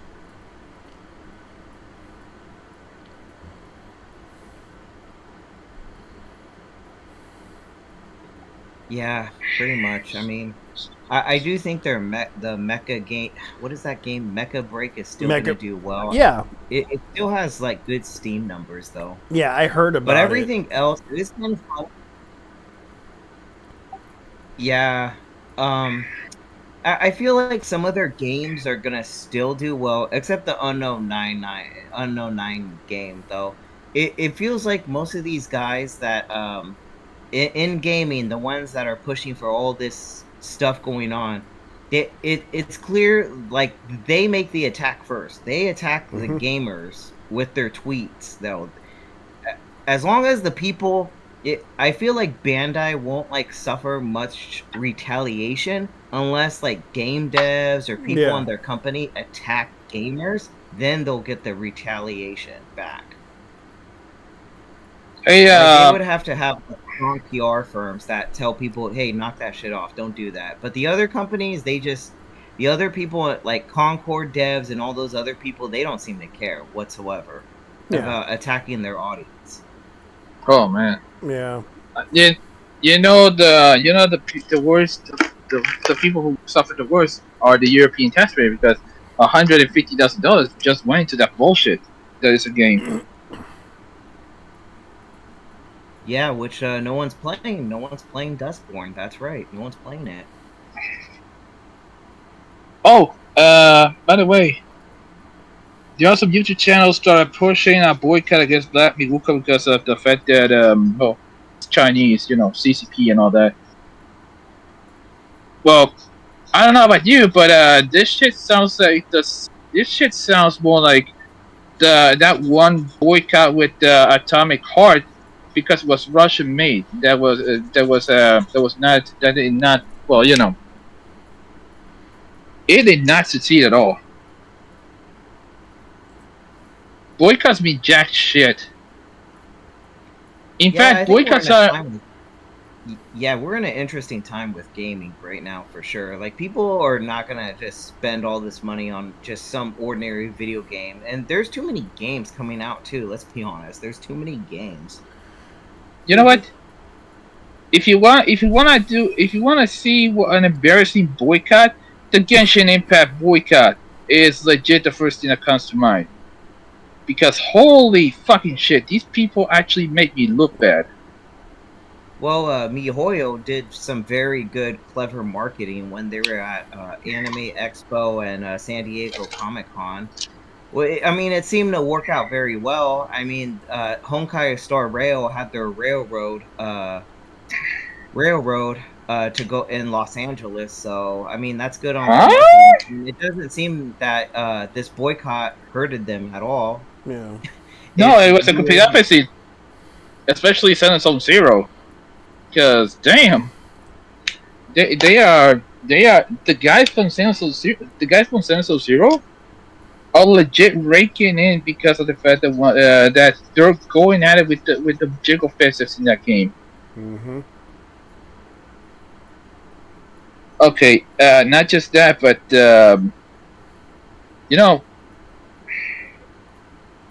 I'll be honest with you. It is okay to give shit. It is okay to insult, to criticize and insult the CCP. It's okay. It's fine. It's morally correct.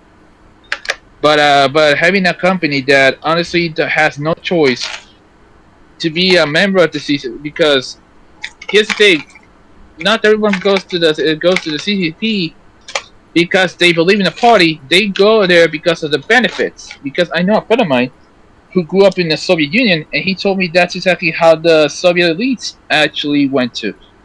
The Soviet elites had to be members of the CCP, the Communist Party in Russia, not because of the fact they wholly believed the party, but because of the benefits and connections.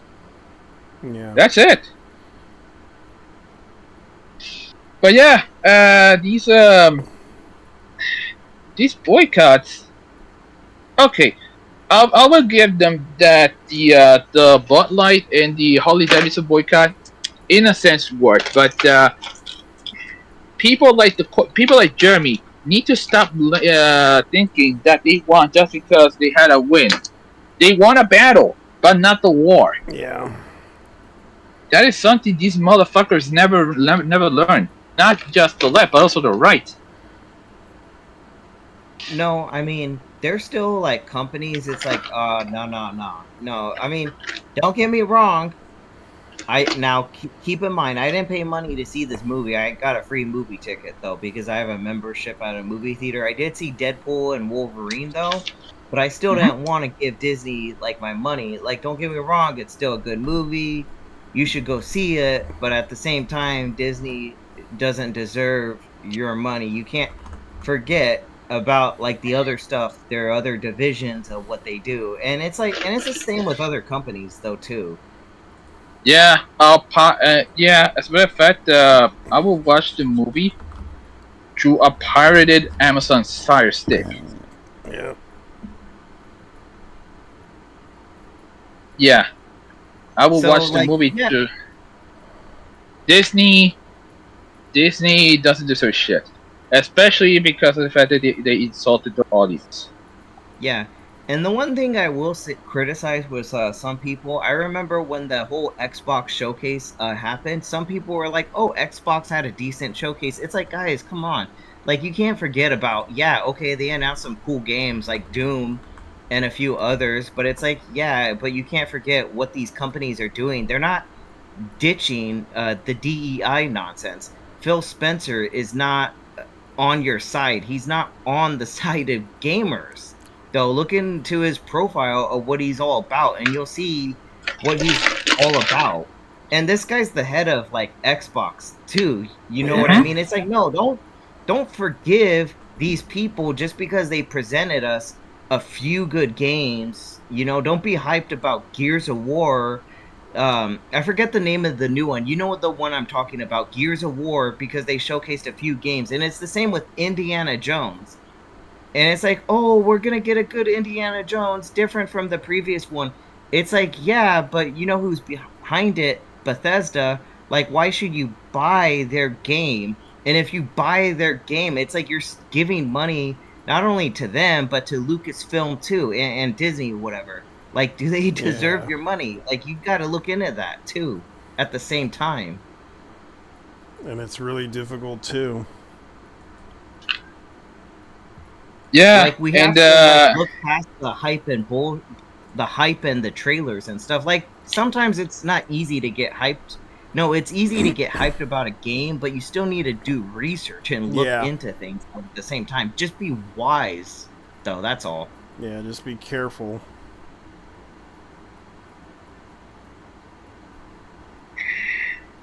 Jesus Christ.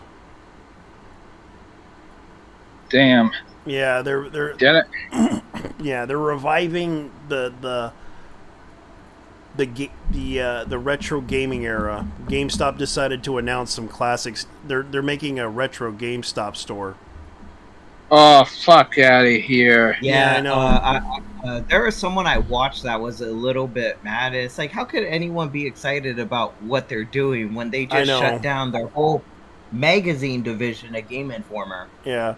The weird thing about it is, like, I remember when they announced their little retro thing, I remember I bought a few things from them. One was a Sega, which was the Sega Dreamcast at the time, and that was like years ago. And there was also some other stuff that I bought. Some of it's legit, but the problem was there was this issue with the Dreamcast. They put tape, a warranty tape on there, which was kind of stupid. Yeah, Sega doesn't even do consoles anymore. What the fuck? I know, but GameStop did it because if someone breaks the console, they can't do shit about it. Oh fuck! And ow! Yeah, and it was like, oh, you broke the warranty, therefore we're not going to do anything about it. If we open up the thing, and that's the thing. Like, I'm looking at their website right now, you can clearly see, do not buy PlayStations from them. I bought one, and I had to fix that thing. I had to replace a hard drive because it turns out the hard drive was bad. They gave me a console. They gave me a console that was so bad. Like, I bought the PS3 Slim from them because I had to rebuy the PlayStation 3, and I bought the Slim from them. And oh boy, that thing had a hard drive problem, and I had to replace the hard drive. I remember I had to fix that thing myself just to get it to work. You know what? At this point, I might as well buy. I'd rather buy a PlayStation 2 from eBay than these motherfuckers. Yeah. Yeah. You know what I found funny is GameStop, years ago, GameStop had a GameStop Expo a long time ago. I remember going there one time, but I don't know what happened to it ever since. I went there one time. It was pretty fun, but I'm like, what happened to that convention that you had? It was like, I'm sure you'll find videos and stories about it, but man, I never saw a GameStop Expo ever since then. Yeah, and here's a sounds like COVID was one of the reasons. Yeah, COVID was one of the reasons, and also the fact that they lost a lot of money during COVID. They could have sold that stuff online, and they could have done their online. They could have updated their online store a little bit. But hold the fucking phone. $100 for a fat PS2, PlayStation 3. Yeah, they got 300. Yeah. Yeah, that's how much it costs now for the original, first gen design of the PlayStation 3. Dude, I bought one of those for $25 and the damn thing gave me the red light of death. That's because you probably had the hard drive of Doom. You probably need to replace the hard drive. And here's like the other things that they have. Oh yes, the Sony PlayStation Move navigation controller. And you can clearly see what they're selling here. You know what? Check if there's any. Yeah, I want a PlayStation 2 Slim though. All right, let's see if they got a PlayStation 2. Let's see, PS2. PS2. I had a fat one, and I had no idea what the fuck it was. Well, it looks like they don't have any PS2s. They only have PS5s. Yeah, the controllers though. Yeah, let me check to see. Let me check in the retro console section. Gaming hardware. Man, you got the... Let me see. Nintendo, PlayStation. Come on, PS2. Let's see what they have. They only mostly have games. I wonder if they got the refurbished ones. I know they have refurbished PlayStation 2s because a lot of them are on. I know they have them. Because I've seen them sell it before. When they did the whole retro thing. Holy shit! They got Space Channel 5. I have an Xbox version. I have an Xbox 360 version on the Space Channel 5 somewhere, but I think it's broke. I think because they don't have it. By the looks of it, they only have the games. Okay. Some of them are pretty cheap, I'm guessing, but they only have the discs, not the covers. By the looks of it. Yeah, they're gonna give it to us in those. Let me see, this envelopes. The ones made out of paper. Yeah. And you can tell they only have arcades. Let's see what they have for retro. Let's see, hardware, Nintendo Switch. They only have PlayStation Console 4. Oh, so they lowered down the price. Instead of $159, it's $200. Instead of the $200 price that they usually sell it for. Yeah, the PlayStation console Black 500 gigabytes. It's $159.99 plus shipping and handling if you order online. Here's the thing: GameStop officially lost my business when they left Puerto Rico in 2012, 10 years ago. Yeah. And I'm looking at the prices. Those motherfuckers better not come back, because what they did was actually, I won't say unforgivable, but they absolutely fucked up. Oh really? They Yeah. charge taxes. They didn't pay taxes, and okay, the tax thing. Yes, I agree. It's yeah, not paying taxes is the best thing to do. But getting the fuck out of the island because of that shit, yeah, you guys practically left a bunch of people without a place to play to buy video games outside the indie places. Yeah. And now mom and pop shops are taking over. The only thing I miss about game stores was before GameStop, EB Games I missed, and Funko Land. Yeah. Those were the shit back in the Electronic day. Boutique, though. Electronic Boutique, yeah, I remember them. Yeah, Electronics Boutique. Yeah. There was Vavishes as well, but we never had that one here. We did get Electronic Boutique. We had KB Toys as well. Yeah. Yeah. I do appreciate... And the weird thing is Kmart is still around, but it's only on Guam. Guam. Yeah. Holy fucking shit, are you for real? Yeah, I'm not kidding. There are still some people on YouTube that are like that started their own game stores or retro game stores, though. I mean, it's pretty cool. They're still trying to keep the spirit alive, though. Yeah, I'm sure they do pretty decent, and some it's very hard. Yeah, I would be I couldn't imagine being in their shoes, you know. Because But there's some good stuff I've seen from some of the content creators that built game stores, though. I know one of them happens to be friends with a person that lives up in Washington known as Pink Gorilla. That happens to be one of the many gaming stores out there. They actually have I believe 4 stores in the Seattle area. They don't just branch out to games. They also branch out to Pokemon cards, stuffed animals.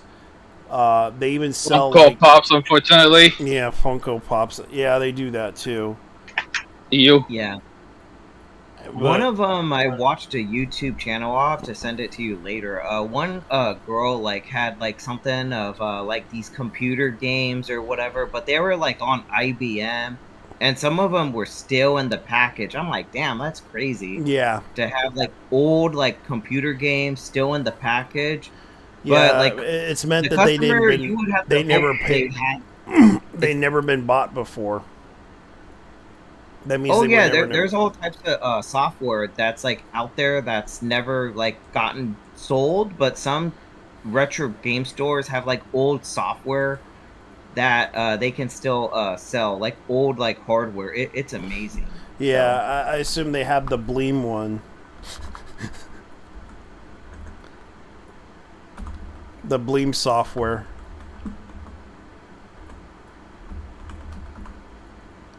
Yes, this thing. I assume people have this.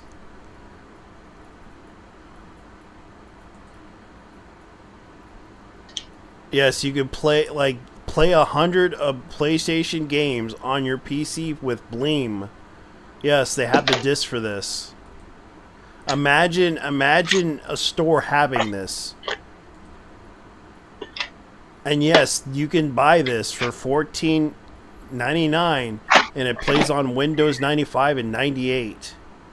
And you can play the next generation of PlayStation 1 games. Oh, all I got is Windows 10. So yeah. Yeah. It ain't gonna run on my shit.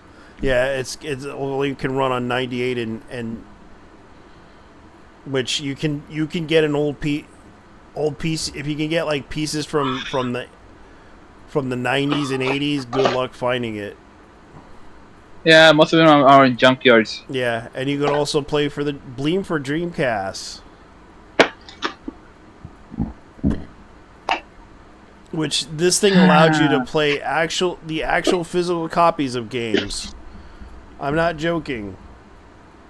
And I kind of do miss that era when Bleem was around, but unfortunately, Bleem kind of overstepped its boundaries in the gaming industry, and thus Sony and Sega sued them for it.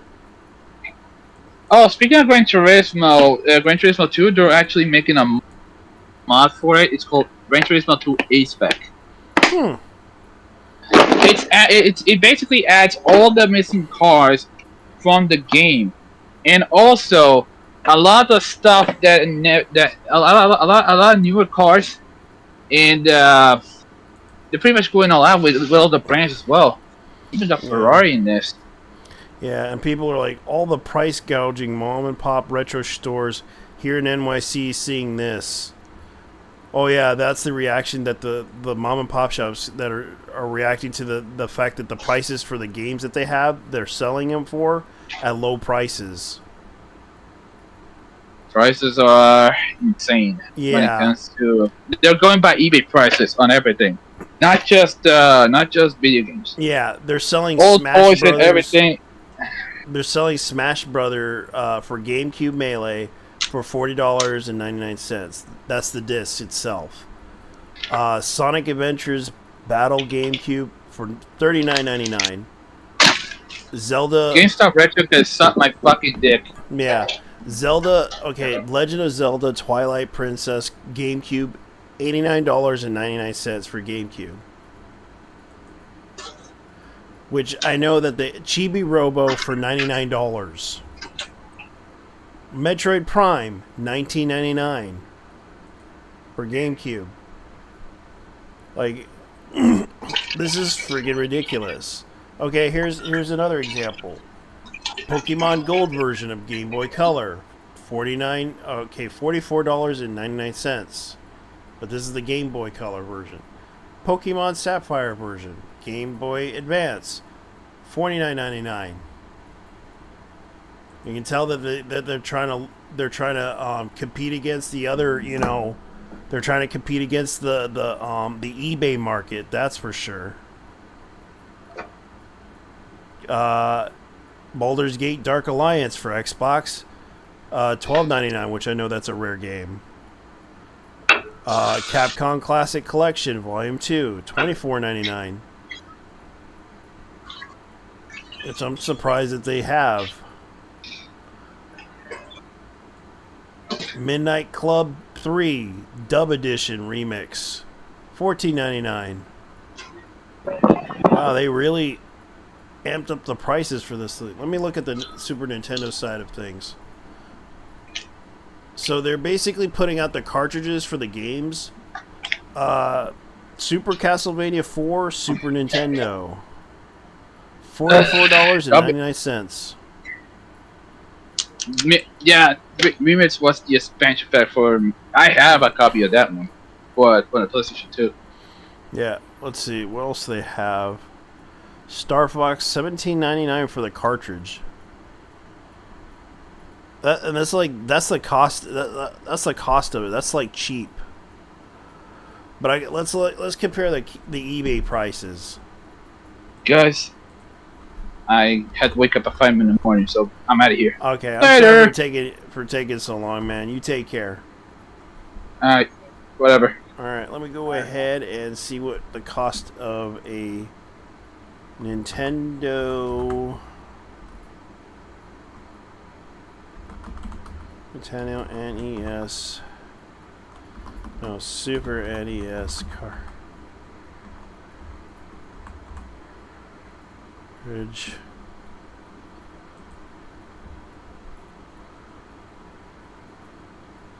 Okay, let me look at Skyblazer Mask. Let me see how much Mask is on.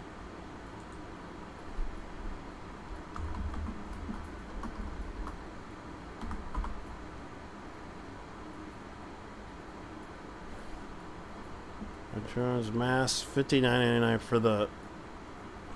That's a lot. Let me see.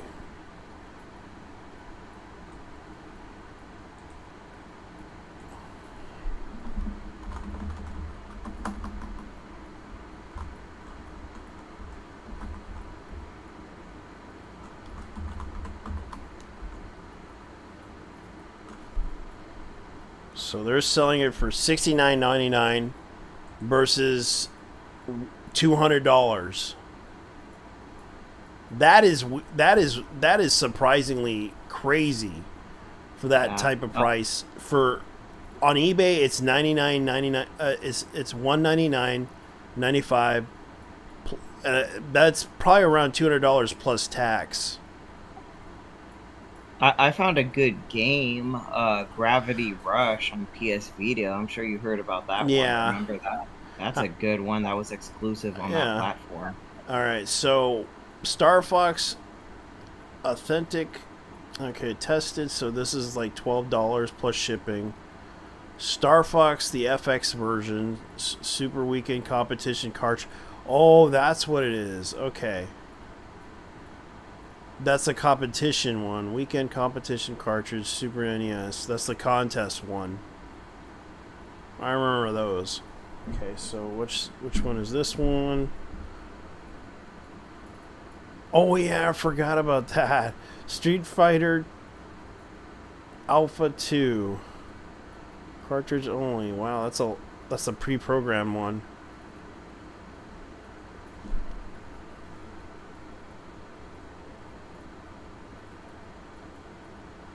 Jesus. That's a lot. Ugh.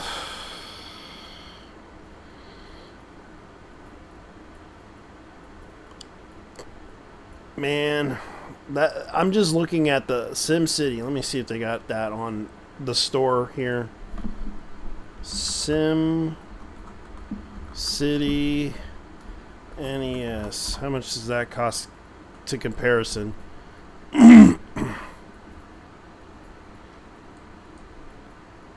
No, that's not the one I was looking for. Sim City Super NES. Nope. They only have the one for Nintendo. Okay, so wow, that's a very expensive. Okay, so that's $20 for Donkey Kong on eBay versus. Okay, I can see what they're trying to do here.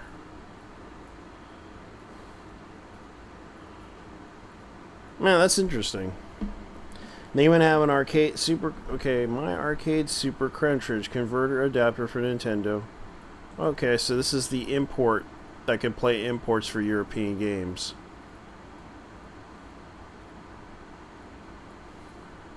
Oh yeah, that's what it is. A converter. It converts the signal into the other. Okay, that's what it does. Okay. Lagone. Wow. So X-Men Mutant Apocalypse. That's a good game too. But as far as I know, they don't have that on the GameStop store. And that's pretty much what we're expecting. And it's no surprise that they're doing that. I can't find the PS. I mean, I found the PS Vita games, not the PS Vita system, though.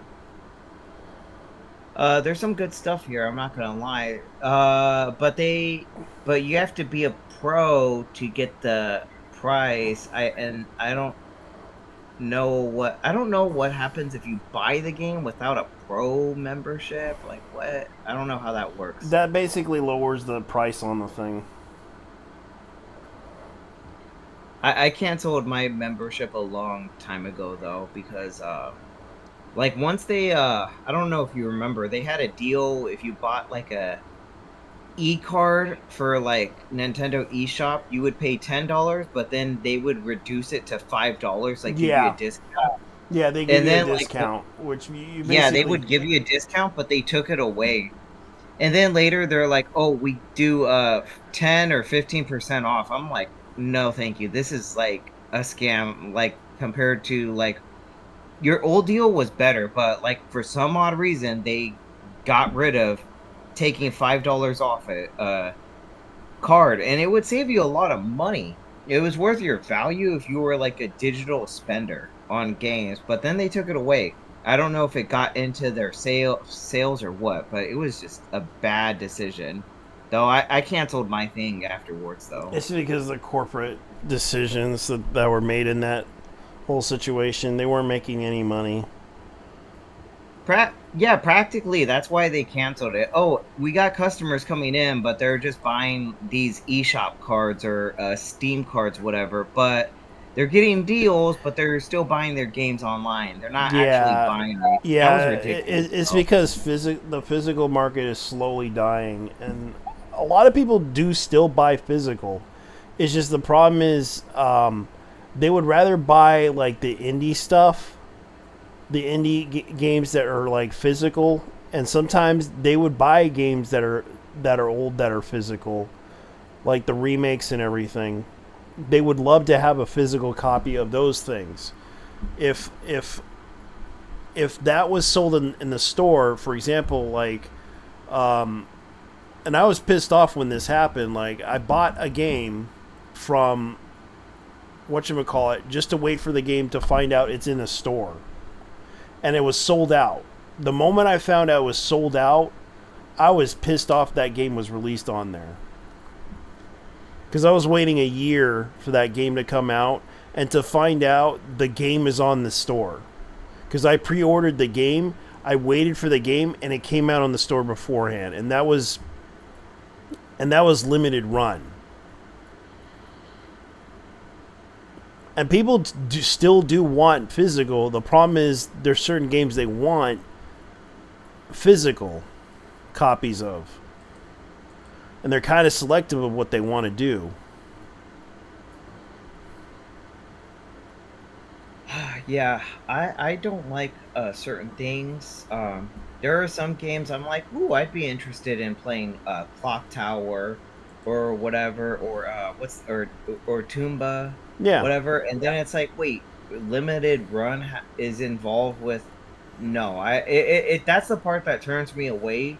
Is like, okay, it's nice that these games are coming back, but I want to give my money to the original developers or the team behind those games. They're the ones that created it. I don't think a company like Limited Run should be benefiting off of these people's hard works when they didn't create those games, you know. Yeah, they're helping publish their game, probably they got like permission to, but still I don't want to reward a company that is really bad with customer service. Yeah. We should not reward that in gaming. Unfortunately, they've been doing that.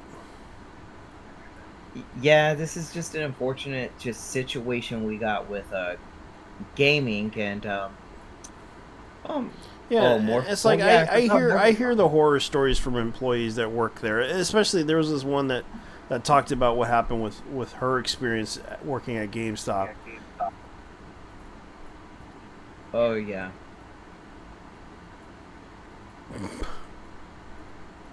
I remember what's his name's videos back in the day. They're really good ones though. Silent Rob's experience at GameStop. Oh man, those videos were something.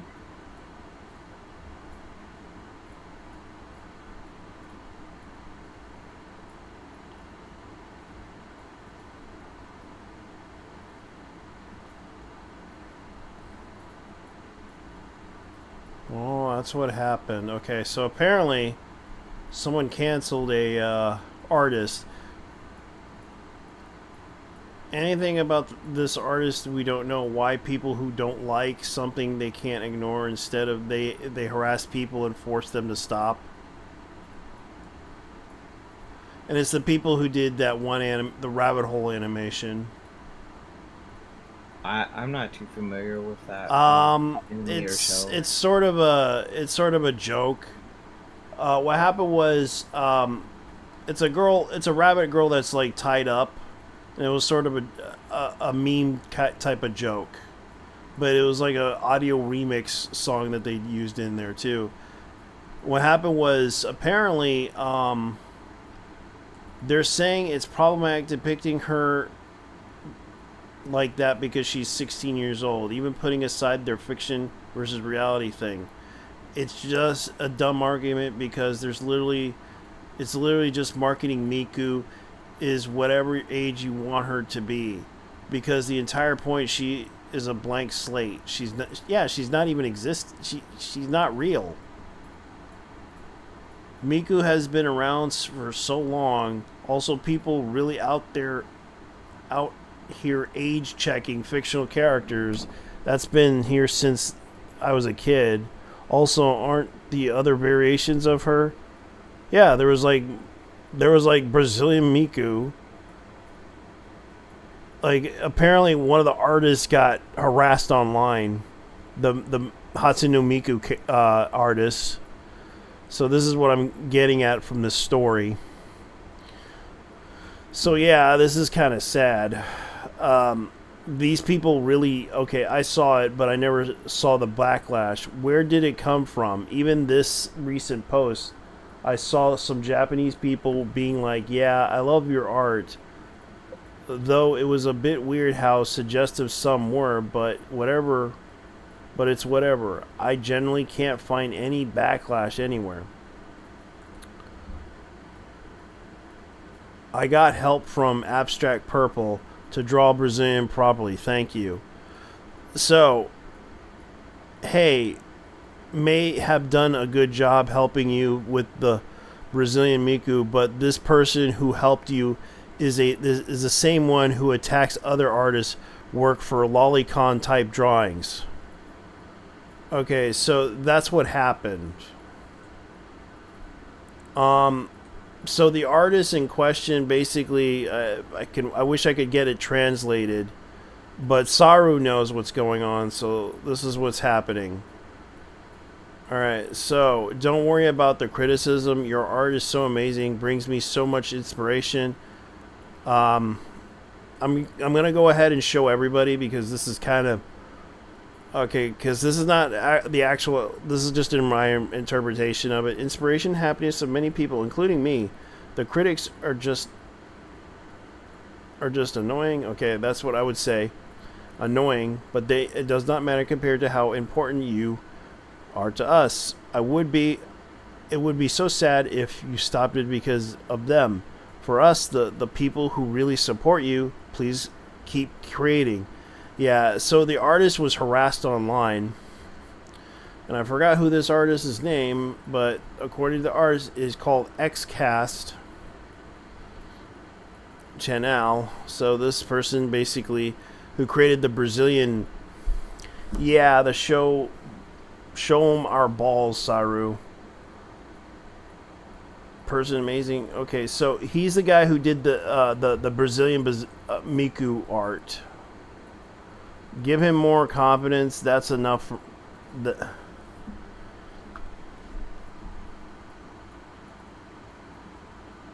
Jesus Christ. They really did that to the person. That is sad.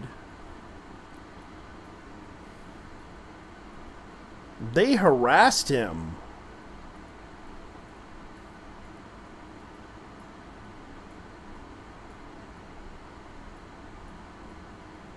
That is some sad stuff. Okay, so here's the English translation that someone made, roughly.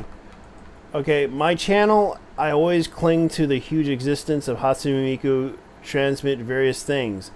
Had disposed the footage I was preparing for my works postponed.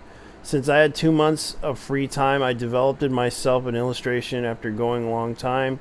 I think we had a critical time, a transition period when the channel switches from reception to caller. Okay, so he was going to make a Hatsune Miku animation when the channel is a natural discussing type of creator. I've been drawing Hatsune Miku paintings full quirks since the first time I drew them. After making MB, it seems that the transmission power has increased a little. Spread the stretch of beauty, the spread of evil, right? Okay, so basically this person is doing an interpretation of the rough translation that they have. From the idea that Hatsune Miku, the character, is free from settings, it's okay. I thought it would be better to draw freely without worrying about the ripple effect.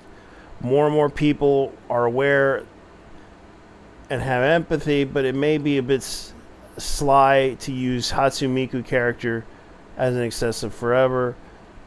This is why in the end of the month, Hatsune Miku of sensitive to material will not be will not be shown. Okay, so this won't be drawn anymore in this account. 1 month ago, I was drawing a Gal Miku, and I was thinking I can make MP from that on. I get empathy with the person who works. I think it's necessary policy to have fun activities, Vocaloids, because it's annoying to Vocaloid fans and Vocaloid IPs. It would be to express our sincere gratitude to those who have supported and participated in the channel creative activities. We also are very sorry for the lack of consideration given to the activities so far. Please make a good things be allowed. Okay, so basically this person drew some stuff and they got upset about this. And you can see that this person you can see this is the god discovered in Brazil. This person did their version of the Brazilian Miku. I got help from Astro to draw properly. Abstract font size. I'm impressed. Use a Rambondo.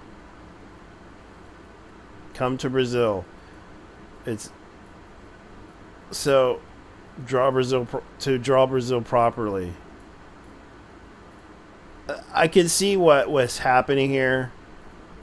Okay, you may as well stop drawing. If some furry loser on the internet made you change your art, stop listening to these people, block them, draw what you want. Otherwise, it will keep demanding on change. Like, I kind of agree.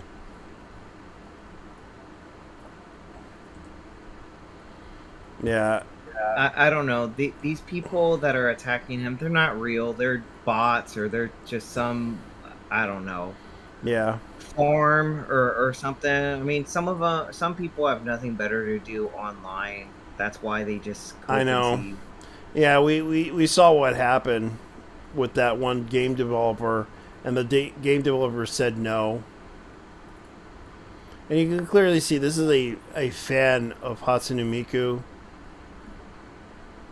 that loves to draw Hatsune Miku pictures. And it is interesting. Like, I do feel bad for him. I remember the other day, there's a YouTuber or VTuber I follow named, have you heard of Picora-chan? Yeah, or whatever. Yeah, Picora, I like her. Picora-chan. She had like this one artwork of herself, or of like, wow, it was like, dang, some good fan service there, though. I don't think anyone said anything, though, or I don't think anyone cared, but I'm like, oh, I thought it was cool art, you know? Yeah. Of Picora the VTuber, though. Okay.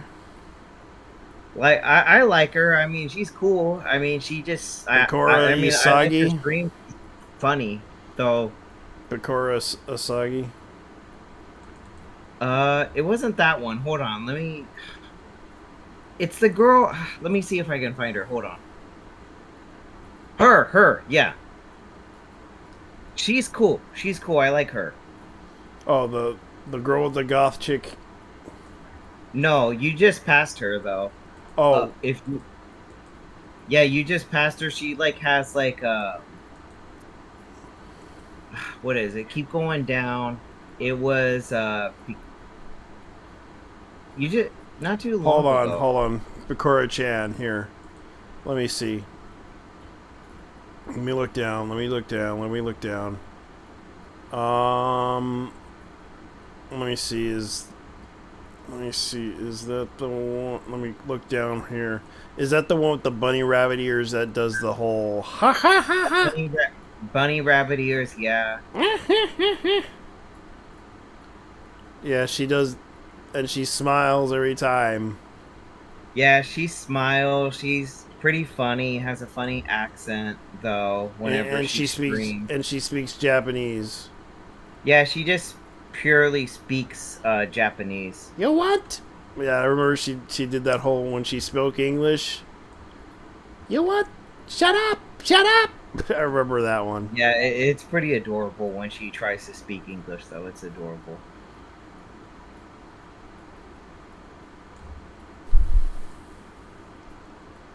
Yeah. I don't blame you. Yeah, Picora is kind of an oddball character. I forgot her. I'm sorry I wasn't able to find her. Yeah, I mean, you got her YouTube out there, though. Yeah, she does have a YouTube. She's been around. Oh man, I'm afraid of this. Might be something else. Oh great! I forgot she got banned.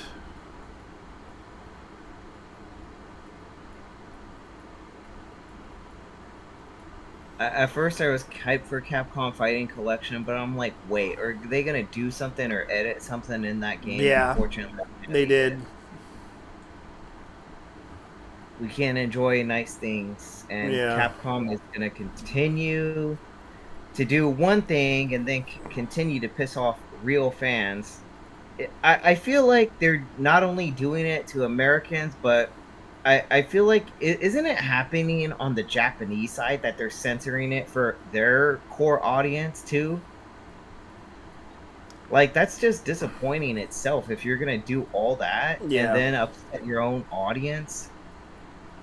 I don't know. I think it's just more important with what's going on that, like, yeah, you want a lot of people to speak out, but you also, I know there's some people, I gotta subscribe to them. There's some people in Japan that are speaking up about this type of stuff, though, but still, like, you need a lot of your people to just speak up, whether they can show their face or use an avatar, just speak up. Like, your voice is still powerful, though. Yep. And it is Like, surprising. Oh man, I wish I could buy that Gundam game by Bandai Namco, but unfortunately, it's pretty tempting to buy that one Dragon Ball game. There was like this collector's box set with it. I don't know if I could still get it though. I don't know if it's gone or not though. But only very few people can get it though. But, you mean Breakers? Breaker. There was one for Breakers, but there was another one for their upcoming Dragon Ball game coming up though. I forget. They had like some collector stuff with it. I think it's too late by now, though. Okay.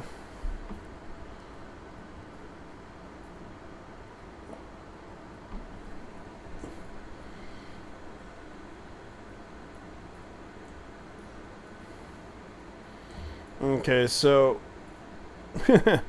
try to remember the realistically could. Oh, this is just fake.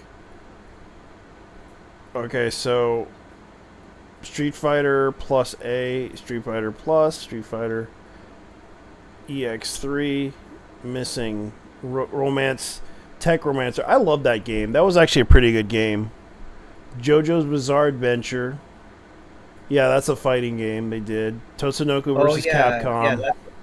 Yeah, they're Yeah, I remember JoJo's. Yeah. Okay, so the other entries: Rival Schools, United by Fate, Star Gladiator, Street Fighter Alpha 3 Max. I remember playing Star Gladiator a long time ago. The main character, I think his name's Hayato or something like that. I used to remember playing Techromancer in Texas at Pistol Pete's Pizza. It is a 3D fighting game, but it's with robots. It was such a hilariously fun game. You can clearly see right here that it is a fun game that you can't help but laugh at. Like, it had like the comic book type of feel to it that you would see from a manga perspective. But at the same time, it's like it's fun to play because it kind of has like the virtual on type of feel to it. And surprisingly, I wish the Techromancer would have been popular, but at the same time, it just didn't really hit off very well for Capcom for this game. Because it was such a fun game. I remember seeing this playing on the arcade.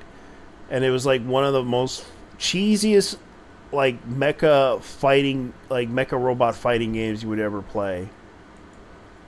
It wasn't virtual on or anything like that, but it was definitely a fun game to play. I just wish they brought it back. But sadly that's not going to happen. And what else? And I know JoJo's Bizarre Adventure arcade game is fun too. Because I played that in the arcade too. I remember seeing that. I was like interested. I'm like, ooh, what is that? Like in video game magazines, JoJo back in the day. Yeah. I never got to grow up with it or experience it though, but I remember it existed though. It was a fighting game that they did, and I recall it was in a local arcade at the mall that I used to live at. It was like about 15 minutes away just to go to the mall and then go to the actually it was 20 to 30 minutes away walking there. And I recall seeing that game, and man, It was the cheesiest fighting game, but it was fun. And it was the arcade game itself. And this was the arcade game, I believe, they had. No, that's not the one. It was like the first sequel.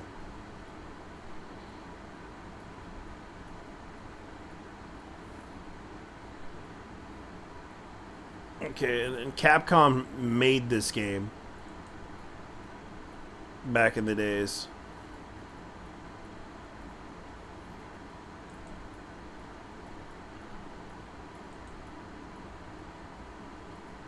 It tried to be like Street Fighter in a way.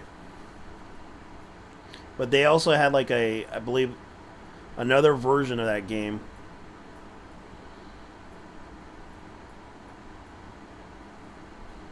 That was slower than this one. But I think Data East made one. Oh, I remember Data East. Yeah, there's a game on the Nintendo Online service that I did play of theirs. I forgot the name of it though. I beat it though, and then I looked into Data East. They got bullied by Capcom a long time ago. Oh yeah, they did. Funny, they won their lawsuit. They won. Yeah, but they went bankrupt. Yeah, they were one of the very few companies to win because Capcom tried to monopolize something with fighting game. It was really stupid. Luckily, they lost at that time. But yeah, Data East. Yeah, they went. Yeah, that's in the early 2000s. Wow. Yeah, Data East was well known. Was well known in the video game industry, and I used to love their games. They used to have some really good, interesting games back in the days. They were known for the Commando games. That was actually a fun game, but they got sued by Capcom because of that game.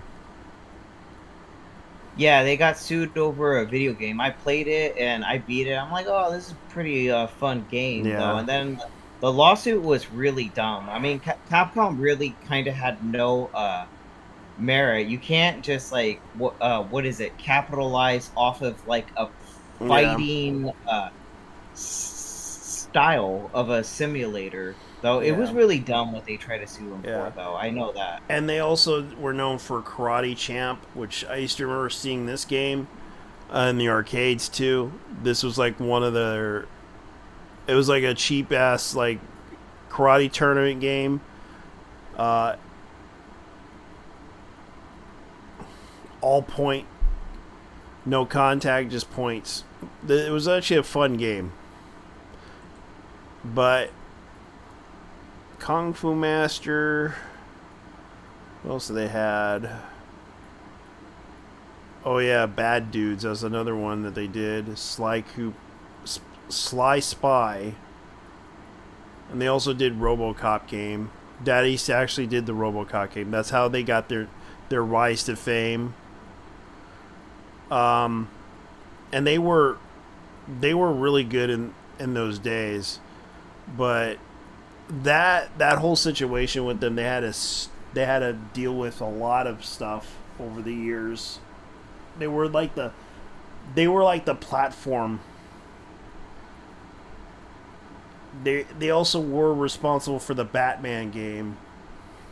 And I remember the Batman game for Data East. Oh, Batman the movie? Video game?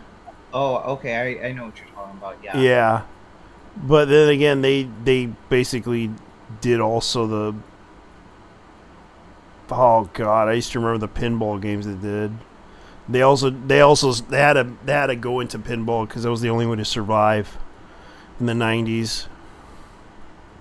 Yeah.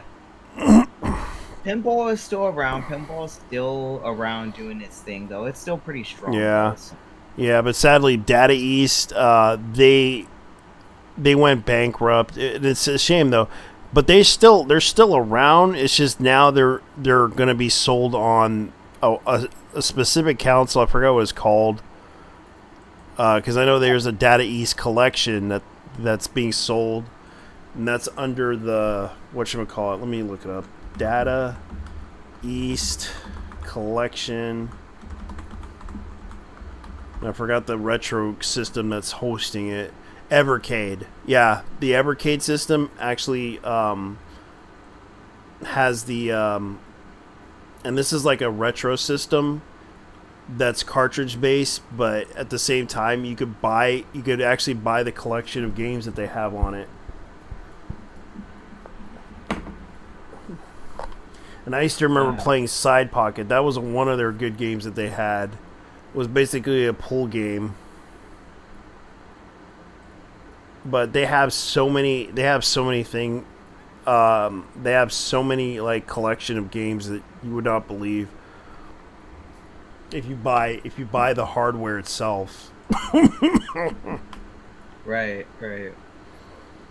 Yeah. And it's a good system, and it's like, especially for JoJo's Bizarre Adventure, I wish they should do that, but unfortunately they would have to deal with the licensing issue for all these games that they have, because I know that JoJo's Bizarre Adventure is licensed to, and I know Tatsunoko would probably say no to this if they made a, if they did. I know EX Fighter Plus A, they would probably have a hard time programming. Same with Tech Romancer. And Star Gladiator, oh boy, good luck with that one. Yeah.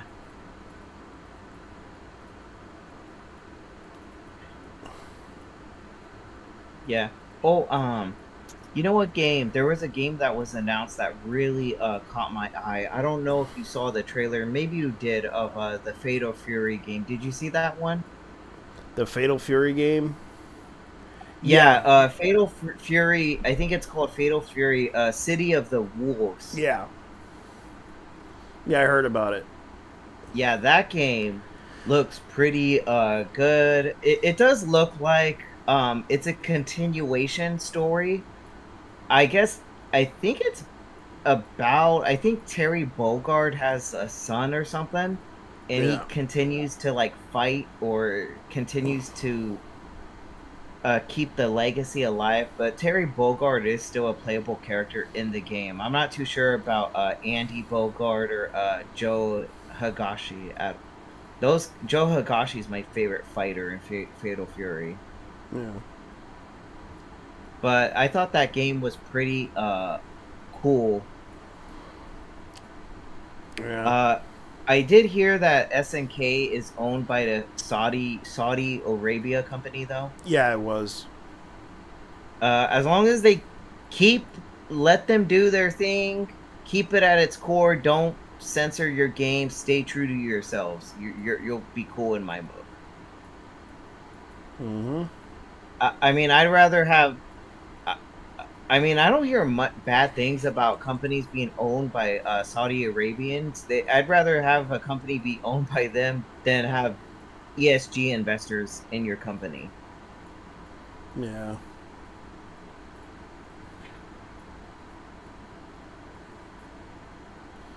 Yeah, because right now there's a situation with investors.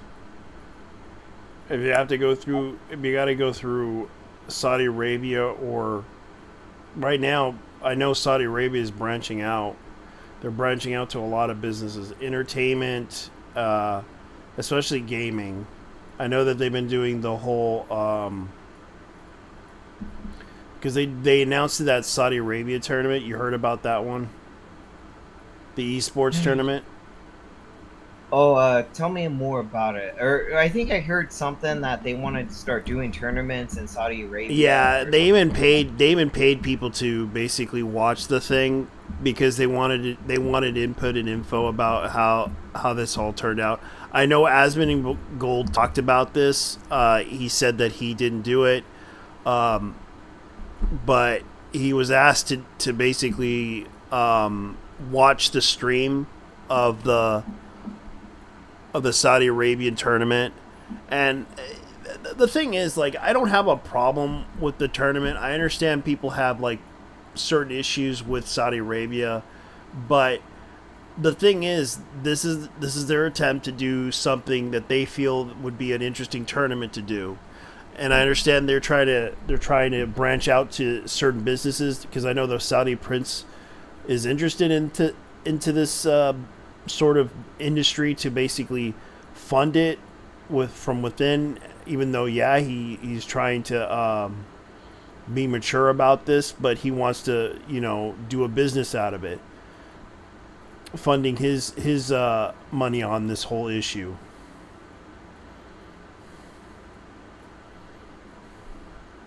Right. Let me see. Because Saudi is like investing into a lot of things. Imagine them buying out Disney. I mean, I couldn't be surprised though. I mean, if they did do that, I'm sure they would get rid of a lot of people in that company. It would be really foolish for a lot of people to rebel against those groups of people, though. I'd be like, let them cook. If they have the money and power, it's like, well, they call the shots ultimately, though. Yeah. Let's see. Saudi Arabia buying...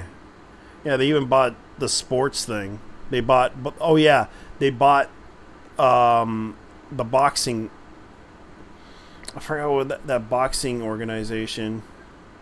Boxing organization? Yeah. They bought the fighting organization. Are you talking about... Is it called DAZN or no? I think it is, yeah. The DAZN network, they host like fighting stuff like MMA, boxing. I watch their stuff. Yeah. They're getting into the entertainment thing. Like Saudi Arabia owns... Okay, let's see how much does Saudi Arabia owns in the US. Okay, let's see. Saudi Arabia owns Arizona Water, owns what companies?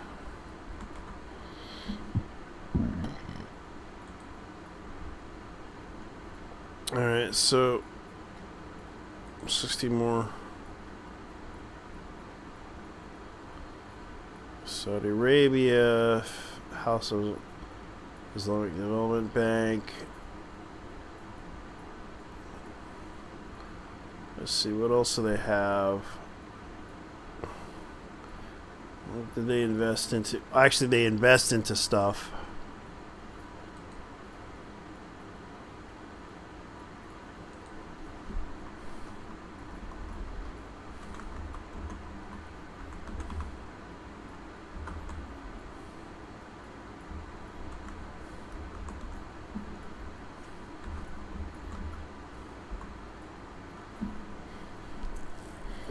Okay, Saudi Arabia's sovereign wealth fund called Public Investments Fund, which has more than $35 billion in American companies like Amazon, Walmart, rideshare, and food delivery companies like Uber Technologies, as well as major ticketing platforms like Live Nation Entertainment.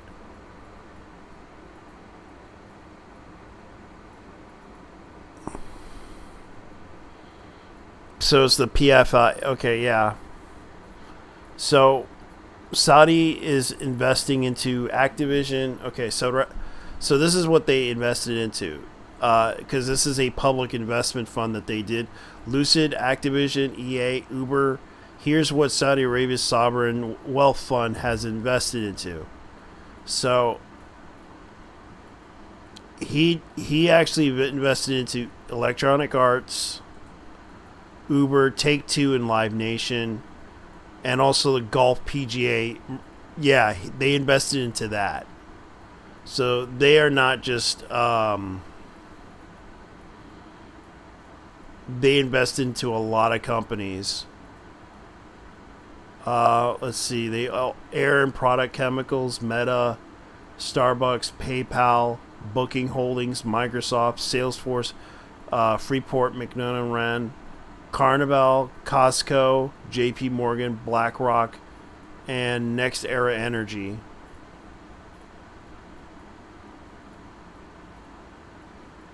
And Take-Two. Oh wait, some of these companies are like, what is it? Oh, there's, they don't own them, but they invest in them. Yeah. Though. Some of them I don't. There's some companies on that list I don't like. Yeah. I'm like, Because okay, they have they have stake in money in shares and them. millions. Stake shares and They, millions. yeah, they have shares in the companies. They don't quite like own them, but they do have own stake. them. Yeah. Though. Yeah, they don't own them, but they do have stake and shares in them, like a certain percentage, and that's kind of what they're trying to do. This is not like the big, like a lot of the stuff that they own is no surprise. It is kind of funny how they're investing into this stuff, but as far as I know, they know that oil is going to be running out soon in their country, and that's why they're trying to do everything they can to make money off of investing into their future, so that they can make more money off of what they can say is good for them. I know the son of the prince is trying to get into this whole gaming thing in order to make money, which I do believe that's kind of what he's trying to do. I mean, the esports thing, that sounds very interesting, though. I mean, esports is big, don't get me wrong, though. It's usually big when, like, those big events take place, though. I do remember there's been some companies that tried to do esports. I mean, some of them would have, like, what is it, places to go play, like, do gaming, or people can go play computer games or whatever. Yeah, but it's some of those also businesses are very niche, though. It's very niche, but also the fact that they can get sponsors out of it, and sponsors actually do help support the sport, because it makes a lot of money, and a lot of things is that it also commercializes their product. That's the whole point of sports, is that they're trying to commercialize their product. Like, you could commercialize a drink, an energy drink on there, and say, oh, this is from the gamers. We sponsored the esports. Like, I know Bud Light did it too. Yeah, the only energy drink I like is Ghost Energy. Ghost Energy is like my favorite of all time. Yeah. Ghost is cool. Bang is like my second. Yeah. C4 is pretty cool. C4 is all right. Yeah, and the thing is, like, if you host a tournament, like, the thing is that they're trying to, like, if you want to host a tournament or something like that, you have to have a lot of money in order to do it. And it's like, if it's like a 3-day event or a 2-day event, better pray that you have a lot of money. Like, I know it costs, like, I remember a lady told me if you rent out a convention, it would cost you around $20,000 to $70,000, depending on how much they charge for it, the space. If you want a larger space, you would have to fork out a lot of money. I mean, a lot of money. Yeah, I'm pretty sure. Yeah, they would have to get people to buy those tickets to go to those events. Yeah. Not only that, they better hope their food sales and drink sales they make money off their vendors, the people that sell the food and distribute the beer at those events too.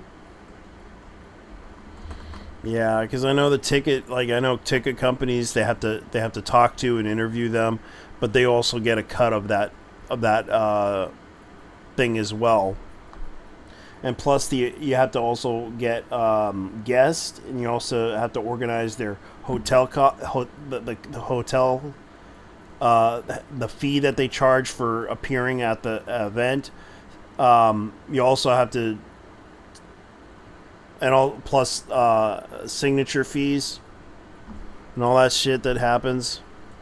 Yeah, that's like what companies would do. Like when I was at San Diego Comic-Con, like, companies have to obviously pay for their teams to go to conventions and stay at a hotel and all that other stuff. It was like what they did with the people that work at Zubaraya. They had to pay their marketing team or their employees to go out to San Diego, fly them, pay their food, and pay for their hotel stay out there to promote their, like, there was one movie I saw theirs out there from one of the Ultraman movies, and then they pay the people that dress up as the Ultraman characters to some money too, I'm sure.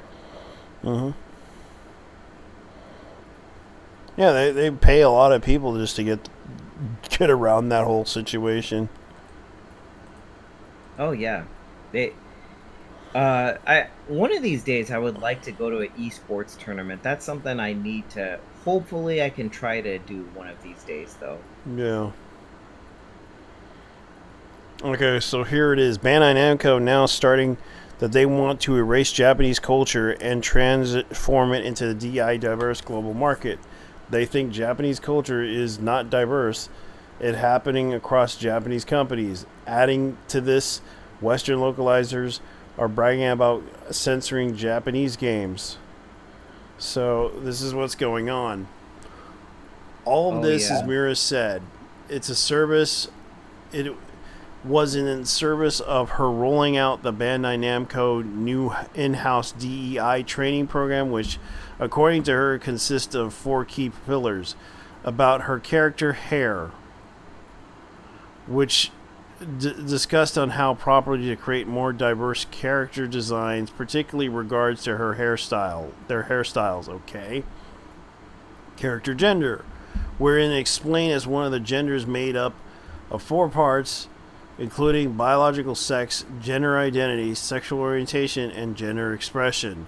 The difference in culture and values, which concerns itself on how one should approach differences in religion, culture, regarding certain actions and images or words.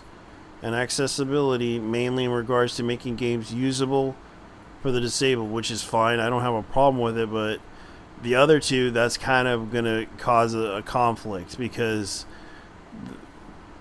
bringing the session up close to Mira's Ultimate declared, while she enjoys the very Japanese specific games in her childhood, she hopes more developers will begin abiding by the concepts of DIE in order to bring their work to even wider audience.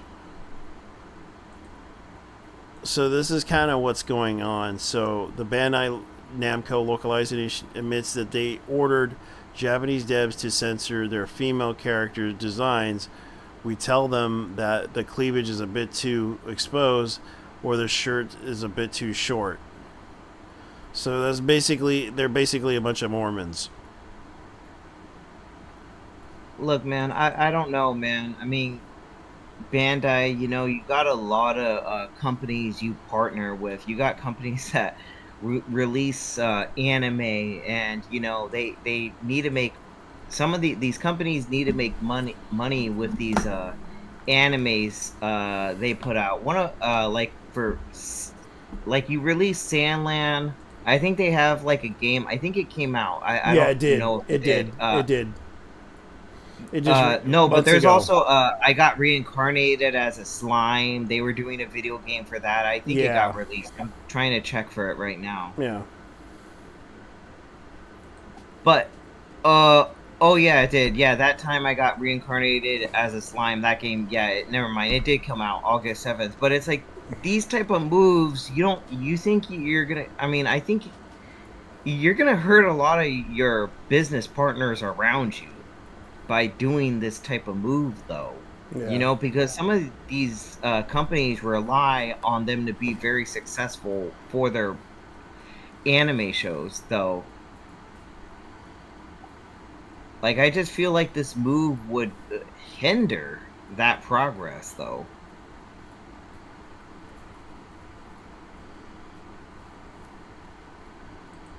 Yeah. And it's not enough, even if you get sales, like with summer sales, Christmas sales, or whatever, it's still not enough to recoup the cost of these games. I mean, even though the summer sale passed, a lot of these companies were still hurting money during the summer sale not too long ago. And we saw that in headline after headline with a lot of stuff going on in these game companies. Yeah. Also, there was a company, I think you heard about it. I don't know. Have you heard of Humble Games or something like that, or Humble Bundle? Or some people talk about IGN owns them or something, but there was another a smaller game company that was hurt really badly, though. I mean, I don't see anything bad about their games, but it's like a lot of these companies are just sadly, unfortunately, just being hurt by this economy. So, and the American dollar is not enough to subsidize these companies, though. With what's going on here, it's not enough, though. Yeah, they're trying so hard to keep people. I mean, well, here's the problem. Go ahead. They have an audience that's basically like this. For example, the comic book. They hate one thing, but they like the other. Like, they would rather see a bear fuck a dude in the ass than an actual female, like, fighting from behind perspective. They hate that, but they're willing to see a guy a bear have sex with a man, which I find kind of disgusting.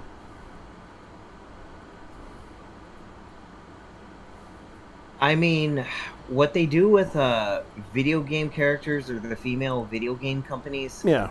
This is I feel like the big problem that these people don't get through their heads. Look, I know the market's out there, right? Right. I have nothing against OnlyFans models making their money, but there's a lot of gorgeous women that know how to play the game that are making money, and a lot of men will pay to see these women, even though they won't probably meet them or whatever, but they'll pay money for OnlyFans. Yeah, a lot of people have money to pay these OnlyFans models to see their OnlyFans. Yeah. But, and it's like this, it's like they praise one thing, but they criticize you for liking female characters in video games. Oh, that's all we want is video game characters to be who they are, you know, yeah. Be like natural. And it's like they purposely do horrible artwork on these games, and they call it art, and you criticize these video game characters. It's like, oh, there's something wrong with you. It's like, no, we're criticizing you because they have no care in these characters that they're creating or developing. Yeah.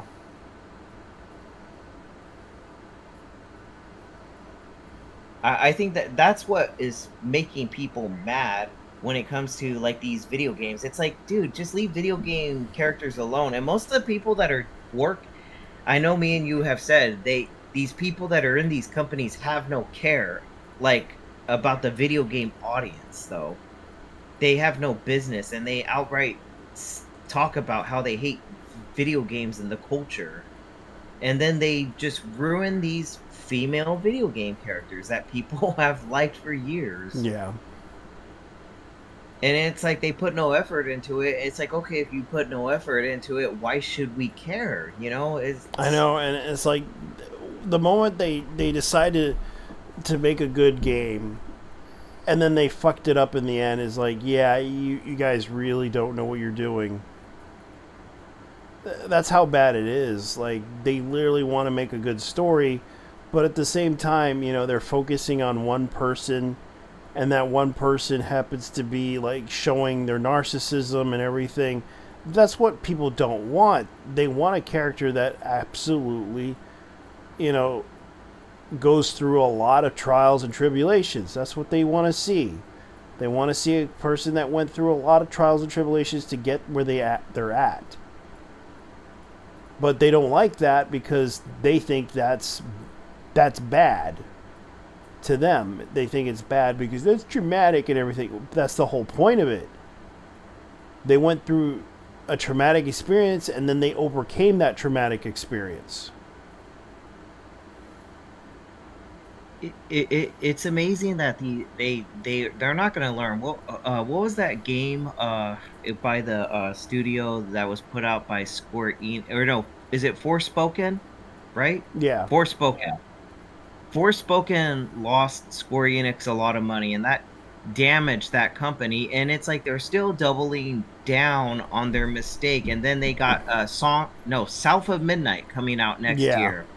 And of course, that game's being developed, being promoted by Xbox and all this other stuff. And it's like the moment that game comes out, we already know.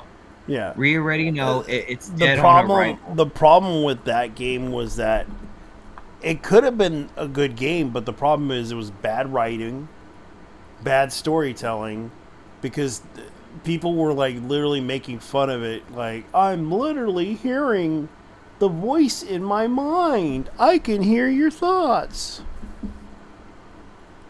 Oh yeah, I remember that scene, and it's like, what is this? The I voice literally acting blew was the just game really industry try-hard. up with my mind. That it's like, Square, what are you thinking? Stick to your core games. We love you for who you are. And the sad but part doing all is this- that they threw the collector's editions out the window. Like, if I go online to get the collector's edition of this game, I feel bad that a lot of companies had to close down because of the fact that they made these dumb decisions that they don't realize isn't going to work. I understand you're trying to do this to impress some money guy who basically gave you the money, but you gotta realize that guy does not want you to succeed. He wants you to fail out of his own amusement by giving you this money in order to lose your job, in order to make you fired. That's the thing. Like, I don't get why anyone in their right mind would go into the game and then try to turn it into something that it's not. Like, they want to literally turn a hero into some villain, or try to make the hero break a lot of rules in order to stop the forces of evil. Like, they literally don't know what they're doing. They're just literally trying to, create these problems out of necessity in order to get what, a couple of dollars out of everybody. Is that what we're dealing with? Yeah. Oh, hey, can you? I put in the guest room chat. Hey, can you go to the Game Industry Biz site? This is the company I was talking about. Okay. Recently with what was going on, how bad things are. It was announced. They did announce a few games in the recent Nintendo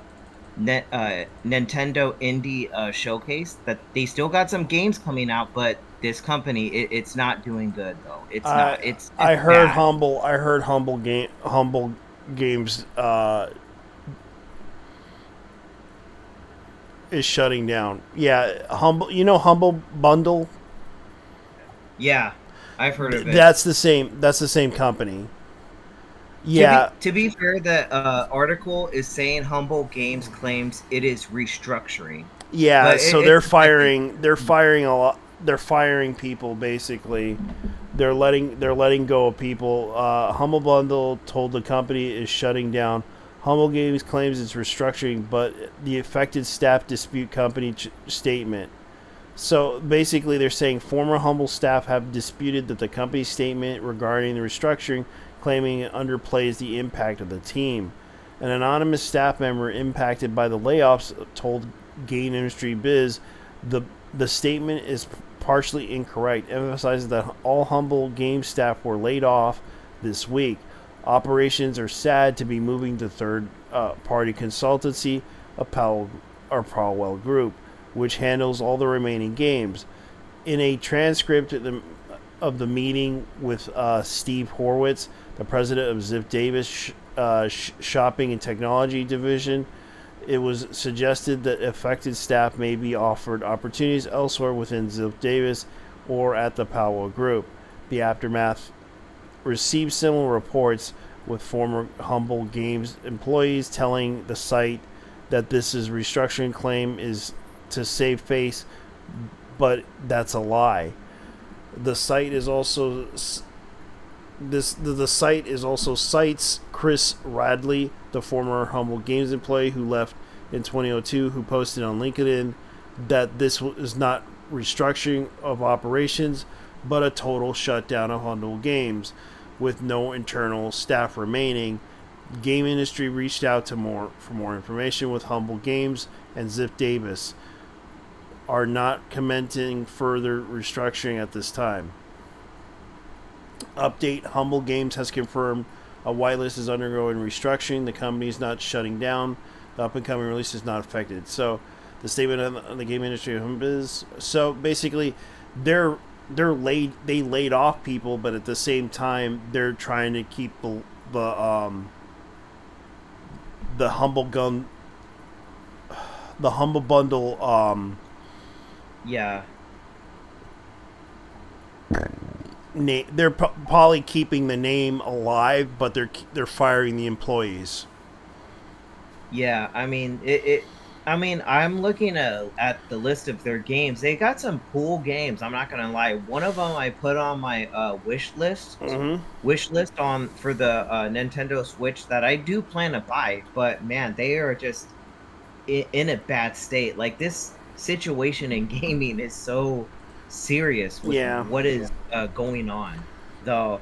And yeah, they're gonna release a few games on the Nintendo Switch that got showcased in the indie showcase for Nintendo, but it's still not enough to keep this company afloat, though. Because they are trying to keep the name. They're not trying to keep the company alive. They're basically just keeping the name to sell it. That's what they're trying to do. Because they're not making any money off of this whatsoever. This is the problem. This is what I'm guessing at. They are literally trying to keep the name in order to sell the company name and IP. Because Humble Games happens to be Humble Bundles, which a lot of people don't realize. They're like the same. They're the same thing that tries to help do like a donation thing for cancer research and all that other stuff. Like, it's basically just a charity website that basically helps, run like for streamers that want to do like, and they basically promote like buy all these keys in order to basically sell. Like, whoever donates a bunch of keys to them, they get like a off of taxes and everything. It basically helps charities. Like, I know that game developers and indie game developers love Humble Bundle. Yeah, I mean, like I said, there's some games. They got some good games on there, though, and they look like an indie game. They look like indie games. I mean, nothing wrong with that, but the state of the industry is just so bad. I mean, it's not enough to maintain a lot of people's living conditions, though. Not in this time, though. I know, and it's like the same thing with Dungeons and Dragons right now. D&D's like in its 50th anniversary. Yeah, they did something at San Diego Comic-Con, or they had something set up around the San Diego area. I'm like, oh, they have. I don't know how some companies are able to do certain events even though they're not doing well, but yeah, that's the thing. They're trying to from what I heard from people, they don't like it. They don't like the new rules and the fact that they just Hasbro decided, okay, they're trying to make it all digital, forcing people to play the digital version, not the actual, socialize with people and talk to people in real life version.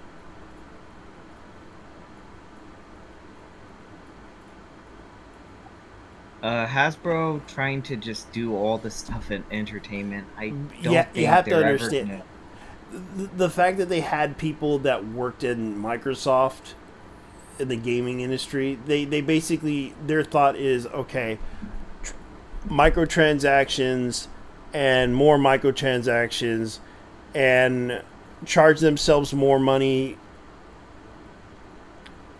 and basically DLC. That's what they think.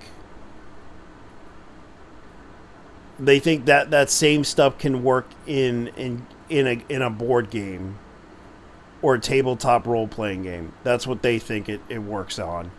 They want to monetize the whole thing, which I can understand why, because they want to nickel and dime people out of money. That's the whole point of it. And I really don't like it. I really think the fact that they've been trying so hard to sell D&D 5th edition for a long time. I literally, like, I see the books in the store. Some of them sell, but some of them don't sell well. Like, I don't understand what's going on. I know that people...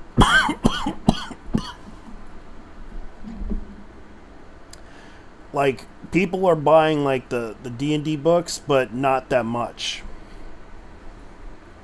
Like, literally, Walmart had a discount sale just to get rid of those D&D books. Because of how desperate they are trying to get rid of those books, because those books were so around, and of course they're not selling. People are not buying them just because, oh wow, this is a fun game, I can play this. No, they just don't care about it. Like, it's not like they tried to sell like a whole lot of stuff online. Do you see anybody buying this game? No. This game is meant for, like, you know, socialite, like pizza and beer and playing a game. That's basically what it is. You know, gathering with people to play a board game or a tabletop game. That's basically what the whole point is.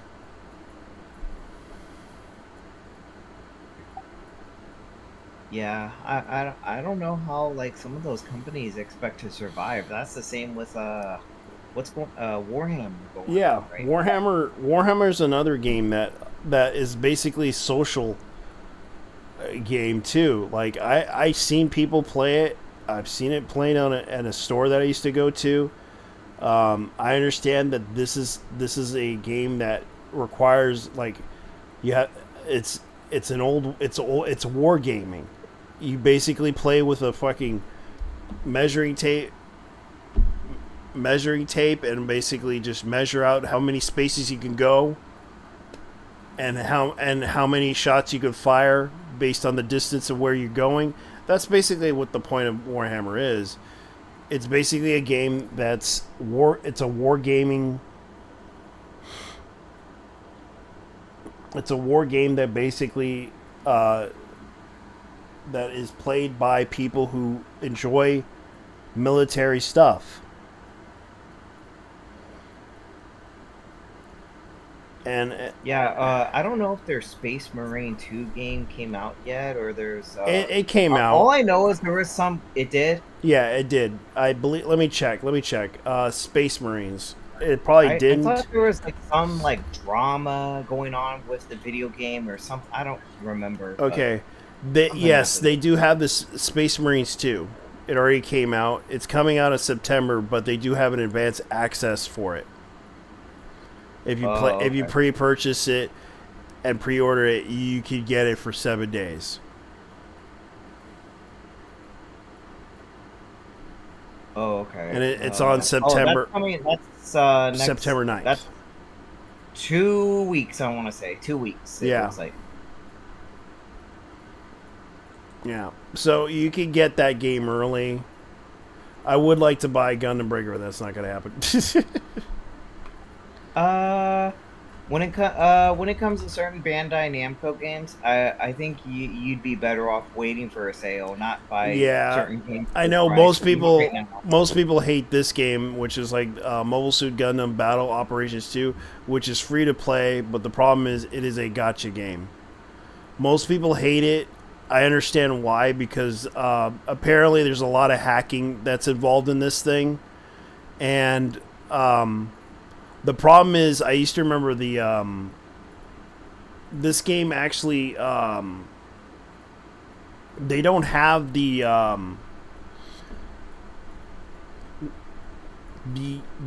code fairy game that they used to have for this, just to introduce Battle Operations 2, because originally this is the PC version. They won't release the Code Fairy game itself, because I remember playing the game, and that's how I got introduced to Battle Operations 2. because of Code Fairy. Because I wasn't a big fan of it at first because it was a gotcha game. But when I played Code Fairy, it reminded me of the PlayStation era of playing Gundam games on the PlayStation 2. Yeah, it kind of seems like that Gundam game you just showed off on Steam. It looks like they have a lot of work to fix with that game. Because like, people were getting upset about that game because the hacking was so bad. You can look up on the Reddit forums, people were complaining about it. On GBO2 forums, they showed videos of people cheating in the game. They showed people doing that. The problem is it's a security issue, but on the PlayStation, it works perfectly fine. On the PlayStation Network, no one's having problems with it. But in the PC version, oh boy, people were not happy. Yeah, you just, you can't do that to PC gamers, man. I mean, PC gamers, they're the majority of the audience. Yeah, now. And I bought this game because I really liked this game, because just because of the cute factor of this game. But at the same time, it did have a story. It is a fun game to play. A lot of people really did like the storyline behind Code Fairy. But sadly, it's not very well known among gamers, because I'm surprised. Like, all the people who are feminists, I thought you guys like female-oriented games, and they did make this game female-oriented. But the problem is, this is a game that came with Code Fairy. I actually bought the PlayStation 4 version of this game, which is the deluxe edition, which I'm allowed to play on the PlayStation 5. Which I was surprised. Like, I bought all of this, including the VR Operation Elma thing, and I actually enjoyed the game. Sadly, I wish I could buy this on the PlayStation 5, but unfortunately, I can't afford to buy a PlayStation 5, so I'm not buying it. Yeah, I'm not putting money down on a PS5. I mean, if my brother wants to give me a PS5, I'll take it, but he said he'd give me the PS4 for free, which I'll consider, but the PS5, I wouldn't buy a brand new PS5. Yeah. I don't want to give them money. I mean, Sony did take a huge L with that Concord game. That was well deserved. Well deserved. Yeah, because I played this game. It's not the best game ever made, but it was actually pretty good for what it's worth. But sadly, I'm surprised not many VTubers some VTubers played this game. I know that there's like very few Japanese VTubers that played this, but this game was absolutely fun for what it was worth. It was worth the money. I played it myself, enjoyed it, but that's what introduced me to Battle Operations Code Fairy.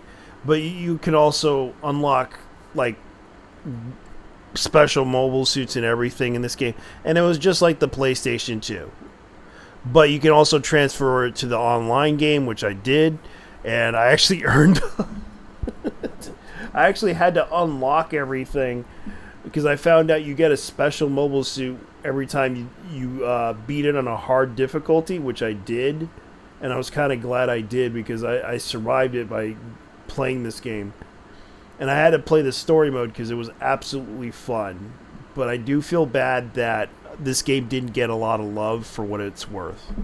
It was digital only, not physical, but it was fun.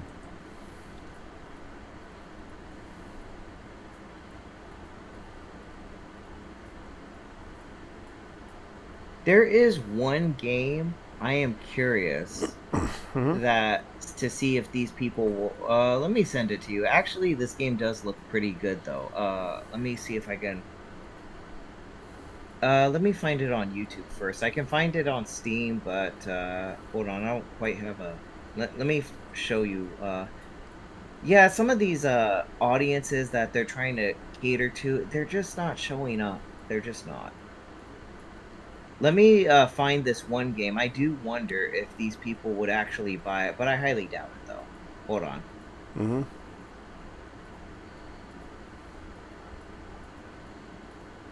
The game is called Awaken Astral Blade, though. I don't know if you heard of that game, but that game looks really cool. Awaken Astro Boy.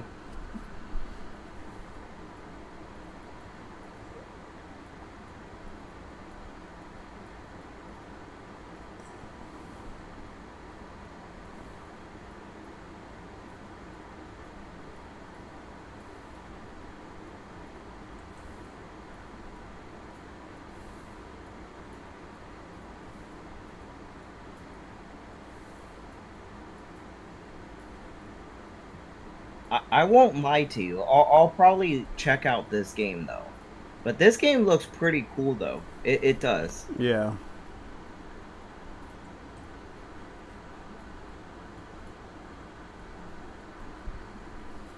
I sent it to you in the thing, so. Okay.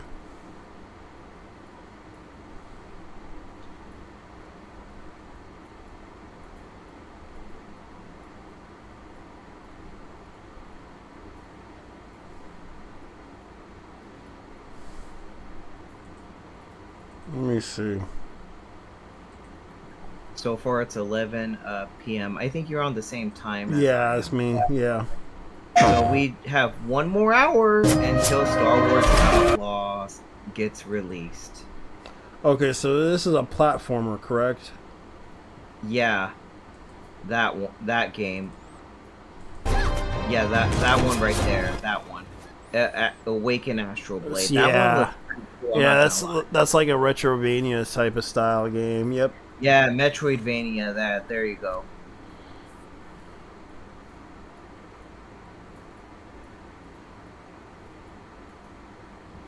But I did see it though. Some people that were hyped about some. There's a community of people that really love Metroidvania type of games, and this was on like their list of like hyped games to look forward to. Oh, that's interesting. Like even when I went on their social media page, the people behind their account, they look really nice. They look really nice, and there's like people that are like genuinely like excited for that game. Like that is a game. Oh, I'm willing to give it a chance though. Yep. Like they're still good. There's still some like female like driven games out there though. I mean, I'm not talking about the one with modern audience, but you know, there's still some games that showcase good female characters though. They can. They can. Oh god. Oh my god. Yeah, that's from the Gundam game. So anyway, this is my Gunpla. That looks funny. Yeah. Transformable one. That's not bad. Yeah, well, when I was at San Diego Comic-Con, like, there was a guy I was hanging out with because one of my friends is from Mexico, and we were, actually, he was shopping for some, it wasn't Gunpla, but there's a company that, what is it called? Bondi, I believe, has, like, some, like, mech, they're kind of Gunpla inspired. I'm forgetting the name of them, though. Let me find it though. All right, Bandai. I'm forgetting the name of it though, but it's like build your own, build like mechs, kind of like Gundam, Gunplas, but it's a different name. I'm forgetting the name though. I'm gonna see if you know. Is that a B? Yeah. Okay, wait, so Bandai Hobby. That's what it's called. Say it again. Bondi Hobby. Yeah, I think it's that. Yeah. Go to it. 30 It was like some other like brand that like Bandai Spirits 30mm optional armor. That's not bad looking. Yeah, I can see why. Yeah, I think that was it. Yeah, Bondi Hobby. Yeah, it's It's something like that. I saw. Yeah, 30 minutes mission. That's what I'm talking about. Yes. Yeah. Yeah, and then it's customizable by the looks of it. It adds those little like holes right there. That adds the armor. And you can see right here that's actually creative though. I think that would be interesting anime to watch if they made it into an anime called 30, or it could be a video game called 30-minute mission. Yeah, 30-minute missions. Isn't I do wonder. There has to be like I'm sure there's some discussion videos about like the mechs or whatever though on YouTube. Yeah, and they also have like the customizations that you could do to it. Like you can buy the pieces for it. Yeah, we saw those at San Diego Comic-Con. One of the guys I was with, he said, "Oh, this is like Bandai's like their own like type of Gunpla building brand, not like affiliated with Gundam, but it's kind of like it's their own thing or something. It's a new IP, their own hobby IP that they want to do to get people. Yeah, like a hobby IP. Yeah. Which I think is I'm all for that. I think I can understand that that this is a custom, like you could customize it with added like shields and everything, and that's kind of cool though. You could add weapons to it. You can add like a bunch of stuff for it. I can see that right in here, for example. This is the model that they're trying to sell. It's about $19. This is the exam type. And these are like the pieces that you get separately for it to customize your robot the way you want it to look like. I'm pretty sure you could do like 3D printing out of it, but at the same time, I don't have a problem with it. I think it's kind of cool. Here's another example. Yeah. Of a Bandai. You can see right here, that's like another example. It has like the little holes and everything. I guess this is like you can put like legs and everything in there. You can see that it actually does have like a lot of customization. You can add the tank wheels on there. And it's actually tank skates, but yeah, you get the gist of what they're trying to do here. Yeah, I mean, yeah, okay, that looks cool right there. The little wheels with that's sick right there.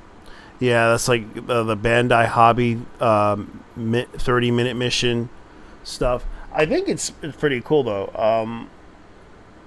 And you can see right here, this is another example of one of the missions where you can customize it to where it can look like this. I think that's like one of the pieces that they,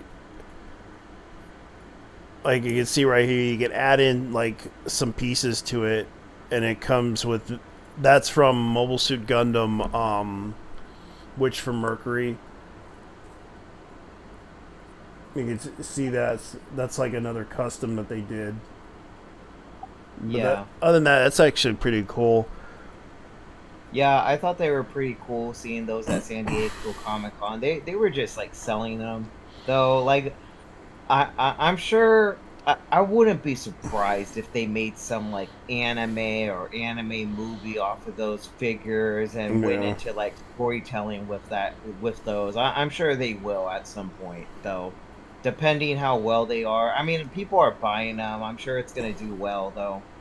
Yeah, you can definitely see that they. I would love to buy these because they're a little cheap though. They're like $20. Yeah, I saw them. I'm like, oh, they're pretty cool looking. They're pretty cheap. I think kids would love this. I think I would probably buy this for my nephew if he was old enough. Yeah, they're really cool. They're cool looking. I'll give it that. Yeah. Really solid looking. Yeah. Yeah, because I would probably tell him, like, dude, you got to come and hang out with me. I'm going to have to.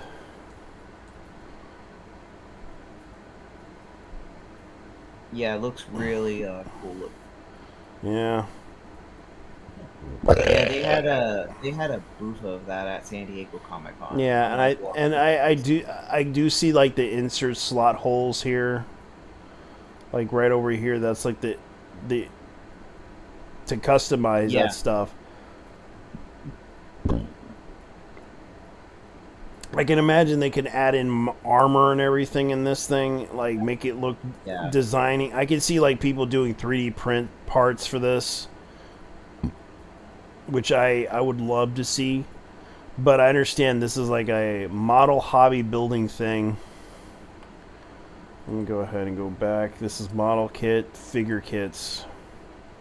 Because these are just figure kits that they are trying to sell. And they're doing the Witch from Mercury stuff, which if you want to buy that, kids, go ahead. It's $21. Same with this one. It's like a 1/44 scale. Huh. Bandai Hobby, Gundam Seed, Destiny. And that's kind of the reference to Gundam Wing in a way. Yeah, you can tell it's all Gundam inspired. Yeah, because that's what they were trying to do in the movie. And I was like talking about Micah Curtis like dissing it. He was like dissing the whole but I had to correct him on certain things because certain things about the Gundam movie, because he was kind of wrong on certain parts of it.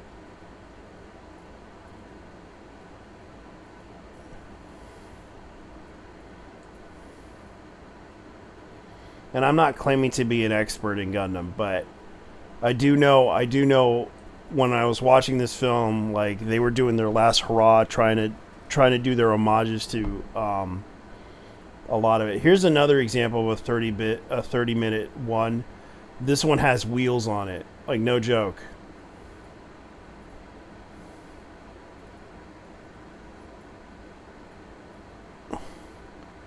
And it's a transforming and this is actually pretty cool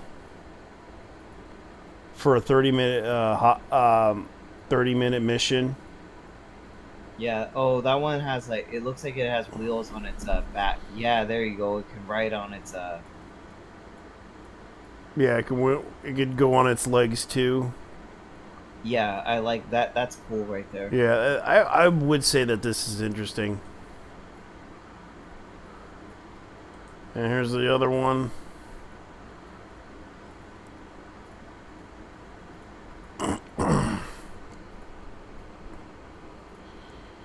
I guess it's one of the extended. Okay, so 30-minute mission.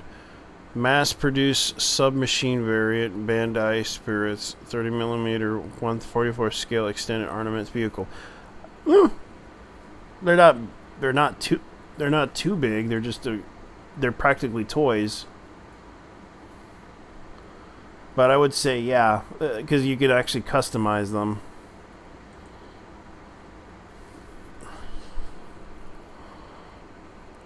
That's cool. Yeah. I think and it's affordable too, so it's not that bad.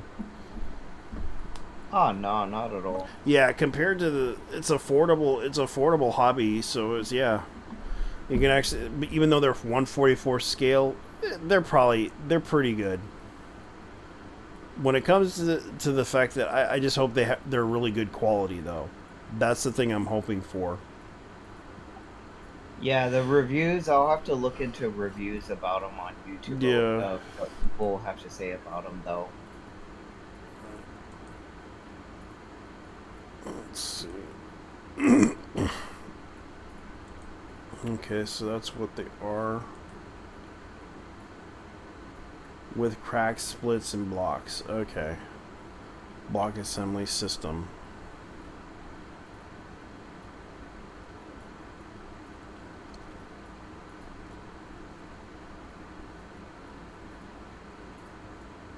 Alright.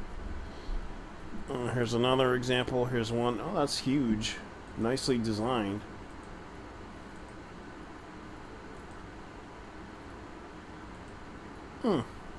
Yeah, it could definitely work. It's a cheap it's cheap and it's easily good for kids if they want to get into the hobby.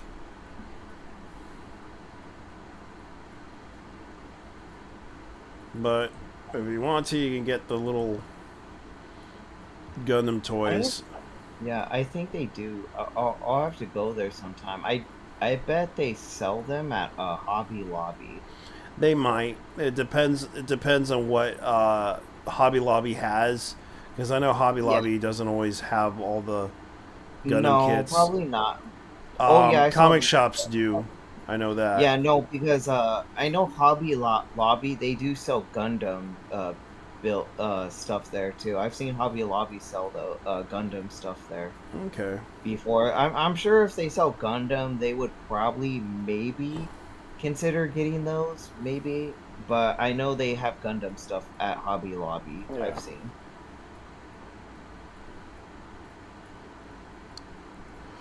Not gonna lie, I need credit. I do got some. I do have like one Gunpla that I never got around to building. Like I built one Gunpla, but I never got around to building another one though. Yeah. I have a.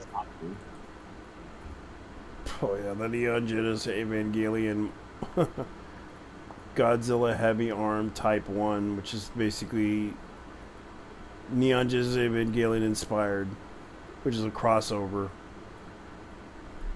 Jesus. Oh yeah, I saw that right there. Yeah, I saw that at San Diego Comic-Con. And it's Mecha Godzilla Evangelion inspiration. Yeah, I saw that. That's on Premium Bandai. Someone said that Premium Bandai is like a Bandai shop, but it's like limited. Yeah, limited edition, collectors. You can put money on it, but you're not like someone said in a video, you're not guaranteed to get it though. Yeah, you're not always guaranteed because they could easily be sold out. They limit printing or some. There's someone that went in a great detail about Premium Bandai though. Yeah. Something like that. Okay, here it is. That's from Gaia Frame.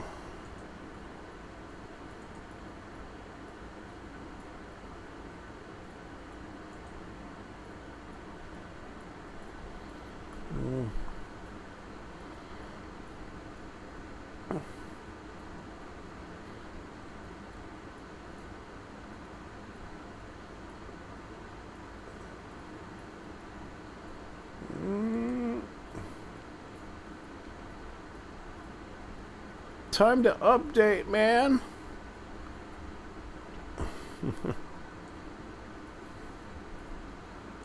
Time to update the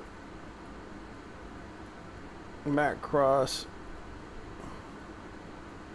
Oh yeah, I do see some stuff. I did see some stuff of Macross. Yeah, because Soji Kawamori showed up at that event. Oh, what was oh, there was something funny that did happen. When I did cosplay, I was in a panda outfit. I walked by this Harmony Gold, right? Mm-hmm. Is it Harmony Gold? Harmony Gold had a table. They had some table, not like on the convention floor, but there's like a place in the convention where people go to like promote like upcoming events or other conventions or whatever, right? And someone from Harmony Gold made a comment about my panda costume. It was pretty funny though, but it was really funny. But they had a booth there selling some stuff. I'm sure you'd find it though, but yeah, I don't know if Macross or if it's still like in a good state with its fans, but it sort of is. But at the same time, the reason why people are upset with Harmony Gold is because they blocked out their licensing thing. Kind of blocked out chances for the Macross IP to come to the U.S. The thing is that they did it for decades, until they renewed it again, and that's what caused a lot of people to resent Harmony Gold, because they don't own all the Macross series. They only own one Macross series, if any of the characters that were in there that was in the anime, they have to be either blocked out or they can't be shown at all.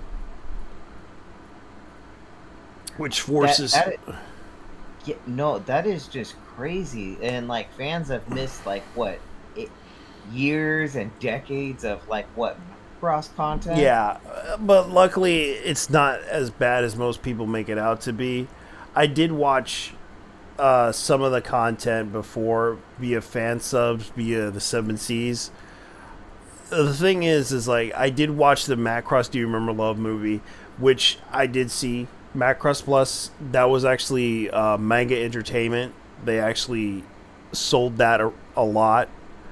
Macross 2, I know that was sold by another company back in the days, but sadly it's being sold on Anime-Ego. But the funny thing about it is like I did see a lot of the Macross content, like Macross 0, for example, Macross 7. I know that they have like a lot of Macross series, but the problem is some of it can't be shown in the U.S. Yeah, like you're not ever gonna get this on streaming services, not Crunchyroll, anything soon. The problem is that they put it out on Disney Plus, but no one trusts Disney Plus because it's really expensive. As much as I want to buy the anime, it's just to watch those movies. I just can't because I'm pissed off at Disney for what they did with certain IPs that they have made. And right now, like, I'm still pissed off over the whole Star Wars situation because not only did they claim they were like, oh, we're for diversity and everything, but they made a black person look like they basically did a humiliation ritual on the black person to literally just say, oh, we're going to own the Chuds. You know, you could have just equally represented him as a Jedi, you know. That was the whole, like, he actually was going to be the main character, but you chose to not make him the main character because the fact was, even though it was focused on him at first, you decided, nah, we're just gonna make him the comic relief because that's what works and that's what's gonna be safe for us from China because they didn't want because they were peddling to China. The only thing I would say I don't agree, I don't mind anime being on Hulu, and there are some anime, yes, that's exclusive on Hulu service. Yeah, Disney will get the streaming rights. It's not like, maybe in other countries they'll put it on Disney Plus, certain animes, but most of their animes they put on Hulu here in the States. I'm talking. Like, I don't think. My only thing is with them that they should not have any involvement with making anime or controlling the content or dictating the content of where anime goes. They should not have control of that. Well, the problem is that it's due to licensing. They have to buy. This is kind of a practice that has to be done because in order to protect their IP, they don't want it bootlegged or anything like that. A lot of Japanese don't usually put out their content for international use because there is a certain point where they don't want to lose money off of an IP that they own because they want to protect that property from being like bootlegged or being used for something else or like for example Pokemon that's been bought out by a lot of countries, but I know it's banned in Turkey, for example. And a lot of kids like Pokemon, and I know there's Turkish kids that are into it, but the problem is that Turkey kind of like banned it because of a certain thing in an episode where kids were jumping off the roof, and those kids were mimicking that same thing, and boom, they had an accident and blamed Pokemon for it.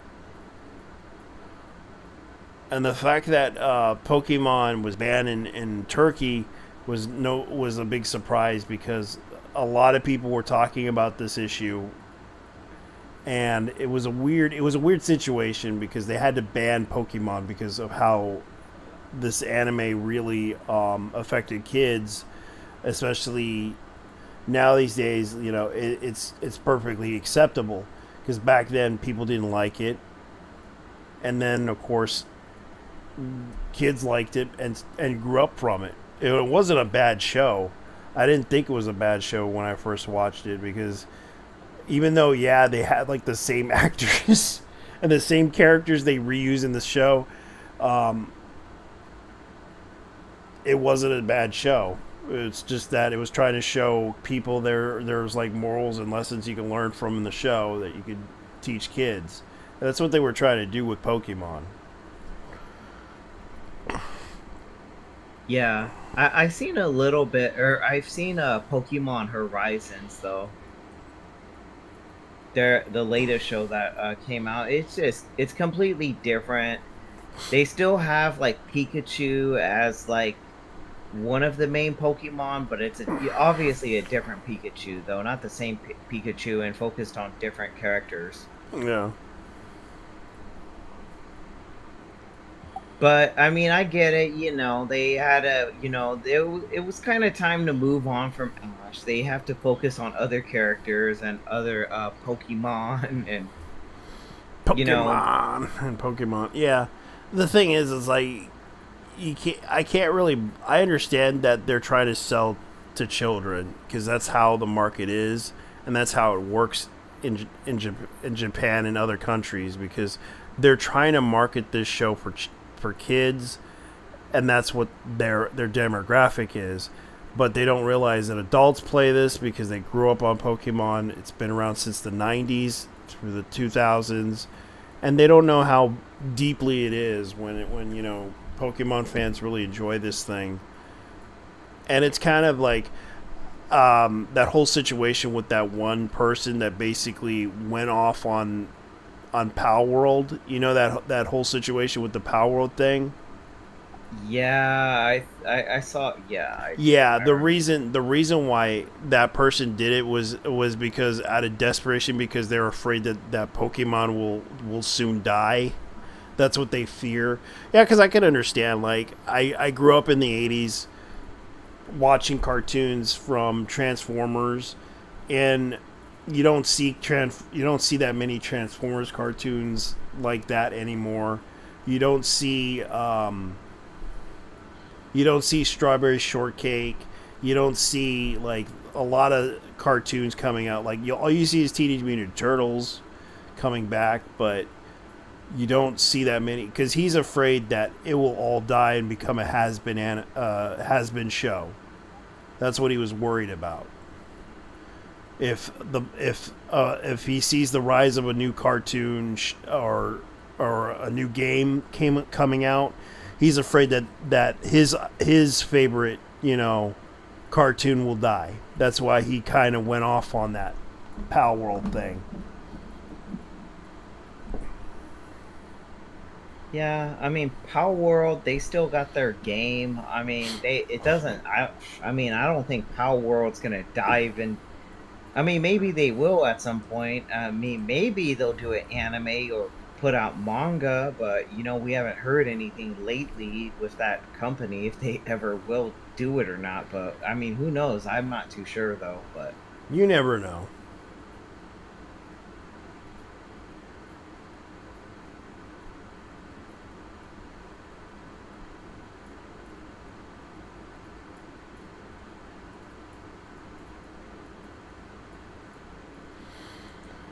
Oh boy, it's one of those crazy situations. Oh, come on. Alright. Concord lost 200 million for Sony. I do kind of believe that. Yeah, because they spent a lot of money, from marketing and everything to put this game out there, only to find out that they're, and also the fact. Okay, so making up for Concord loss, PS5 set to receive another price hike in Japan. So they basically couldn't really sell the console. When people wanted the console, they raised the price on the console. Like, the scalpers raised the price on the console to make it really bad because they wanted to make more money. And now... Well, if I recall, I heard that GameStop, they're literally trying... I think it's you trade in a game or something and you can get Concord at a cheaper price. I don't know. Or they're trying to give away the game for free. Well, they were charging... They were not just charging the game. They were charging like $40 for the game. Originally, it was supposed to be a free-to-play game. Then they decided, oh, we're going to add in the $40 just so that people can play this game. I mean, the funny thing about Concord is it was actually the first Sony showcase game that they featured. Yeah. That was the first game Sony featured in their whole showcase. And I was like, what is this? Yeah. I'm sure everyone was like confused. Is this a game or what is this? Like Guardians of the Galaxy? Like, what is this? And then as soon as we saw the gameplay, I was like, I'm not interested. I'm not feeling it. No. But once people did deeper dives into it, though, they're like, yeah, this is kind of not good. Yeah, that's the problem. It's not going to never be good.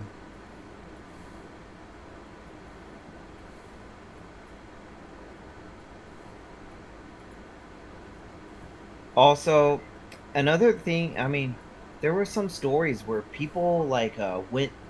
There was something about the company that got exposed by Smash JT. He said, or someone in the company says, "Yeah, I work for this company, and this person that works here is someone in the company is not a good person. They bully their workers, and they said, "Oh, you have to refer to me as the professor."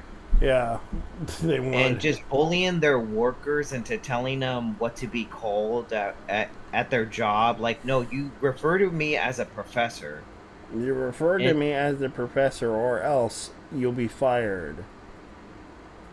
I'm sorry. I'm sorry. That's like, that is kind of mentally ill craziness right there. You will refer to me as Mr. Tibbs, or else I will fire you. I am your master. I am your Lord and Savior, Jesus Christ. Therefore, you will call me the professor from now on. For I am very disappointed in you, because you did not refer to me as the professor. I am who I am. Therefore, you cannot tell me who I am. I am a human being who's going to be referred to as the professor. And you can see how annoying that is.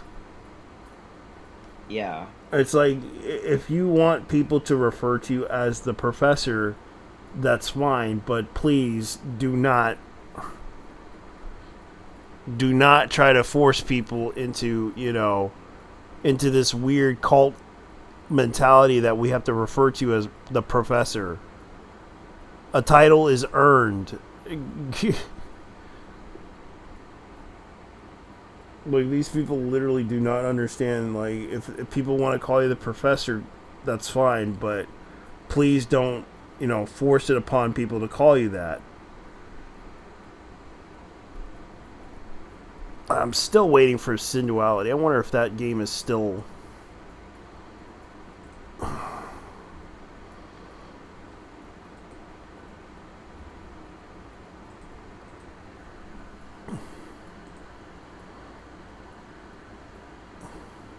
I think Star Wars Outlaws is out. I mean, we're in a different time than the other. Well, I know they have like the remakes though. Like, they have like Star Wars Bounty Hunter on PC now.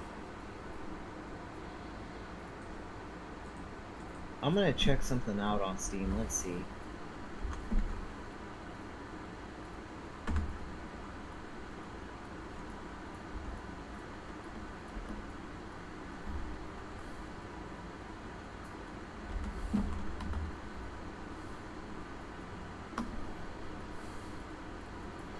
Well, I'm gonna probably end this show because it's been like. Oh yeah, go ahead if you have to. No. Yeah, because it's been like 6 hours, and I know that people are getting bored as hell. It's like it's not like I wanted to end it like this, but I ran out of topics, and I know that people haven't really. Like, I wish people would contribute more into the news thing. I know that. Red was giving me some news. A lot of people were giving me some news about some stuff that happened recently, and it's like dude, crazy. Sorry to interrupt, dude. I can't find Star Wars Outlaws on Steam. I mean, I guess it's. I mean, but then again, I can't find it on Steam. No, I'm like not. I mean. So is it on Ubisoft's only like exclusive service? Is that why they took it off? Let me see. Star Wars. Let me see what they have.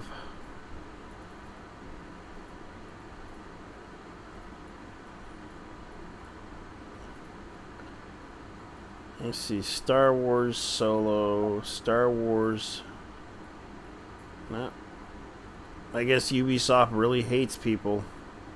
Okay, so wait, Ubisoft wants you to pay for this game, but they want you to subscribe to their service, but they can't bother to put this game out on Steam, the biggest gaming platform. How do they expect this game to do well? How? Let's see here. Assassin's Creed, Star Wars. Yeah, I'm wondering about that too, because I'm looking at the Ubisoft site. It doesn't look like it's on here. It looks like they're probably putting it on whatchamacallit. Ubisoft Plus or whatever. No, they did announce that they're gonna put the game. Let me see, Star Wars Outlaw.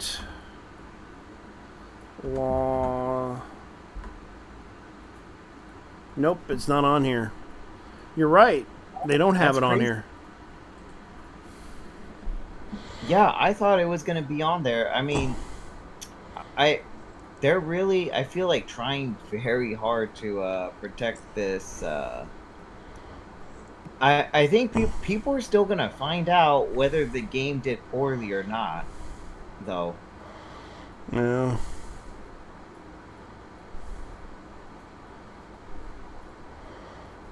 Yeah, I don't know why they took it. They don't have it on Steam though. I never understand that with certain games, but I don't know. Maybe because they removed a lot of their stuff from Steam.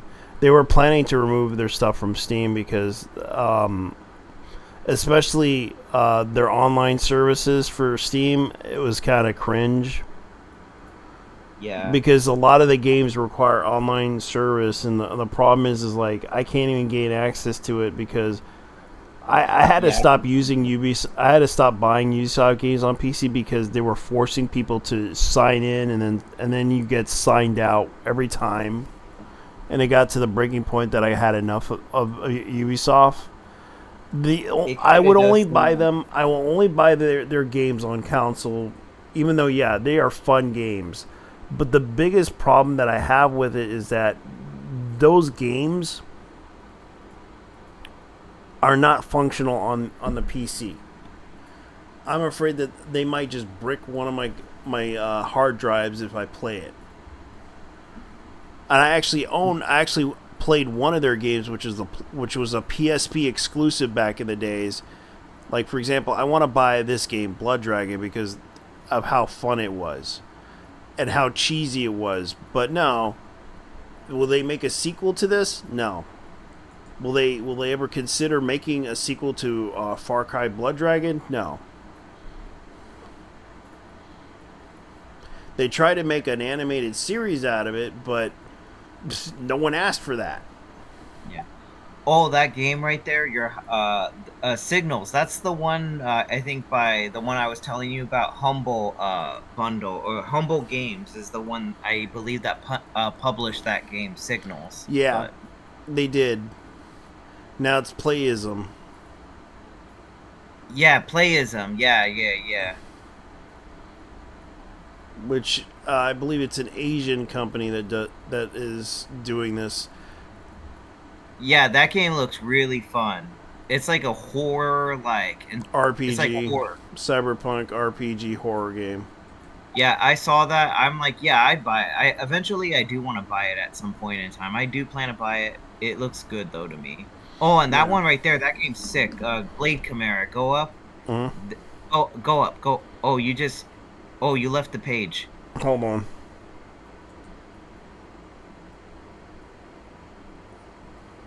Yeah, Playism is the one that's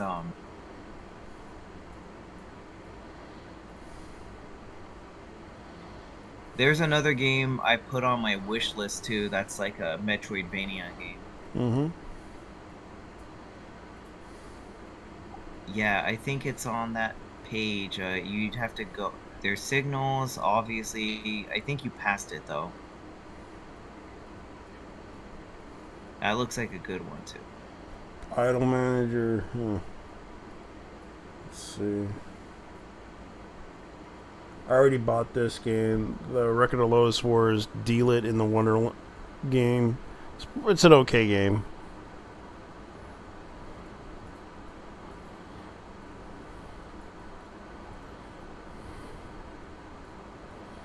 But I still gotta beat it. Right now I've been busy with crap that's been happening to me. Yeah, I'm about to start work at my temp job soon. I'm already playing another game. I'm already playing Mario and Luigi. Yeah, I got a Steam library, and I probably got some games on Nintendo Switch that I need to play too. Yeah, I'm playing one of the Mario and Luigi games before Mario and Luigi Brothership comes out. Yep.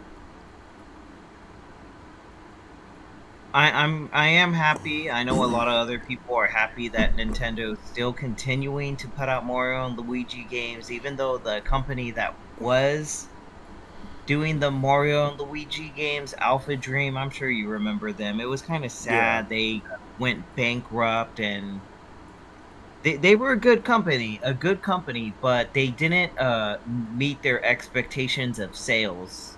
Though it was just the games are good, but they just it hurt the company, and it hurt Nintendo like at that time really bad. But they are still keeping the Mario and Luigi game. I do hope Soul Slash does well. I wonder what the Steam numbers for that game are, but hopefully that game dev, he gets sales. It looks good. I mean, it's not something I would personally play though, but I mean, if gamers are having fun with the game, good on them. So. Yeah. I might watch it. Anyways, I'm gonna go ahead and go. You can end it. Just end it. Yeah. Might as well end it. Stop streaming. Anyways, you guys have a good night. Thank you for watching. Thank you for coming. I hope you guys are entertained. So good night.